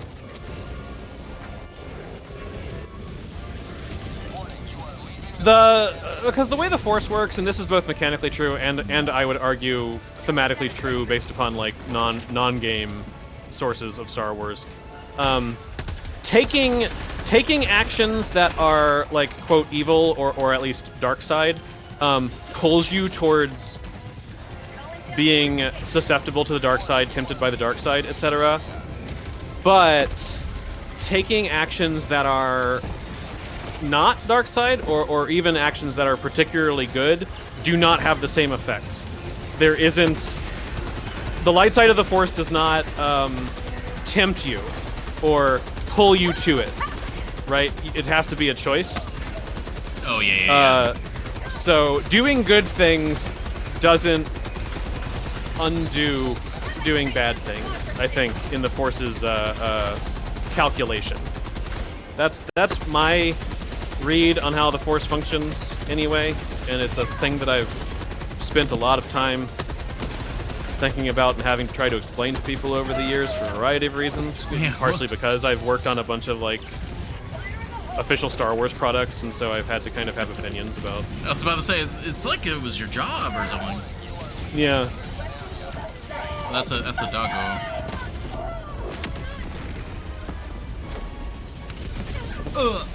Oh! I'm a worm.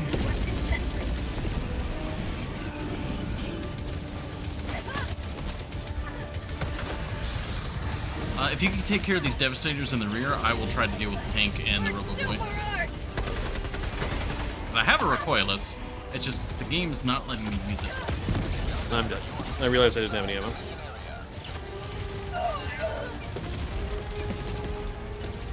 Yeah, feel free to quote me on this, Horny Jill.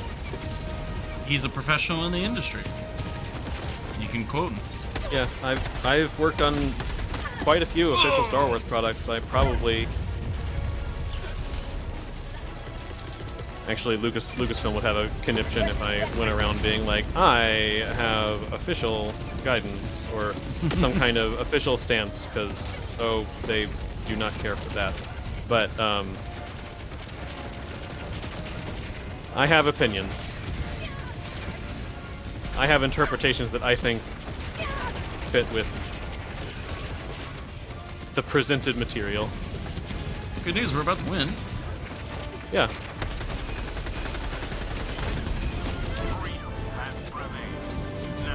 Freedom has... Oh, good. Get out of here, grenade.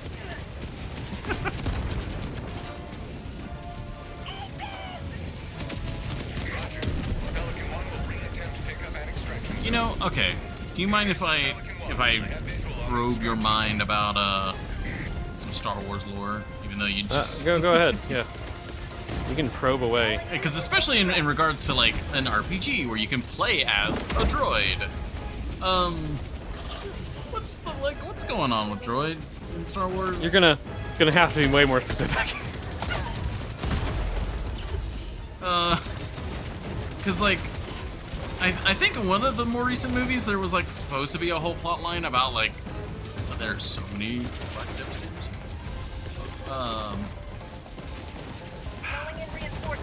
It's like droids are on one hand they're people, and then they're also totally not. Yep. What's going on with that? Basically, it's just really fucked up. I'm getting in the dropship. All right.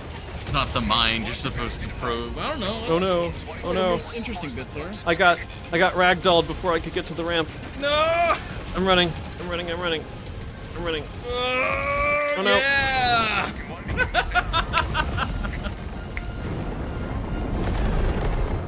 So droids are, well, many droids are of sentient level of intelligence, apparently, and at least seem to think that they have self-awareness. Some people would argue that they don't actually have self-awareness, and then that makes it fine. But I think some people both in and out of universe. Accolon, I know as little of Star Wars I know. I like Grievous. Grievous is not a droid. He is a cyborg. Yeah.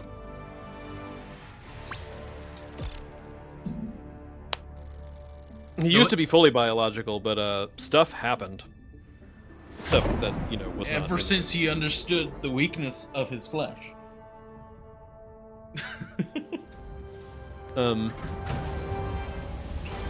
But continue. Sorry, I had to defend Grievous there. I don't think that there's a super clear reason why droids are the way that they are in the Star Wars universe, because it seems like as far back as any Star Wars fiction has ever gone, that like the droid situation just was already that way. Droids were just second-class citizens, considered property, etc. Yeah, people kept building them to have apparent sentience and self-awareness, even though they aren't afforded the rights. Now, there are times that there have been efforts to promote droid rights, including outright uprisings, over the history of the Star Wars universe. So it kind of swings back and forth. And of course, some characters in the universe are like, droids are totally people. I would not treat them as property.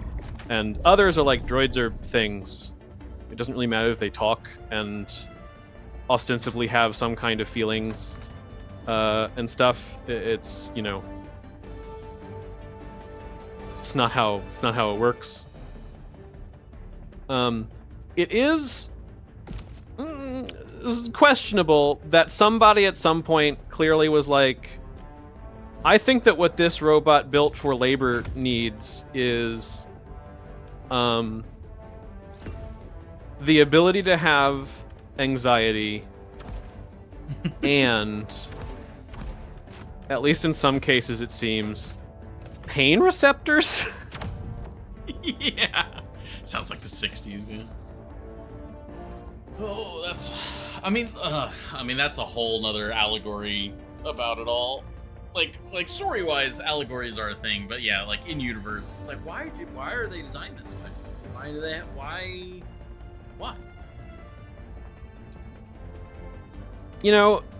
A critical element of understanding Star Wars is to understand that it is not in any way science fiction.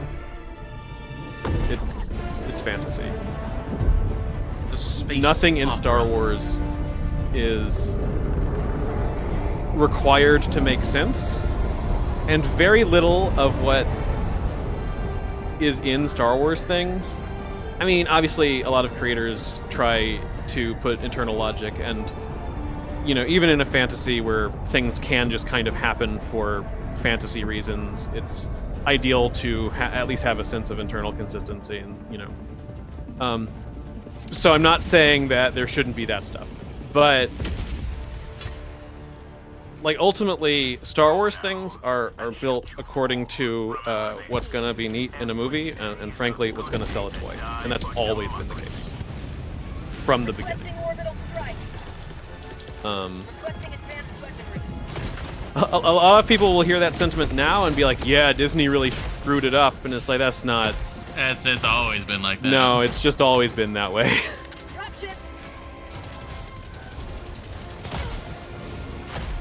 Those people also generally complain about how stupid Ewoks are, and it's like, run! well, you know what? They sell toys, and that's why they're there. It's not because somebody thought it would be a great like sci-fi commentary, smart idea that Ewoks exist and can kill Imperial walkers with logs. It's a kid's movie. It's not that the logs destroy them that like irks me. It's how did they get them there and like get it all like lined up so quickly, and like was this a common tactic beforehand? Like the size of those logs, if I'm remembering the size of them, like it makes sense. Like, yeah. Yeah, they're very big logs. But there are some predators native to the Sanctuary Moon that are very, very large, so it's possible that the Ewoks I see. were prepared for fighting tall things in the forest. There's also, canonically, a mountain that cries on Endor. Sorry, on the Sanctuary Moon. Okay. Like lava? Or No, just, like rivers? tears. It talks. It's sad. It's in a cartoon from the 80s, but it counts. Oh. There's a dog here. That's not good. I'm just gonna do. They're what- good dogs, Requesting Braun. orbital.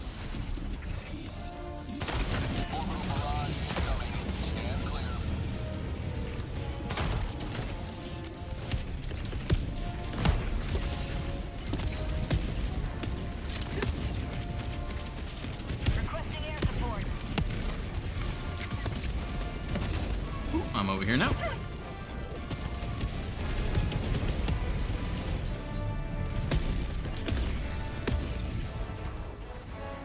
Sending in an eagle. Democracy's on its way.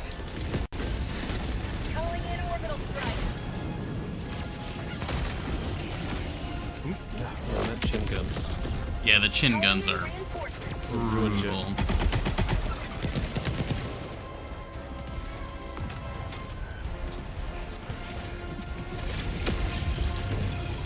Oh no. Oh, get off, go, go. No, that was my own fault. Reinforcing. Drop in. I like was in the middle of throwing it and I realized like, oh yeah, you landed on it. Wait, you landed on it. Like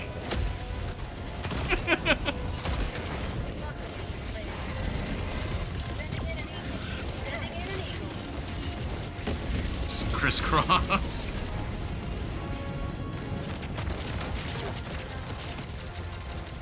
Eagle 1 leaving combat zone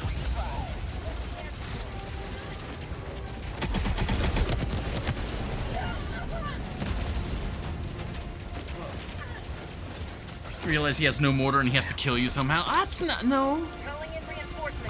I'm having a time at this base. Yeah. That's fine. We're getting through. Throwing supply beacon. Oh, I think I stuck him with that supply beacon. Oh Yes! yeah, that'll be good.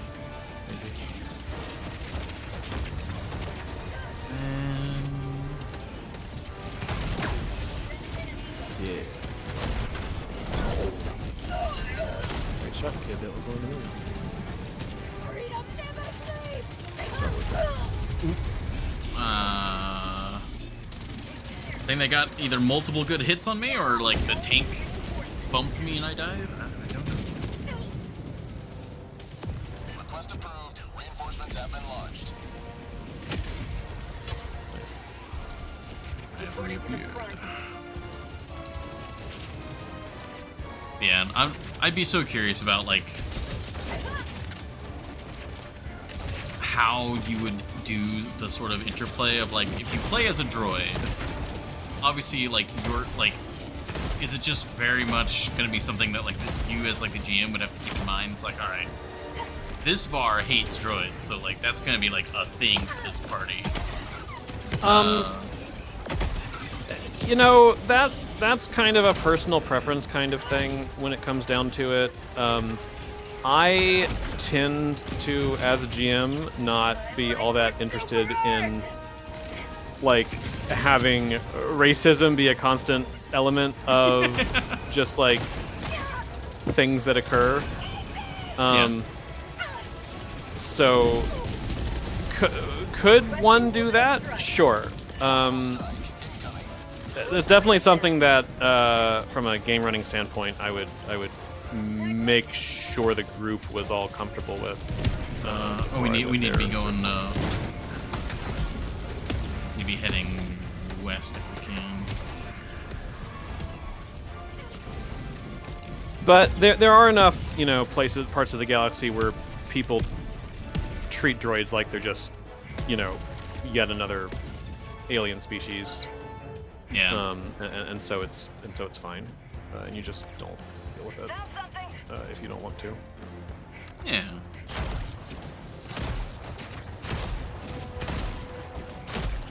So, you know, if somebody were to come to a game and we're like, I want to play a droid, and my droid is like, Public enemy number 1. possibly, or if they were like, my friendship droid is over like L3 from Solo, and like really passionate about droid rights and being like a droid revolutionary, No mag. then obviously that's kind of like a signal that, okay, I should That's have story element times they where want to like people incorporate. note, yeah, where it is a thing.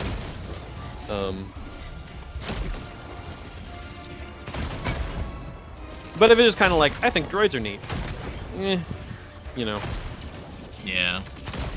I don't know. I feel like I would fall into like a middle ground. Like I would want to play as a droid, and they're probably like, I mean, Star Wars adventuring party. It's probably not going to be super high on the priority list to be a revolutionary, unless like the whole group is trying to do that. One moment. It depends on what kind of party you're in, though, right? Because like, Star Wars is one of those settings where when you're sort of putting together what an RPG party looks like, or even what a campaign looks like, there are numerous flavors, and in fact, oh, can you thermite these things? Oh no, there's like a bot fence in front of it, so we had to destroy that. The Oh. bots had sealed the other end of the bunker door. I was like, wait, can you thermite them if you don't have Sending in an eagle. God, I wish. That would be That would amazing. be great. I was like ready to learn something really amazing. Rare sample acquired. Alas, no. Yeah, I guess But that like would be a session zero like this thing. Star Wars RPG actually has 3 different core books, and you don't need all of them. They're like different. Like any one of them is fine. And one is I'm heading the wrong way again. Dang it. is like the scoundrel game. You want to be the Han Solo types.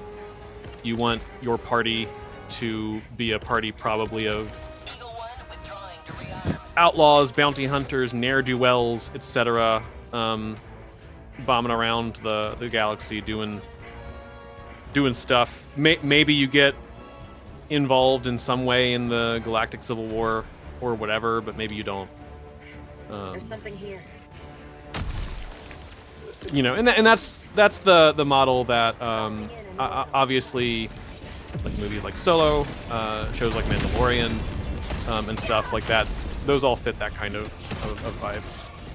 Yeah.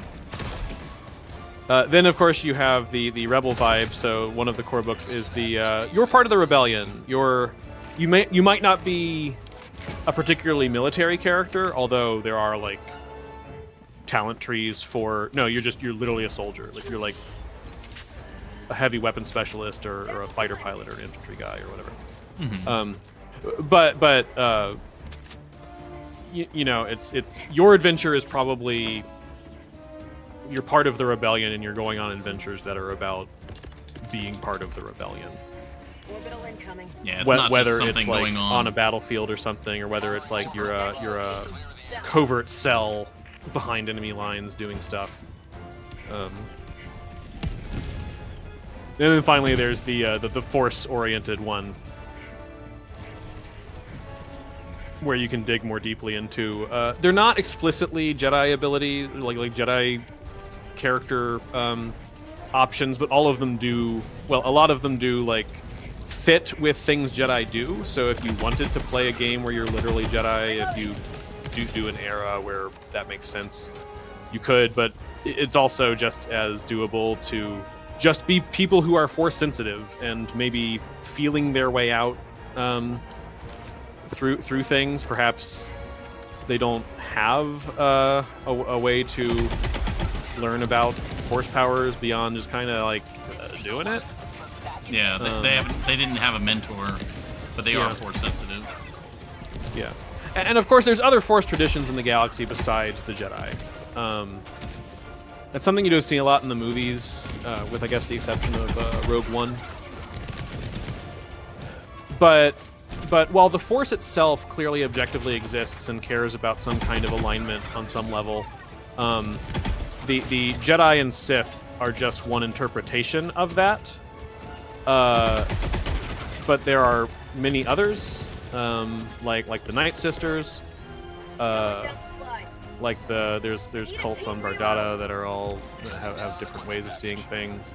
There's all sorts of different like interpretations of the Force that have, in many cases, nothing to do with the light and dark side. Like they might tap into what we recognize as the light side and the dark side on the basis that we know that the Force does work that way, but Reloading. they don't think of it that way, right? Yeah.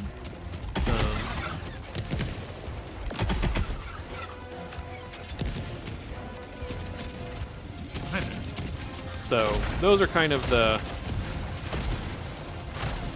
flavors. And so if you're doing, if you're a droid revolutionary, you might fall in with a crew full of rando outlaws, because you might also be a criminal, you know? I mean, that's what happened with L3. Like, she's just chilling with Lando. I don't think it's because Lando is also a droid revolutionary, right? Yeah, just kind of there. But they're, you know, they get along. They travel with each other. It's a thing that happens. So, okay, this is a lot of stuff happening.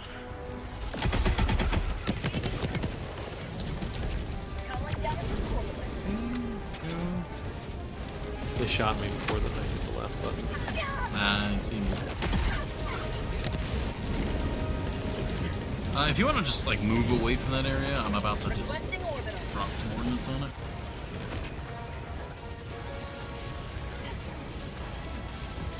Oh, there's the artillery site up there. Oh, and there's a bunch of guys behind me too. I just saw myself off. Oh my god, berserkers. Rare sample acquired. That's empty.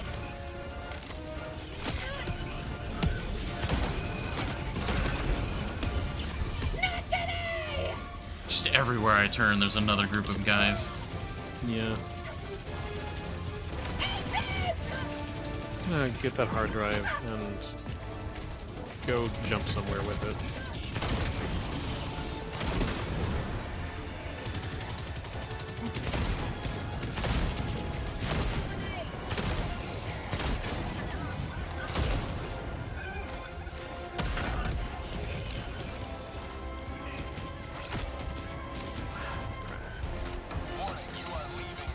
Yeah, that's the edge of the map. Reinforcing.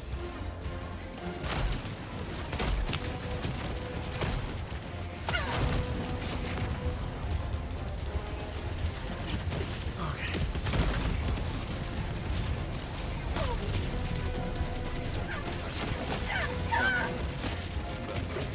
Oh, it's empty.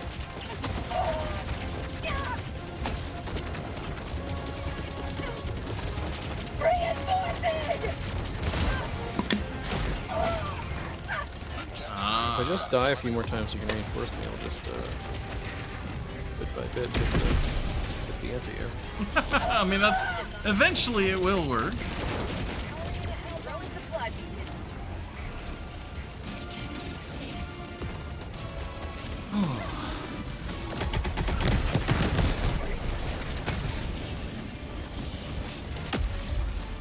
I did it!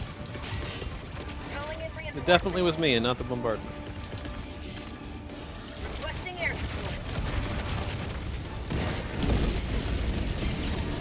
Oh, if we could just activate that hell bomb right now. Air support Yeah. acquired. Sending in an eagle.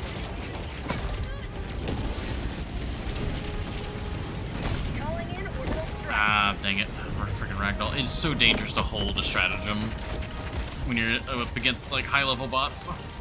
Yeah. I'm working my way back over towards the hard drive, because it looks like a lot of the bots have left that position to make our lives hell elsewhere. It's just a Hulk still in there. Okay. Freedom never sleeps!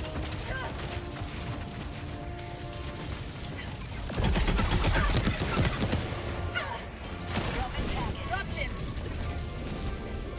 Helldiver, you are moving outside the mission area. Package Oh, acquired. this is good.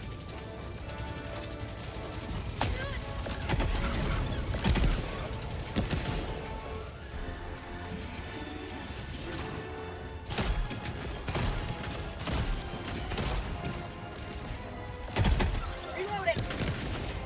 Okay. Tactical asset nearby. There's an artillery up here. I think I've stabilized. Maybe, possibly. Injury? What injury? Yeah, my group has a the droid is a former former separatist droid actually, so that's fun. Dropping package. Oh. Calling in an eagle. Kind of droid. I'm somewhat familiar with some of the separatist droids. It's one he kind of made up, but it's sort of a variant on the BX series Commando, Okay. which I'm okay with because I generally drop. I have like an NPC who's a modified BX series Commando that's just been like doing mercenary stuff since the end of the war. That pops up in most of my campaigns sooner or later if I'm given much opportunity to make that occur. So I'm fine with that. I am on board.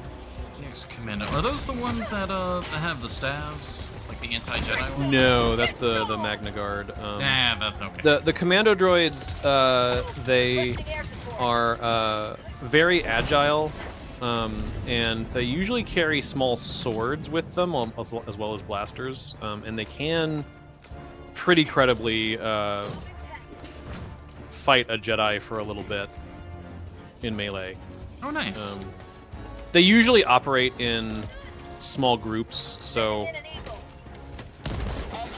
it's usually a little more of a matter of like ganging up on a Jedi a little bit, but they're not slouches. Nice. Now, that's actually an interesting point. In a setting like that, like, especially with Star Wars, like, you know, with force sensitivity and practice and training and stuff, and like, how does a droid level up? That's one of my massive curiosities when it comes to like sci-fi tabletop games. Is like, how do you make a robot or cyborg or something along those lines better without like physically just upgrading them? I mean, in Star Wars, you know, the answer is the same way everybody else does, because droids are treated essentially like they are people in that machine learning. Well, even yeah. Well, you know, we see in the movies and stuff, you can't just program a droid to be good at something and then it's good at something. In Star Wars, you program a droid to be good at something and then it probably sucks at it for a while. Because droids are often comic relief. Yeah. So, you know, or like the you can program a droid to understand 6 million forms of communication and everything, to know the factual part of that job, but you cannot reliably program them to not kind of be an insufferable asshole or have anxiety disorders or whatever the case may be. Yeah. So, in Star Wars, the answer is kind of easy because droids are already such a weird, like, why do they work this way? I don't know, it just is. That they just level like everybody else. Yeah. They can't get force powers, of course, but the system is built with the assumption that most player characters don't have force powers. So force powers are actually a kind of side system that you can use experience to build into if you want, rather than use that experience elsewhere. Because importantly, like it and mini systems are not class-based systems. D&D is actually one of the last like prominent class-based systems left, because it's kind of out of vogue, but it's grandfathered into D&D because even though it sucks, it's just what D&D is, and they're allowed to do things that are shitty because they've been doing it for 30 years. But same as magic. But so instead of it being like, you know, you leveled up, now you gain these things. In which case, yeah, like, does that just mean everybody gets force powers eventually? Is a fair question. You have been given experience, which is a currency you spend on things, such as increasing your skill rings, buying special abilities from your talent trees that you have. Special abilities which are mostly not like explicitly force-based. They're just like, you're really good at shooting things, or you're great at talking to people, and here's like all of these mechanical things that go with that. Yeah. Some are explicitly force power kind of things, and they can do some stuff that's just like a little weirder or less plausible, but a lot of them are like ways to be better at learned skills in ways that thematically make sense when you're just thinking about, yeah, I'm a good pilot. I'm like really good at piloting things, and there are these circumstances where I have additional advantages, but it's in ways that can easily be justified as I'm good at piloting things. Yeah. So force powers are just another thing you can spend XP on. Okay.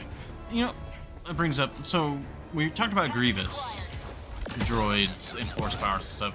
Because Grievous has, like, a fleshy part, like, can cyborgs get force powers?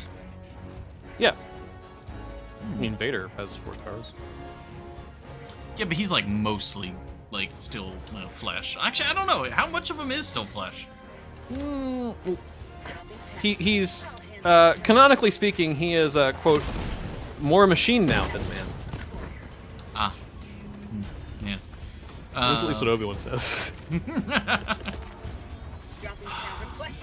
Now, can he send the Force through the cybernetic components, or does he have to use, like, the physical human part in? I don't think that's really how the Force works. Calling in orbital strike. I don't think you send it through body parts, per se. I don't know. Like, I'm working from midichlorians here. Yeah, exactly the mechanics of midichlorians were never really further clarified, so it's not... We just don't really... They just kind of... We're not going to explain that any further, because it's only going to get messier if we try to explain what that freaking means. Yeah, exactly, Akalon. That's exactly. Reloading. Like, if you were to make, like, a large vat of blood with a lot of hidden midichlorians in it, like, could you make a, like, forced spirit? Like, of just, like, a giant force thing. Sorry, I'm... No, it's like, the mechanics of the Force are mostly bullshit. Did you know that, this is a I think frequently shared anecdote these days on the basis of people bitching and moaning about the sequel trilogy over stupid stuff. Oh wait, no, we need to go towards the danger. I see. Yeah, I'm running through the danger, or past the danger. If I were to, like, throw And danger they're mostly at not danger. noticing me. because I'm not wearing mini clothes. But George Lucas, had he done a sequel trilogy, he has said it would have been like a story that happened like at a like molecular level or something. The way he's talked, I forget exactly how he phrased it, but it sounded like he was like sequel trilogy is about midichlorians like doing things. I know he's I've heard a lot of It's like, takes okay, where, George. where he's just like almost like spiting the fans in a lot of ways. It's like, yeah, fuck, Jar Jar Binks is like really important. Is that true? You know, maybe. He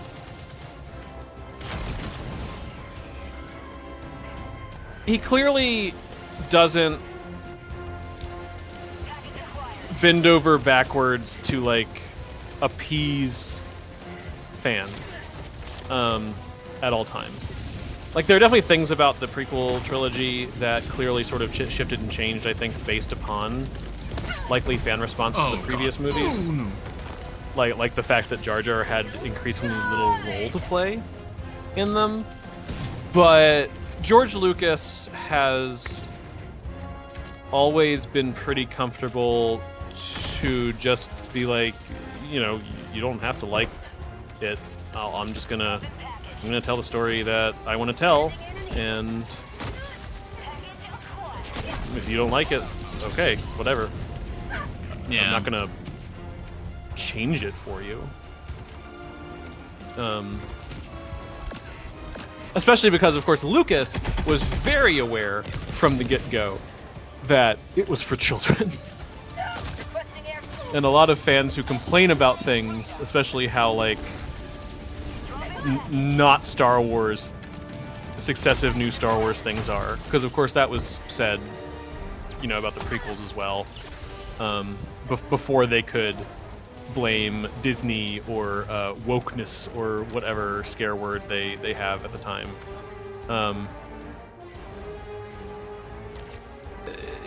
You know, the reason, arguably, the thing that Lucas was best at with the original trilogy, the reason that arguably Star Wars got as entrenched as it did, was because Lucas had a degree of shrewdness about the toyeticness of the material.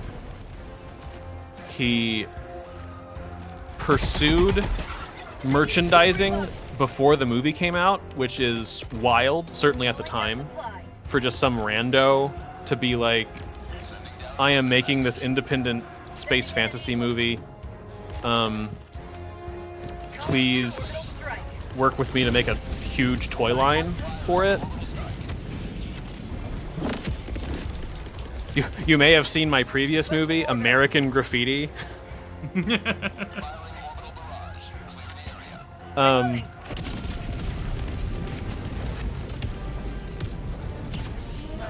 But, you know, Lucas recognized that value. Arguably, many things in Star Wars are built towards that, especially in, like, Return of the Jedi and some of the other later movies. You know, where it's like, what? Why is there a scene where in Revenge of the Sith where Obi-Wan rides a giant iguana to chase Grievous, who is in a giant wheel vehicle? Toys! Because all of those things are toys. So that's always been a part of it, and I think Lucas has always been unabashed about that element, and about the fact that he isn't spending a lot of time fretting over what fans like or want. Because when it comes down to it, especially with something like Star Wars, like, who do you mean? You mean fans, right? Like, yeah. When a fan says, you know, they're not listening to the fans, like, what they mean is they're not listening to the fans that think exactly like me. They're not listening to the fans that like the things I like, but think that the parts that I don't like are also bad. Gosh.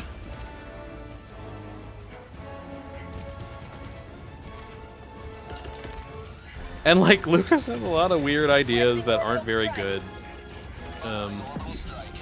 The original trilogy had people helping him to write it and stuff, and that is part of why they end up being pretty workable, because other people wrote them basically.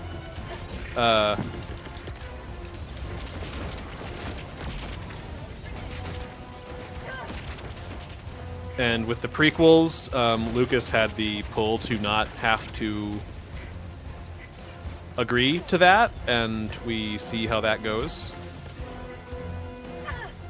I watched a video. It's funny that we're talking about this, but oh, have a good night, Akalon. Get some good rest, man. I watched a video like yesterday, I think, where it was basically breaking down Revenge. I think it was Revenge of the Sith. The last movie. Well, it was kind of all the prequels, but oh my God, horny Jim. And it was going over like people recutting or like doing like the samurai, like black and white, like some really wild stuff, because the actual main story beats and a lot of stuff going on is actually good, at least the way they framed it in that video. But it's just a lot of the execution and the moment-to-moment dialogue is like, what is yeah, like what is this? Yeah, Lucas is pretty solid. Like he can conceive of overall stories, and he can conceive of like worlds and things well enough. Of course, a lot of it is built on things that he grew up with and liked. You know, it's no nice. That was an accident. I'll take it. That was really good. It's, you know, well trodden ground at this point that like Star Wars is a pastiche of not just like a lot of like Flash Gordon and stuff, but also like samurai films and things. Yeah, they were talking about that in the video, and like someone has done like a entire like they've actually gotten voice actors to like dub it in Japanese, and it's like all black and white, and it's like a cut. It's like a 2.5 hour like cut of all 3 movies. Yeah. And stuff like that, and it's like it's actually really good. It's actually really good. Yeah. And it's like the best way to watch the prequels is with the sound off type stuff. And you know, in the original trilogy, other people doctored the scripts, including, you know, Lucas's wife at the time, and Lawrence Kasdan, I think,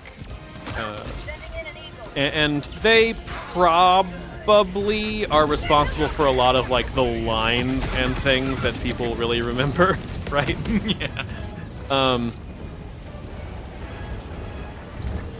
But even then, like, a lot of it is sort of... We think of it as good because we grew up with those movies and loved them. And not as much because the writing is great. Like, I heard Anthony Daniels tell a story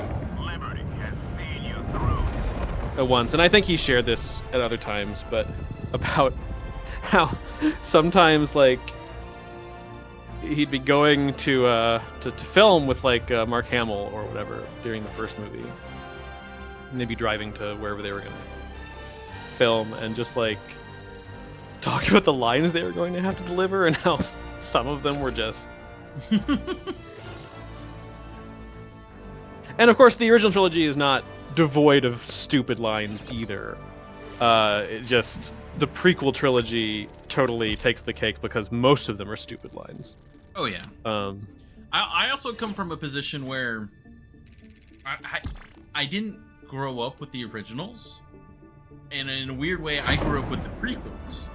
Yeah. Because like right when I was like getting into a lot of that, it was like they were coming out in theaters, and I remember the toys, and I remember all that. Like I was like the target audience. Yeah. I will always remember.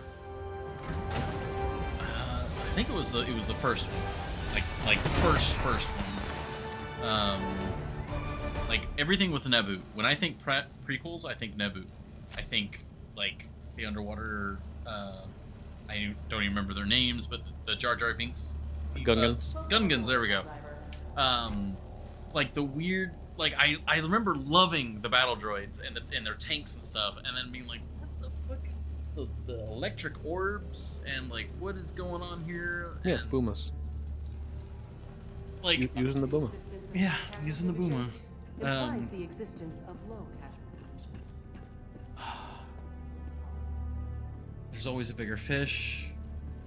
Like I'm just like going through my mind, and so like for in a weird way, when I think Star Wars, I don't think Endor, Darth Vader, stuff like that. Like Naboo is what like battle droids and stuff. That's what like flashes first. And like I remember sitting down and watching the originals, not the prequels, but like the originals, and being like, they're okay. I don't really care for this. Yeah. So. But then, like, I'll watch Rogue One, and, like, I was enthralled with Rogue One. Rogue One's great. Yeah. So I've got a very strange relationship with Star Wars, where, like, I'm kind of hipster, I don't like it, but also I really do like it. I mean, I think that experience with Star Wars is less strange than you might imagine, because I think online, and certainly in the circles I've had to put up with, being in the field that I am, and being a little older than you. I was not old enough to see the originals in the theaters by any means. They were all gone by the time I was born. But I was at like the right age to sort of catch the revival that started to happen in like the mid '90s, when like a lot of the novels first started coming out, and they like relaunched some of the toy lines in a big way, and the special editions came along, and the originals came back into theaters. I really caught that upswing. I mean, like the golden age of Star Wars video games are one of them. People my age or older, right, who literally grew up with the original movies, and the original toy lines and things, complain about the later movies, but I think that's because they have the nostalgia goggles for the old ones. I think that the old one, I think all Star Wars movies, all of these Star Wars trilogies, each have problems that are consistent across trilogies, and like certain movies that have bigger issues. I think that if I were to order the Skywalker saga by quality, each trilogy would be sprinkled throughout that order sort of liberally. Yeah. It wouldn't be like well, the original trilogy's at the top. Also, I'm gonna throw you under the bus. I'm gonna run to the restroom. If you perhaps would like to answer Horny Joe's question. Oh, let me see. Gaper Bingzoid. I don't actually know what that means. I'm going to Google it.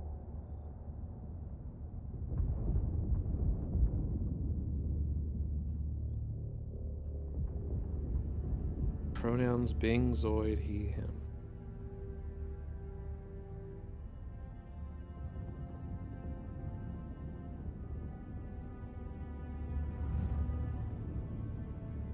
I don't... Gaper Bing, Zoid, okay. I don't know what I'm looking at. But at the same time, when I saw that there was when I saw an image, I was like, that's probably from some Star Wars thing.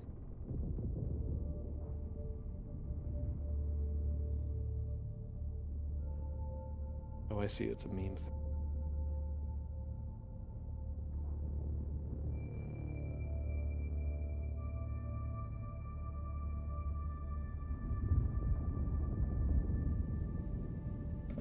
Okay, sorry for the sudden disappearance. No worries.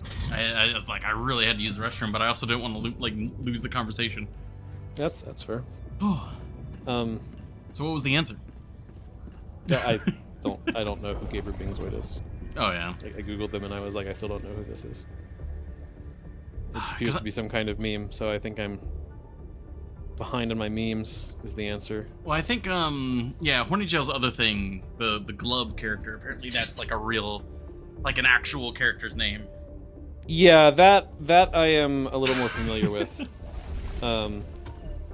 Because there are some. Well, it's like how in one of the games that I'm running right now, my play-by-post Starfighter game, the characters have bonded over, and this is for exactly the reason you might imagine, the genre of music that the Cantina Band plays. The Fori system. Okay. Which is canonically called Jizz. Oh, I've heard this one before. And has been forever. It's not like a recent joke. It's just... There are things in Star Wars that have really bad, unfortunate names. It's like jazz, but different. And it's just... Right. I'm sure it was just like, it's like jazz, but we're going to change a letter so that it's not just jazz. Well, what was the joke in Robots that, it's like a combination of jazz and funk. I call it junk. Junk, yeah. I love that movie. But there are a ton of people who grew up with the prequels. And those are like the fundamental Star Wars for them because, again, they're kids' movies. Yeah. Generally, I think you're often gonna like the ones best that you were a kid for. Yeah. Because the quality is what it is and varies. But as an adult, you'll see a lot of the seams in whichever ones you watch. Unless you're just like refusing to do so. Which I think some people do when they like rewatch the ones that they love or whatever.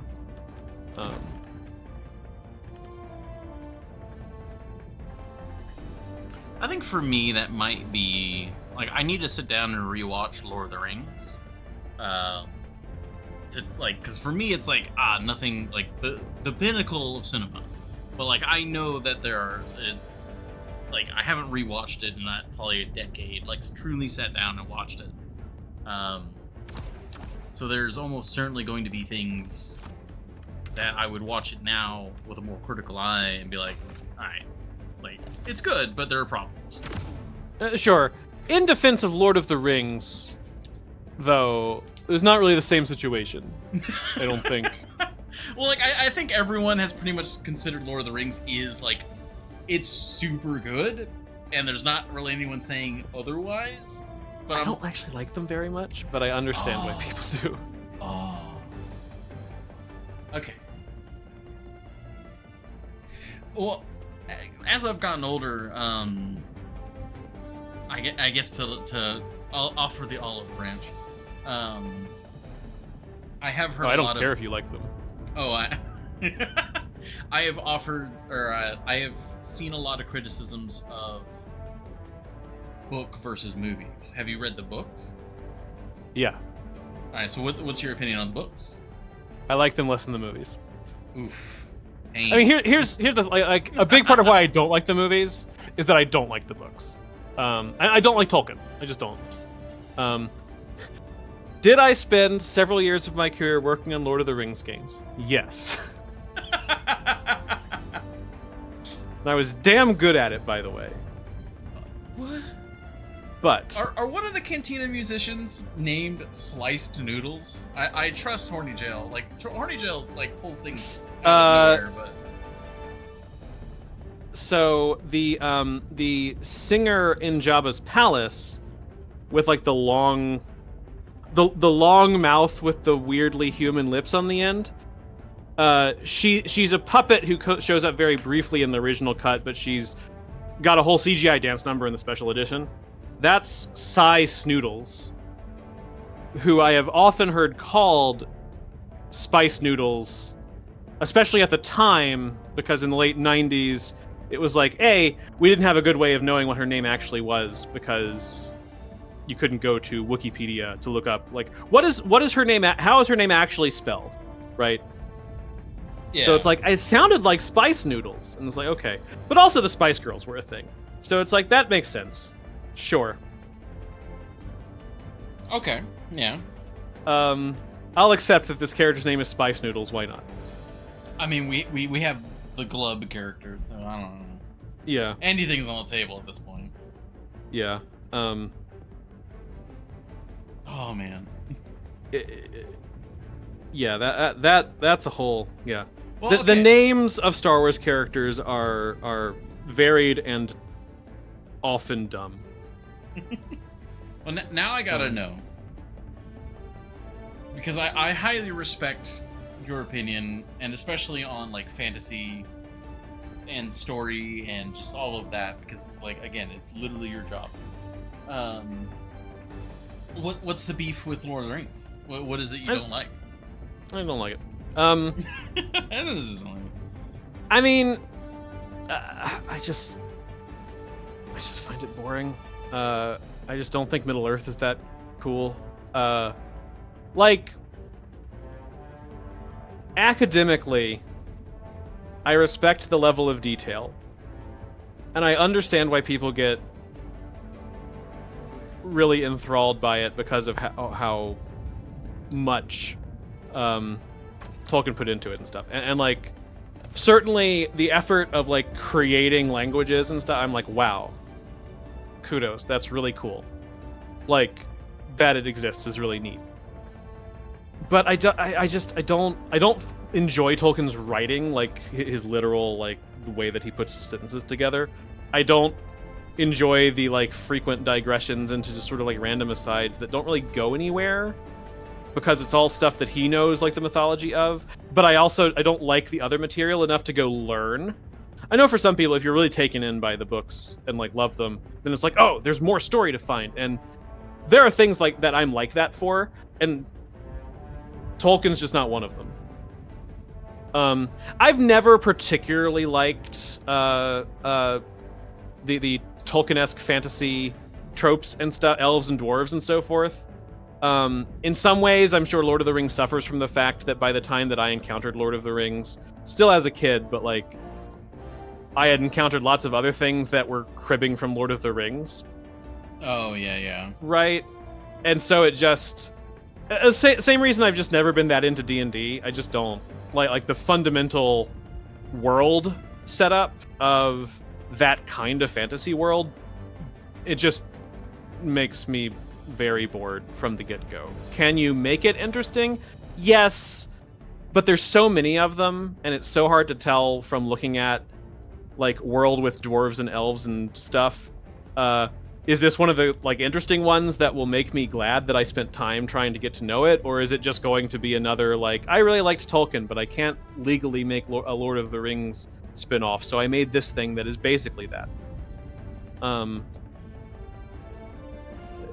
You know, that's just... I don't think it's... I don't think of Lord of the Rings as bad or like overrated in some way. I just don't enjoy it. And the movies are fine, but you know, it clearly has a level, again, like much like Tolkien's passion for building his world is something that I can respect for the effort and the complexity that he put into it. And when I was working on Lord of the Rings stuff for reals and had to know a lot of that lore, I did kind of like learning the lore.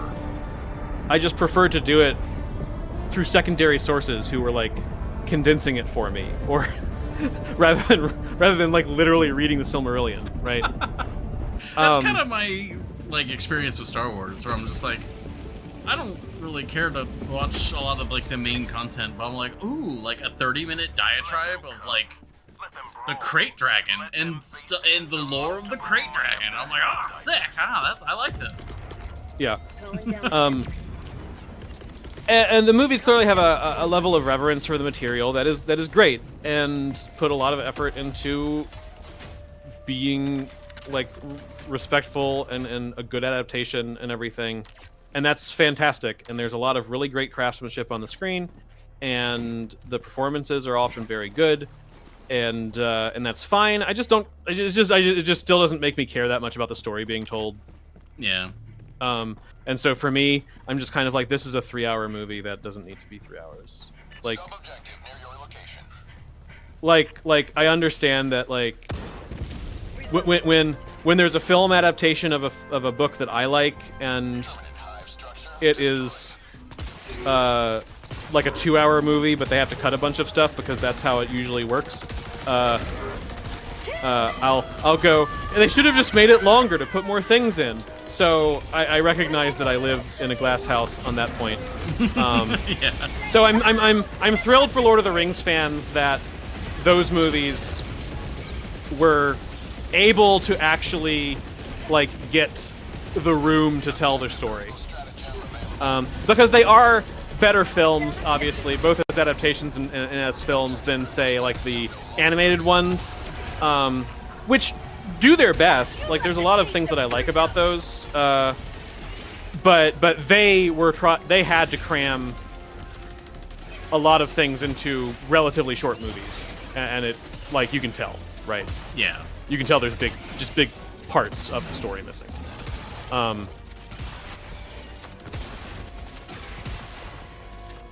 So, anyway, that's... No, yeah, no, I That's me. can get that. Like, it's just not something you vibe with, where it's like understanding, like, yeah, it's like it's oops, sorry. You can respect it, but it's not something you particularly personally care for.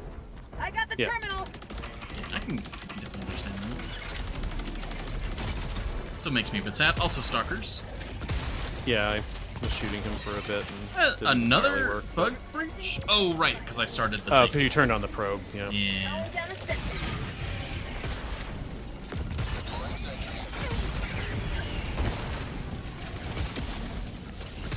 Now, whenever we get a credible Orbital inbound.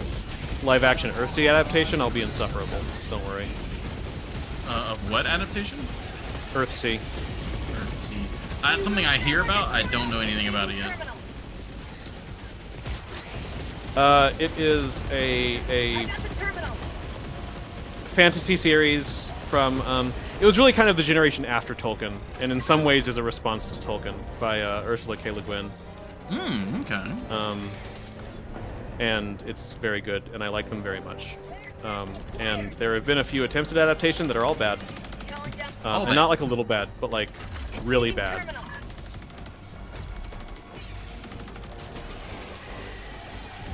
That's like, I remember I was in the right age group to read Aragon. Yeah. That was a painful movie. That's what I understand. I never read the books or saw the movie, but I understand from people who did that it was not. Like, even It was just, not what you wanted in an adaptation. Oh god, yeah. I mean, just even like, not even like as a book adaptation. It was just really bad movie. Yeah, I didn't come to Earthsea until college, but I really loved them when I did finally find them, and I like them a lot. And the Sci-Fi Channel miniseries from 2001 or 2 or so ish is, if you're the kind of person who can enjoy Rare sample acquired. things that are just really awful, and have just some tremendously bad lines in them and just terrible line reading. And especially if you are familiar with the source material and can derive some entertainment from being completely baffled by some of the adaptation choices, it can be a good time in those regards. It is in no way a good adaptation, though. It almost sounds like it is not. If you were ever like, I wonder if Earthsea's good. I'll try watching this Sci-Fi Channel miniseries to see if I like it, and if I do, I'll read the books. If you go in with that perspective, you're not going to read the books, and it's going to be sad because it's very bad, and they don't have a lot in common with the books when it comes down to it. That's just gonna have zero self-preservation.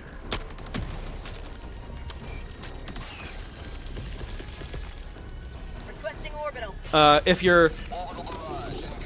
you are familiar with like the idea of like true name magic, which of course now is like largely popularized by the King Killer Chronicles, which I also don't like very much.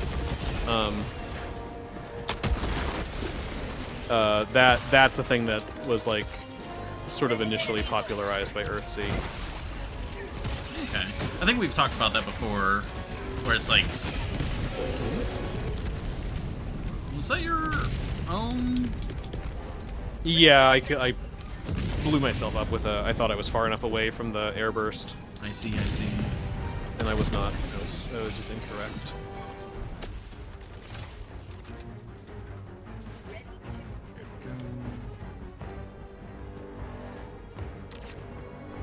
Okay, I'm gonna focus on blowing up this nest before we activate the objective. But yeah, the true name stuff where it's like there's a correct word for like rock, and if you say that, you have like control over it, right? Yeah. Okay. Yeah, the exact mechanics vary depending on the particular iteration of fantasy using it. That's the fundamental premise. Yeah. I guess Aragon would be in a similar route, because that was something that always stuck with me. And I bring this up every time we talk about magic systems, but theirs was like... Is it the same thing? Like, okay, how does it work? How does the true name work more precisely? And precisely kind of requires... It's not that simple. Well, it requires getting into, like, at that point, like, which books are we talking about, right? Because, like, even though fundamentally it's the same sort of notion in, like, Earthsea versus in, like, the King Killer Chronicles, the magic systems are not the same. They have different, like, rules about what you have to actually do, what you're able to accomplish, etc. Yeah. Earthsea is a somewhat broader book that doesn't spend a lot of time trying to tell you the entire all the rules of all the magic, so they don't actually give a lot of specificity to how things are accomplished beyond if you're learning magic, you need to learn the names of things. Out of ammo. Because knowing those names allows you to manipulate them magically in some fashion. It's not super clear if you have to like it doesn't seem like you need to like speak a series of magic words. Like the word for stone and then the word for like shape to shape the stone. But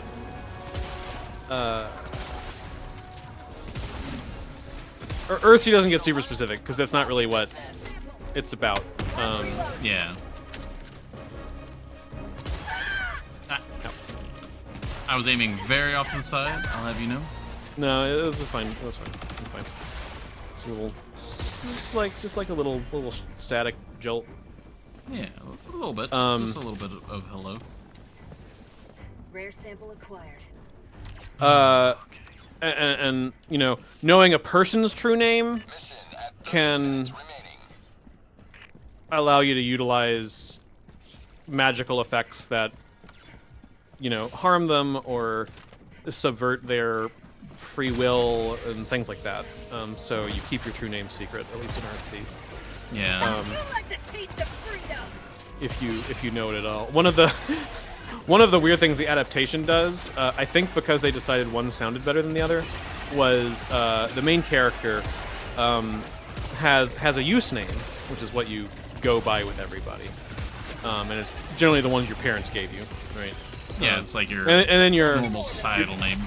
Yeah, and then your true name, which is the one that is like the one that has significance to the world's magic system and is like in some way fundamental, right?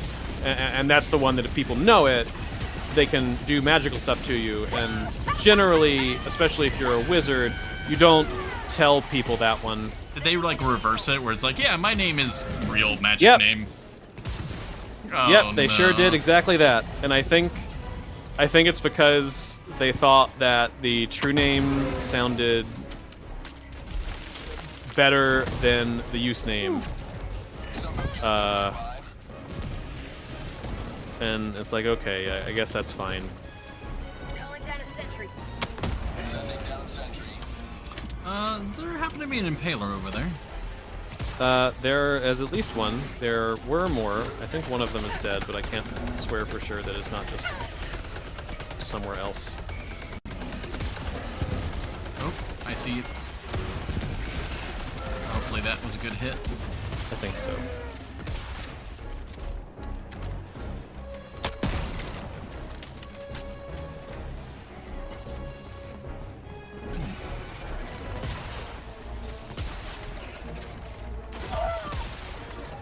The Earthsea adaptation is also one that was a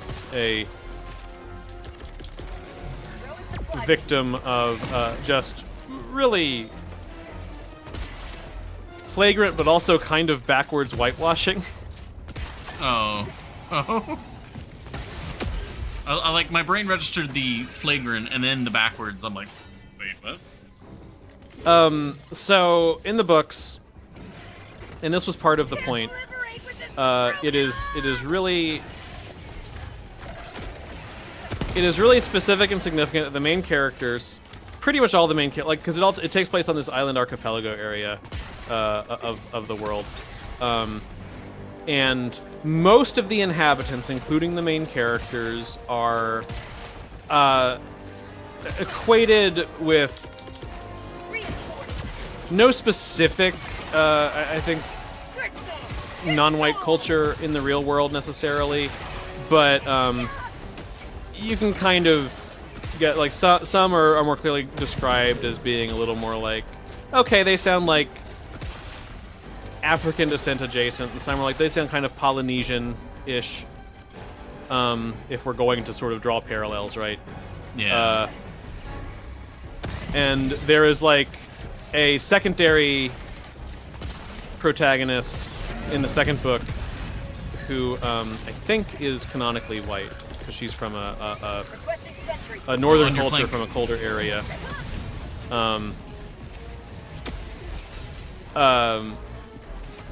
And in the miniseries, she's the only character who wasn't a white actor. So it's literally just reversed. Pretty much. And she was Kristen Kroik from Smallville. It was like circa Smallville. So she's like, I think she's like half white and half Chinese, maybe? I forget exactly. I'm stuck in the bug. There we go. But for like the main roles, they cast like all of the whitest people they could find. Oh no! It was the worst time. It was a pre-Iceman role for whichever Ashmore twin that is. I don't even remember which one was which anymore. Sean Ashmore, I think. Now you're speaking the magic words I don't understand. Actor names. Yeah, I'm speaking his true name. I have power over him. I know your true name, Jimmy Olsen. It is Sean Ashmore. Or Aaron Ashmore. I don't remember which. That's a bad example.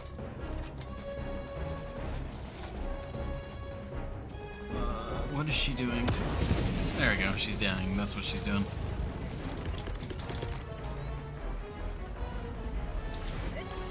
Calling down a support weapon. Democracy's on its way. This has been a very intense final objective.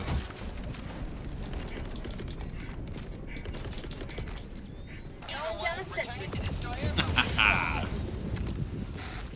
Engaging terminal. It did kill it, right? No, it didn't! Sentry gun, turn around! Shoot the thing you're on top of!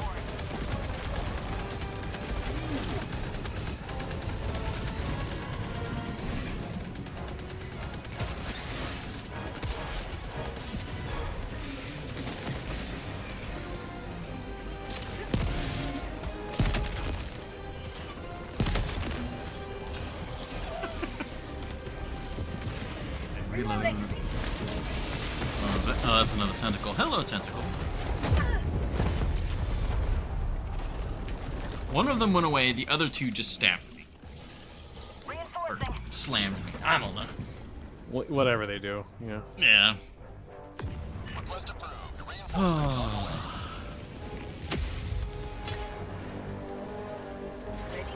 online. 9 o'clock position.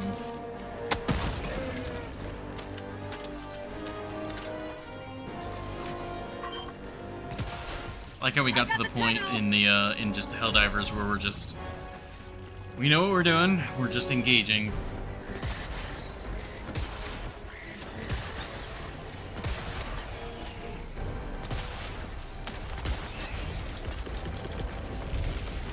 Requesting order. Nope. It's gonna be nice, so.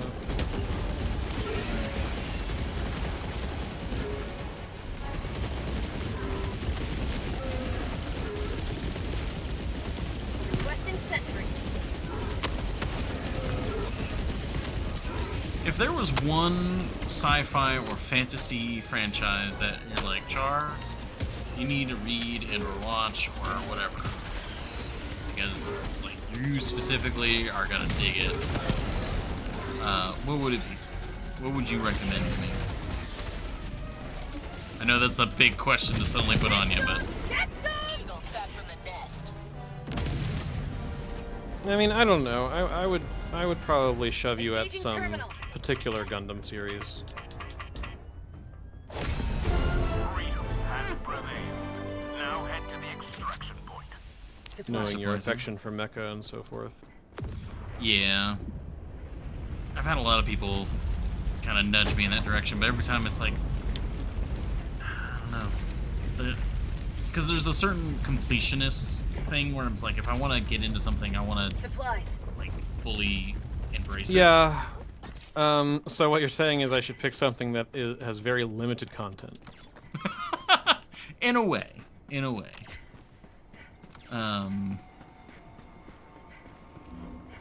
Like, because I really want to explore more franchises, but at the same time, it's like, Requesting advanced weaponry. like even just like Transformers. That's a lot to get into. Yeah, but also, usually, it's for, you know, different continuities and stuff. You could just pick one. That's true. And Gundam's the same way. Gundam has a lot of continuities that don't actually interact with each other. It's not like, I understand if I was like my very favorite thing in the universe is Star Trek, and I understand that I'm like, yeah, if I tell you that, that's like saying you need to go watch, at this point, 850 or 900 hours of stuff. Yeah. All of which is essentially in continuity with each other, and while A, you should, also B, Slowing down objective equipment. I won't make you do that. Objective critical stratagem no longer But available. something like Transformers or something like Gundam, those are split up in a way that even though they've been making content for decades, a lot of it is in distinct, separate continuities that don't interact. Technically, the Transformer stuff does interact a little bit because Unicron is a singular entity across all continuities, but that only vaguely matters. I'll handle the terminal. But you could just pick one. And generally, they have different vibes anyway, so because they tend to be built for whatever time they were made, sometimes sort of different audiences in the first place. So, like, in many cases, you're just not going to like all of it. So, because some of it's not for you, you know? Yeah. I've made peace with the fact that I just don't really need to spend my time watching rescue bots. The way you said that. Look, rescue bots might be fine. I'm actually not really sure. It's like the preschool Transformers show, one of the preschool Transformers shows. Yeah, like Paw Patrol or whatever. Yeah, and it's just like, it might be great. It might be great for that demographic, but I don't. Also, are you also getting like a weird feeling that there's no breaches for any of these? This does seem very strange, yeah.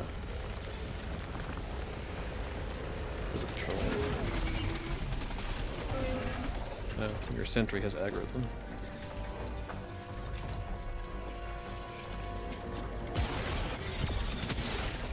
Strafing run. Engaging terminal. Every time I see Eagle going out, like a hex grid opens up in my mind where I'm like, alright, strafing run is like 3 lines forward. Napalm is like left to right, or right to left. It's just like, alright, how do I need to dodge this? Well, we have 17 minutes. We haven't even gone in the city at all. Yeah, I mean, we can just loot the place. Yeah, let's loot. Talk about which Gundam show you should see. I mean, alright, which Gundam show should I see? Frankly, at this point, I would probably recommend Iron-Blooded Orphans. I like the title so far. Maybe not the orphan part, but Iron-Blooded, that's good. Well, that's good. it's just factual.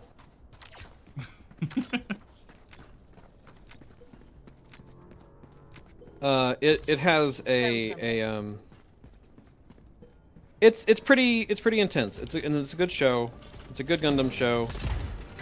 It's one of the ones that's a 2-season thing, so it's like 50-ish episodes. Found something. Deals with some transhumanism kind of stuff, with how much technological crap can you have in your body before you're not really human anymore. I really like the mobile suit designs. They're very kind of animalistic in some ways. Oh, not in like a Zoids way where they're like quadrupedal and look like lions, but just relative to like sort of mainline Gundam design. Yeah, they're not I happen super to like strict the vibe. to like human.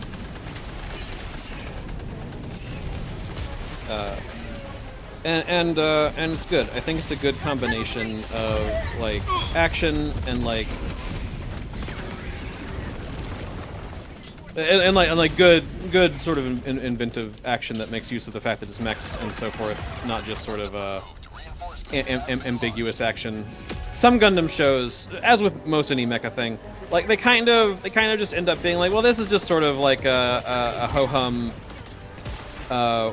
war firefight situation, and the combatants are 30-foot tall humanoid mechs instead of like soldiers, but otherwise it's basically the same thing.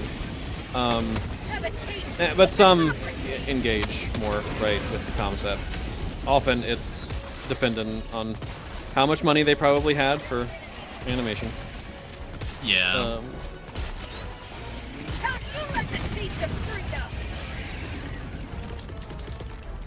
But if you wanted something shorter and didn't mind the fact that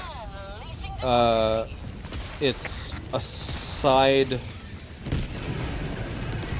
story to the original Mobile Suit Gundam, but not one that involves any characters that anybody knows. It just happens at the same time during the same war. 08 The Mess Team is one of my favorites, and it's a shorter OVA. It's like 12 episodes. And that continuity, the Universal Century continuity, is the one with the most things in it because it's the one that the original show belongs to, and they return to it every other year or so with a new OVA or occasionally a new series or whatever. But that's where the classic tropes all exist, and where, in a lot of cases, the mobile suits are not wildly powerful. At least except for the very hero things. Because I know you're not necessarily as enthused by mecha that make the mecha just like redonkulously powerful and capable. And some Gundam shows do that. Some are like, the entire point is that this thing is so advanced that it just does wild shit. Yeah. What was it? Is it Gurren Lagann? Where it's like, that's like the epitome of it, where it's just like... Gurren Lagann is part of the super robot genre, where that is just, that's what it is. Yeah. So, I mean, yes and no. Like Mobile Suit Gundam was...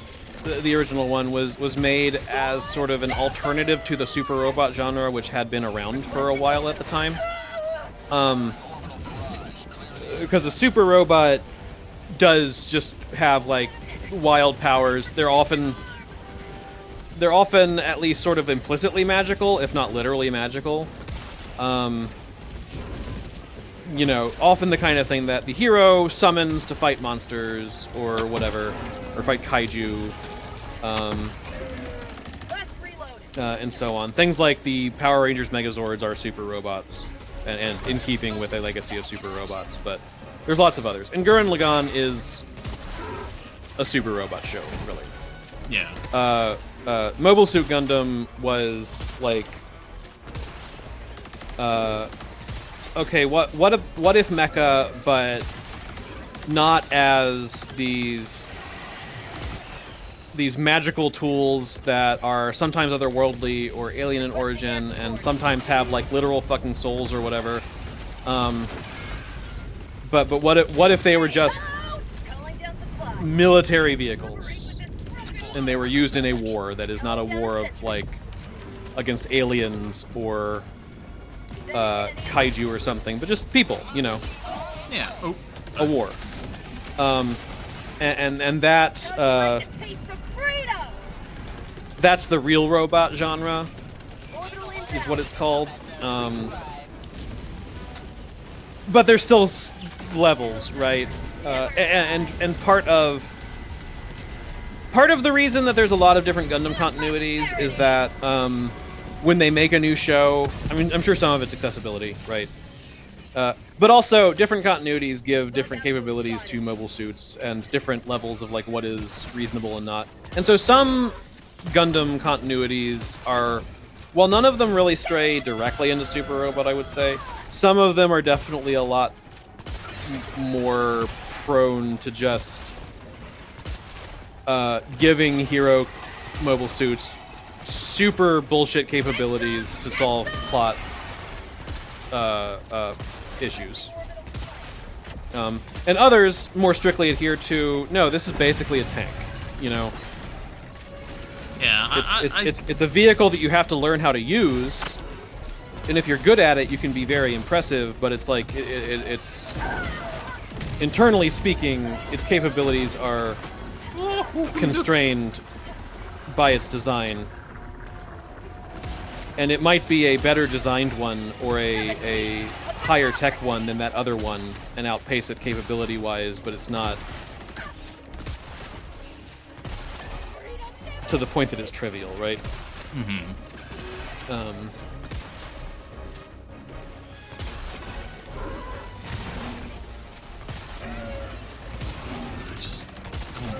Stop. Requesting orbital. Guess that's the whole point of the bugs, but like, Jesus.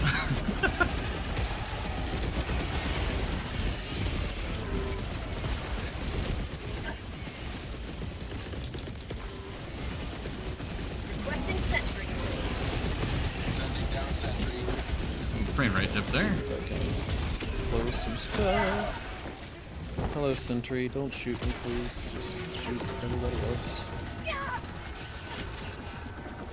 Got anti-sentry feelings around here. That's called democracy. I've gotten killed by sentries a lot in my life.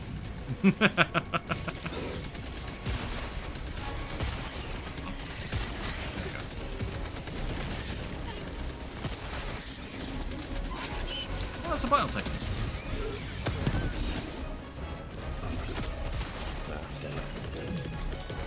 There's, I think, one hole left. Requesting air support. I do really like Witch from Mercury, the most, still the most recent like non-Universal Century Gundam series. It's 2 seasons, but they're shorter, so it's like 26 episodes total. I don't know if I like it as well as Iron-Blooded Orphans, but it is a shorter engagement.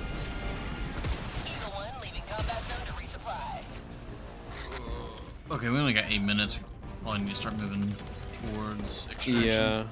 Ah, son of a bitch. Reinforcing. Trying to get these loot locations.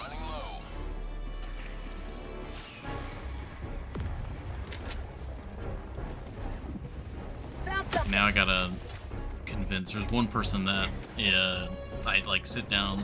They just love anime, just in all forms. And it's like, all right, fine, I'll watch something. And the most recent regret has been JoJo.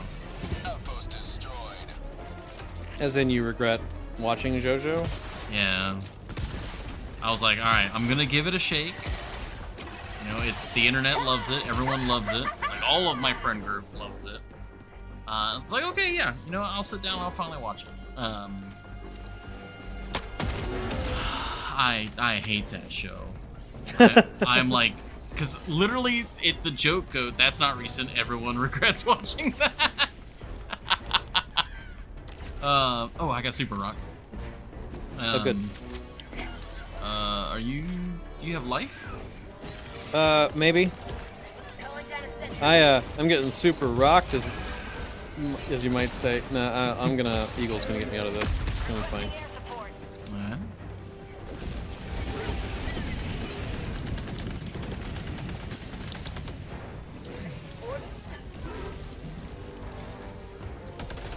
But, I'm gonna get out of I'm heading for extraction. okay. That's pretty much the direction I'm heading. Yeah, I slipped away from my pursuers, so I think I'm in the clear. Very good. But my friend group was just like, Found something. oh yeah, you know, this part, you know, part 1, people don't really jive with that sometimes.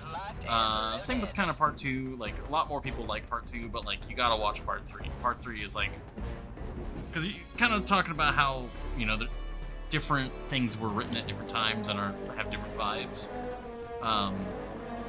Like, that's kind of how they were talking about that. Yeah. Even though in JoJo it is all one cohesive story. Yeah, but it is. I know that I have not read or watched any JoJo, but I know that you know, there's definitely some progression, especially in the earlier parts of like when the creator was still kind of learning, and you can kind of see I'm told anyway, the progression of like, yeah, okay, part 1, he had an idea, he was like kind of unrefined and stuff, but like by part 3 he's like dialed in the skills and has a clearer direction plainly for what he wants to make, and so on and so forth, and so it's better by then. That's at least, I think, what I've absorbed from Yeah, that's pretty much how it was sold to me. About the perspective, yeah. Um, Where it's like, except that the creator was not Requesting orbital. instantly at the top of his game.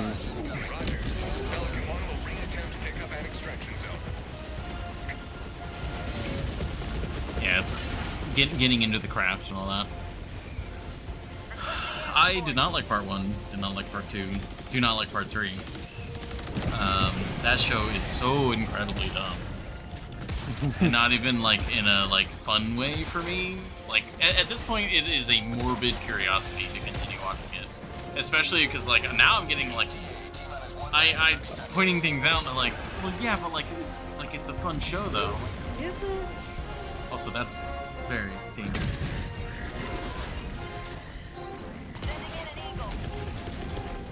Yeah, bro, One Piece is so good, you just have to start with the 500th episode. See, I've been meaning to go back to One Piece at some point because I read the manga for a while before it was cool in the US and really enjoyed it. Ah!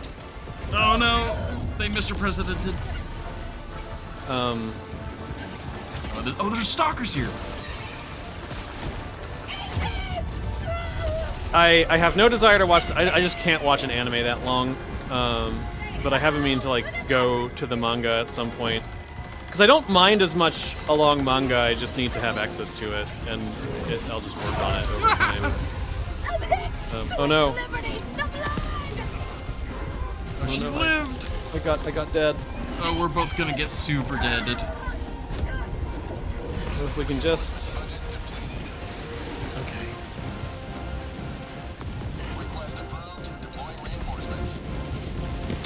Alright, so we don't have any more reinforces. I'm gonna try to get the samples since I can move quick, but I'm hanging out underneath the Bile Titan. Oh, this was now a bad decision. I cannot see. Oh, there. Okay. We believe in you. That's yeah. That's a decision. You might have to do that for me, buddy.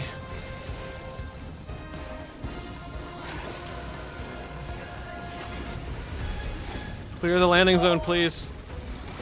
Clear it. Clear it. Yes.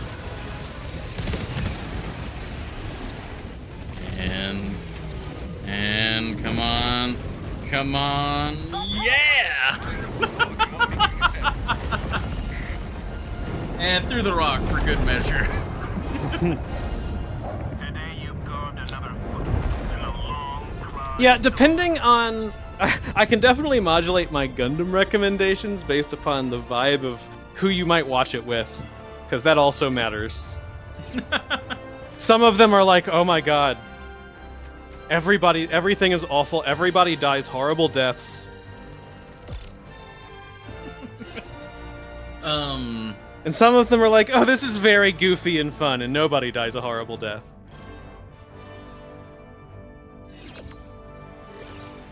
I don't know, cause like that's another thing. Like with JoJo, is like there's a weird amount of body horror in that show.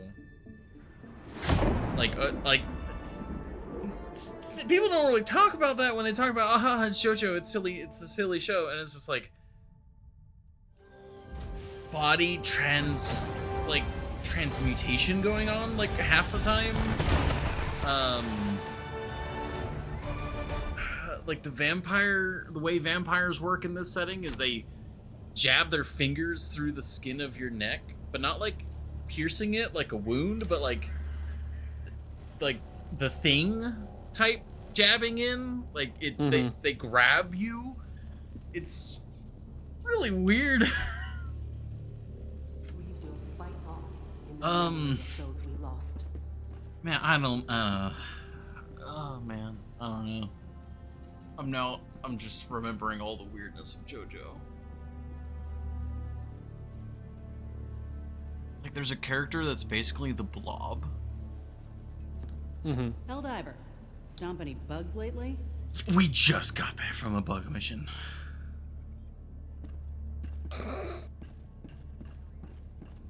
Speaking of, I The galactic war Probably. waits for no one. Yes, it is. Ready It not is. play another one. Yeah, it is. But It is time to.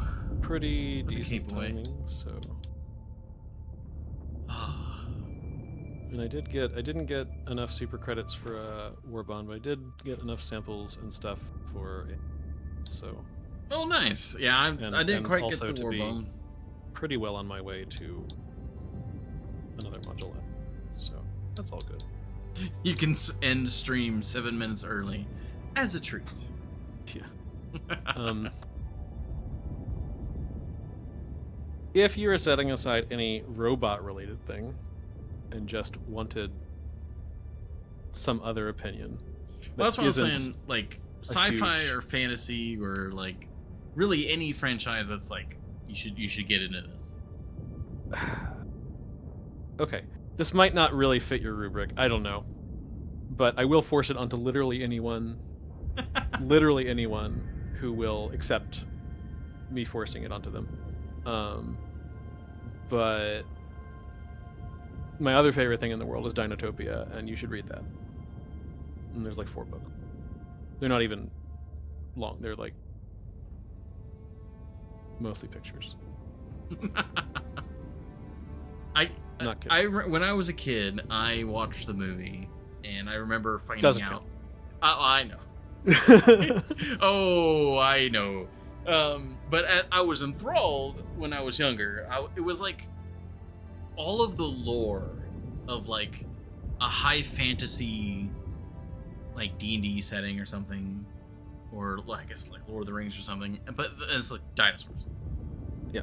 Dinosaurs this, dinosaurs that, dinosaurs this. And I was, as a dinosaur kid, I was enthralled. Yeah. Looking back, I recognize that movie was bad. Yeah, it's an okay. Like Ren and I watched some of it more recently because we realized we saw it like bubble up on Amazon Prime, and I had seen it back in the day when it aired because I was a fan at that point, and I was like, oh, this is gonna be great. And Ren had never seen it, but had recently read the books because I made them, and we were just kind of like, I was curious if how accurate my memory of being kind of generally disappointed was. Ren was curious just about what it would be like. It's an okay adaptation. It doesn't adapt the story from the books for one thing, which is fine. It does reference the books are treated as canon. The miniseries just happens like a century later. But the thing that it suffers from is just clearly they just didn't have the budget to really do the world. And they had to like really kind of be judicious about cutting around where there were dinosaurs and have a lot of time that was spent in like areas that are clearly like sets that they could build for cheap and use a lot. And it's like, well, the thing that's exciting about this world to me is just like all of the different places that the characters go in the books and the art that renders what those places look like, and the miniseries just couldn't do that. They just couldn't do that. Yeah, everything was very contained. Yeah. Yeah, I say movie. It was like a miniseries. Like yeah, it was like a 2-part miniseries, so it's like a 4-hour thing, I think. But yeah, it's definitely not the Earthsea miniseries, which is just awful. Were the magic like light crystal things, was that a thing? Is that like, does it have sort of? But the miniseries and some of the stuff that came out around that time does play up their role more to make them a little more of a MacGuffin. I see. But they don't come totally. Yeah, they're not completely invented for that. Okay. And you could kind of make the argument that the fact that the miniseries does just happen many years later, because like the miniseries occurs in what was at the time the present day, apparently. Because before the characters get shipwrecked on Dinotopia, we see them just like go to an airport, and everything looks early 2000s when it was made. Yeah, I remember them asking like, there was like the big council where it's like, new like people to Dinotopia, like, Yeah. what's going on in the outside world? And it's like, well, we landed on the moon. Yeah. The books take place in the mid 19th century. Interesting. So there's a big time gap, and you could certainly argue that some of the growth of importance of the Sunstones and stuff could just be a function of the passage of time, not a change in the rules of the world or something like that. Yeah, I gotcha. It's like over that 100 years, like their position in society and use and stuff changed and shifted. Yeah, because time passes on that. Like Dinotopia is the subtitle of the first book, as well as just sort of like the nickname for Dinotopia as a place, is that it is the land apart from time. But that's just in reference to the fact that dinosaurs are extinct. It's not like time doesn't actually pass differently there. Yeah, it's just a haven from. Yeah. It's isolated from the rest of the world by complex weather patterns that make it difficult to accidentally find, and even more difficult to leave once you're there. Well, I guess the book sidestep that issue, because I'm like, what about like satellite imagery? Like, Yeah, I mean, there's definitely a certain amount of like the books don't think too hard about that because they don't need to. Exactly, yeah. That was something I liked with in the Monarch, like modern Godzilla movies, where it's just like, yeah, Skull Island, like we just have satellite imagery of the whole island, and like we know a lot about it now. Yeah, that's just progression of, well, progress. Also, yeah, thank you everybody for coming to the stream. If you're wanting to slide out now, that's fine. We're just kind of talking about things that are interesting. But yeah, like I need to actually for me, the thing that really grabbed me as a kid, I was a dinosaur kid certainly, but the thing that drew me in was the world building. It was the first world that I remember encountering that made me really want to like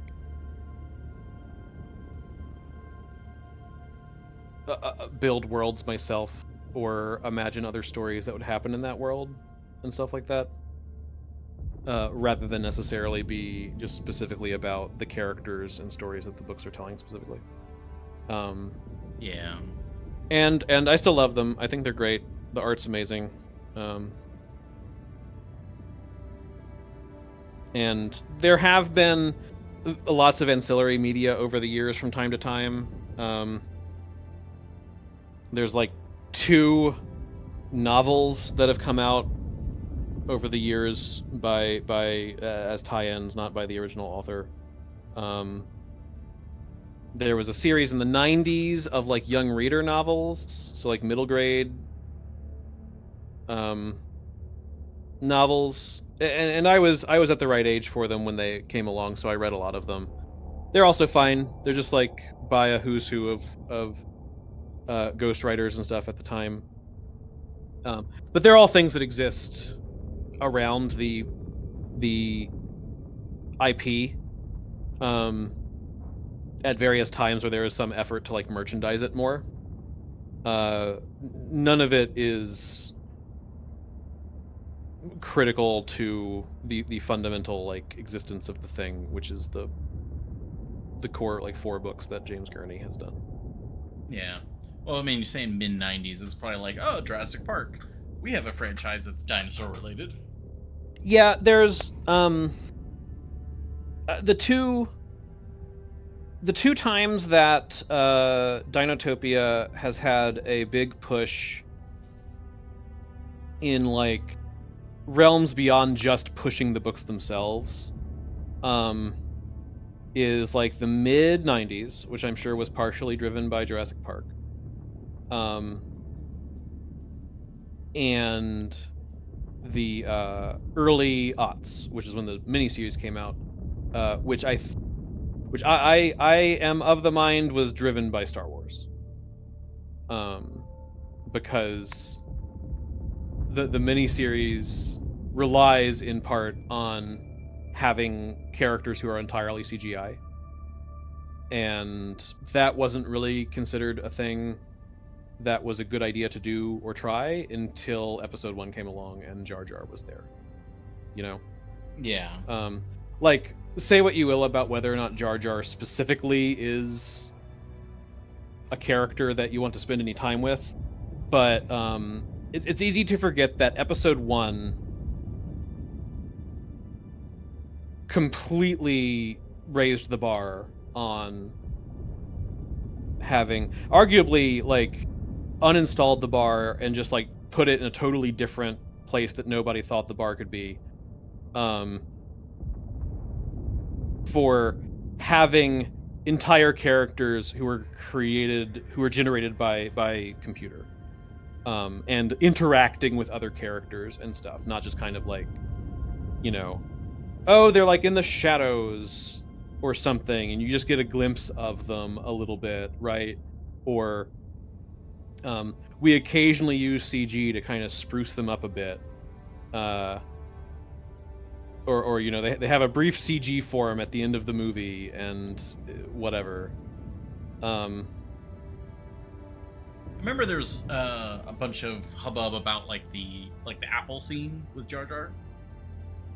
Yeah. About like that like you're saying, the character interaction and like how does that even work, and training the actors, and like nowadays I imagine most actors are like, yeah, that's how modern movies are done, but for that it was revolutionary. Star Wars has consistently revolutionized filmmaking and special effects in particular, because the original trilogy also did a lot of revolutionary things with the use of some special effects techniques and things as well. And so I think also some people assert that Episode 1, plagiarism is probably a strong word, but some people assert that George Lucas heisted a lot of imagery wholesale from Dinotopia for Episode 1. Or if not George Lucas, then somebody. But with the way that Lucas controls those movies, probably it would have been Lucas if it happened. I think you say that, and I think about Naboo compared to what, like the miniseries, like what I saw in the miniseries. It's like, oh yeah, actually.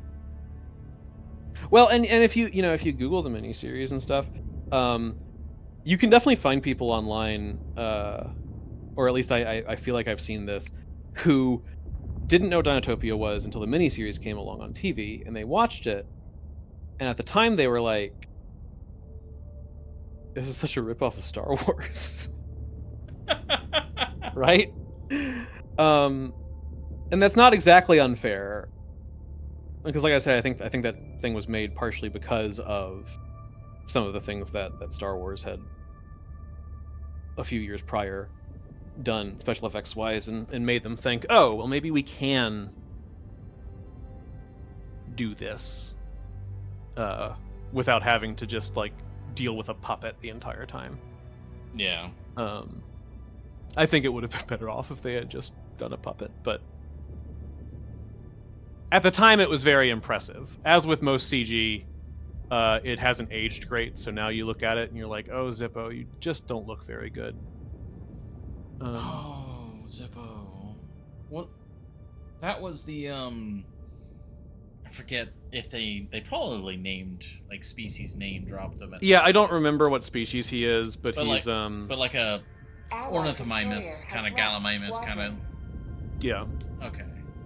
he's the like the main dinosaur character, who befriends the human characters, and so he's the one who is like the totally CG, frequently interacting with them character who does sometimes do things that are again impressive for a fully CG character, especially at the time. But it's on a TV budget, even a few years after Episode 1, so it did not look near as good as the stuff in Star Wars for one thing, and so it certainly doesn't look great now. They do use some puppets for some of the bigger dinosaurs sometimes, and those are fine. Yeah. Well, it's like Jurassic Park. Like, Jurassic Park was the first movie to do a lot of CGI, or some CGI. But like a lot of the CGI looks good, and a lot of the effects look good, but it's not actually interacting with people. It's like, oh yeah, the T-Rex is in the background. Yeah, Jurassic Park was another watershed of like when methods of using CG were revolutionized and taken to a level that people didn't expect. Because prior to Jurassic Park, when things are CG, you can tell, like it looks computer generated, right? Ooh. And often for that reason would be put in a context where it's like, well, that's in the story, something generated by a computer, right? So that we can justify why it looks like that. Looking at you, and then reboot. Jurassic. Oh, looking at you, reboot. Oh yes, yeah.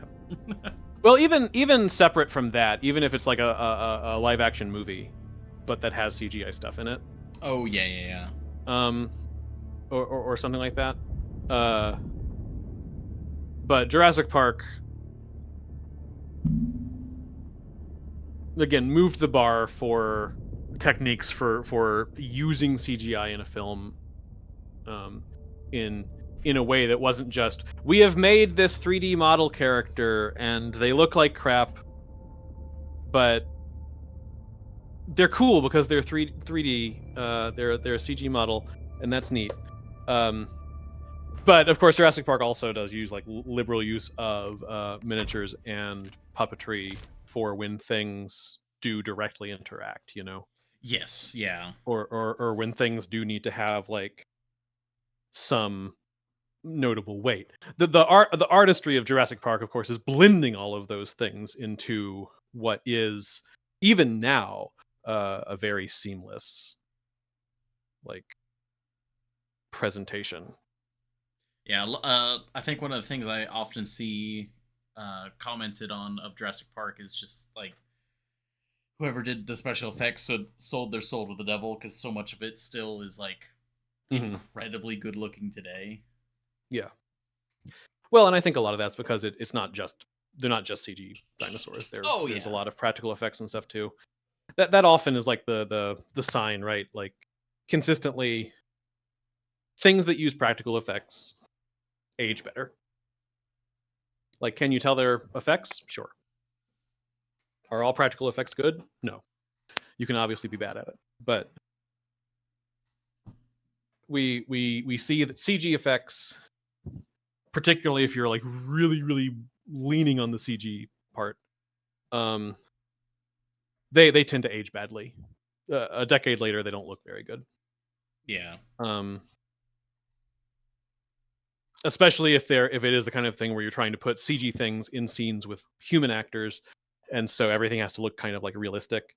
Obviously, you're in better shape if you're able to stylize some, and accommodate. Like nobody is like, wow, old Pixar movies look terrible. I mean, somebody probably is, but they're wrong. But that's because they like being animated. They don't look glaringly like weird together, but also they made like intelligent choices about style, right? Yeah, they didn't have to put Woody up against a real live human actor. Yeah, Andy is not a person. Yeah. And you know, they chose to make a story about toys that come to life, partially because they recognized, where's the technology at? Yeah, the technology, like, we can make characters that look plasticky and fake. Yeah. Well, toys. Bingo. Yeah. And that sometimes is the like vital decision that you make, is like what do our limitations, what decisions do our limitations support? And here it is. And of course, it took Pixar years to like just do a movie that was about characters who were just humans. Yeah, and then it's always still been stylized. They've never Yeah, moved away from like a stylized perspective, in least some way. That I think is good. Again, it ages better. Oh man. All right. Yeah. So go read Dinotopia. Actually, I should. Sure, I really should. If you're not sure which books come first because they're not super clearly numbered, sometimes I can tell you. Well, you said the first one was a land apart from time. Yeah. So that's actually really interesting because I really was... deceptively not the one called First Flight. Well, First Flight is a prequel, so it's the chronologically earliest one, but it was the third book released, so it's not the one that I would start with. Okay, my next question was, well, if there are prequels, like, should we, like, do I start with the prequels? No, it's the kind of prequel where like the first couple books, ask some questions about the setting and the world and like the history of that world that the characters don't know the answers to. And it's like, here's some cool stuff. I wonder what that's about. And then the prequel is like, here's what some of that's about. I see. But it's like centuries prior though. It's like a distant prequel. It's not like, what were these characters doing the week before the story? It's like, what's the deal with these ancient ruins the characters saw? Oh yeah. That's like going from like reading Lord of the Rings to reading the Silmarillion. Right. Yeah. It is more that than I know obviously The Hobbit's not a prequel because it came out first, but it's not I read Lord of the Rings and then learned that there was this other thing that came before it. Maybe I should read that and learn a little bit about like where Gollum came from. It really is. Yeah, I read Lord of the Rings, so now I'm gonna go read about the first stage. Yeah. Alrighty. Well, thank you. And anyone, I don't know if we've got anyone live still, but anyone who's watching the VOD and has been enthralled. I wouldn't blame it if it's just us talking into a technically public void that nobody's listening to. Yeah. But I'm gonna go get ready for the Beloved. I'm sure you've got things you gotta do. Yeah, Rin just got home a few minutes ago, so I'm sure we'll.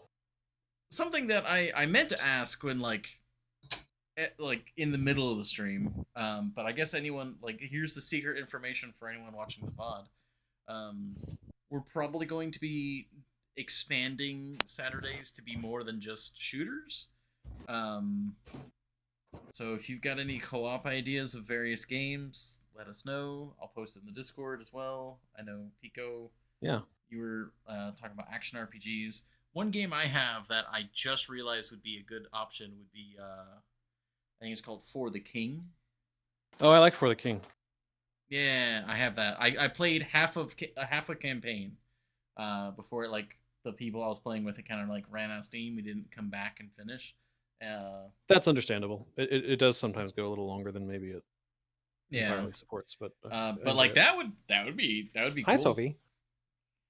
But yeah, secret VOD information. Yeah, and we alluded to this early on, but I'm probably not here next time, but that should be a one-off. So yeah, we'll see how it all shakes out. But yeah, you have a good night. Anyone watching the VOD, you have a good night, and I will catch everyone probably Tuesday. Yeah. Goodbye, everybody. See ya.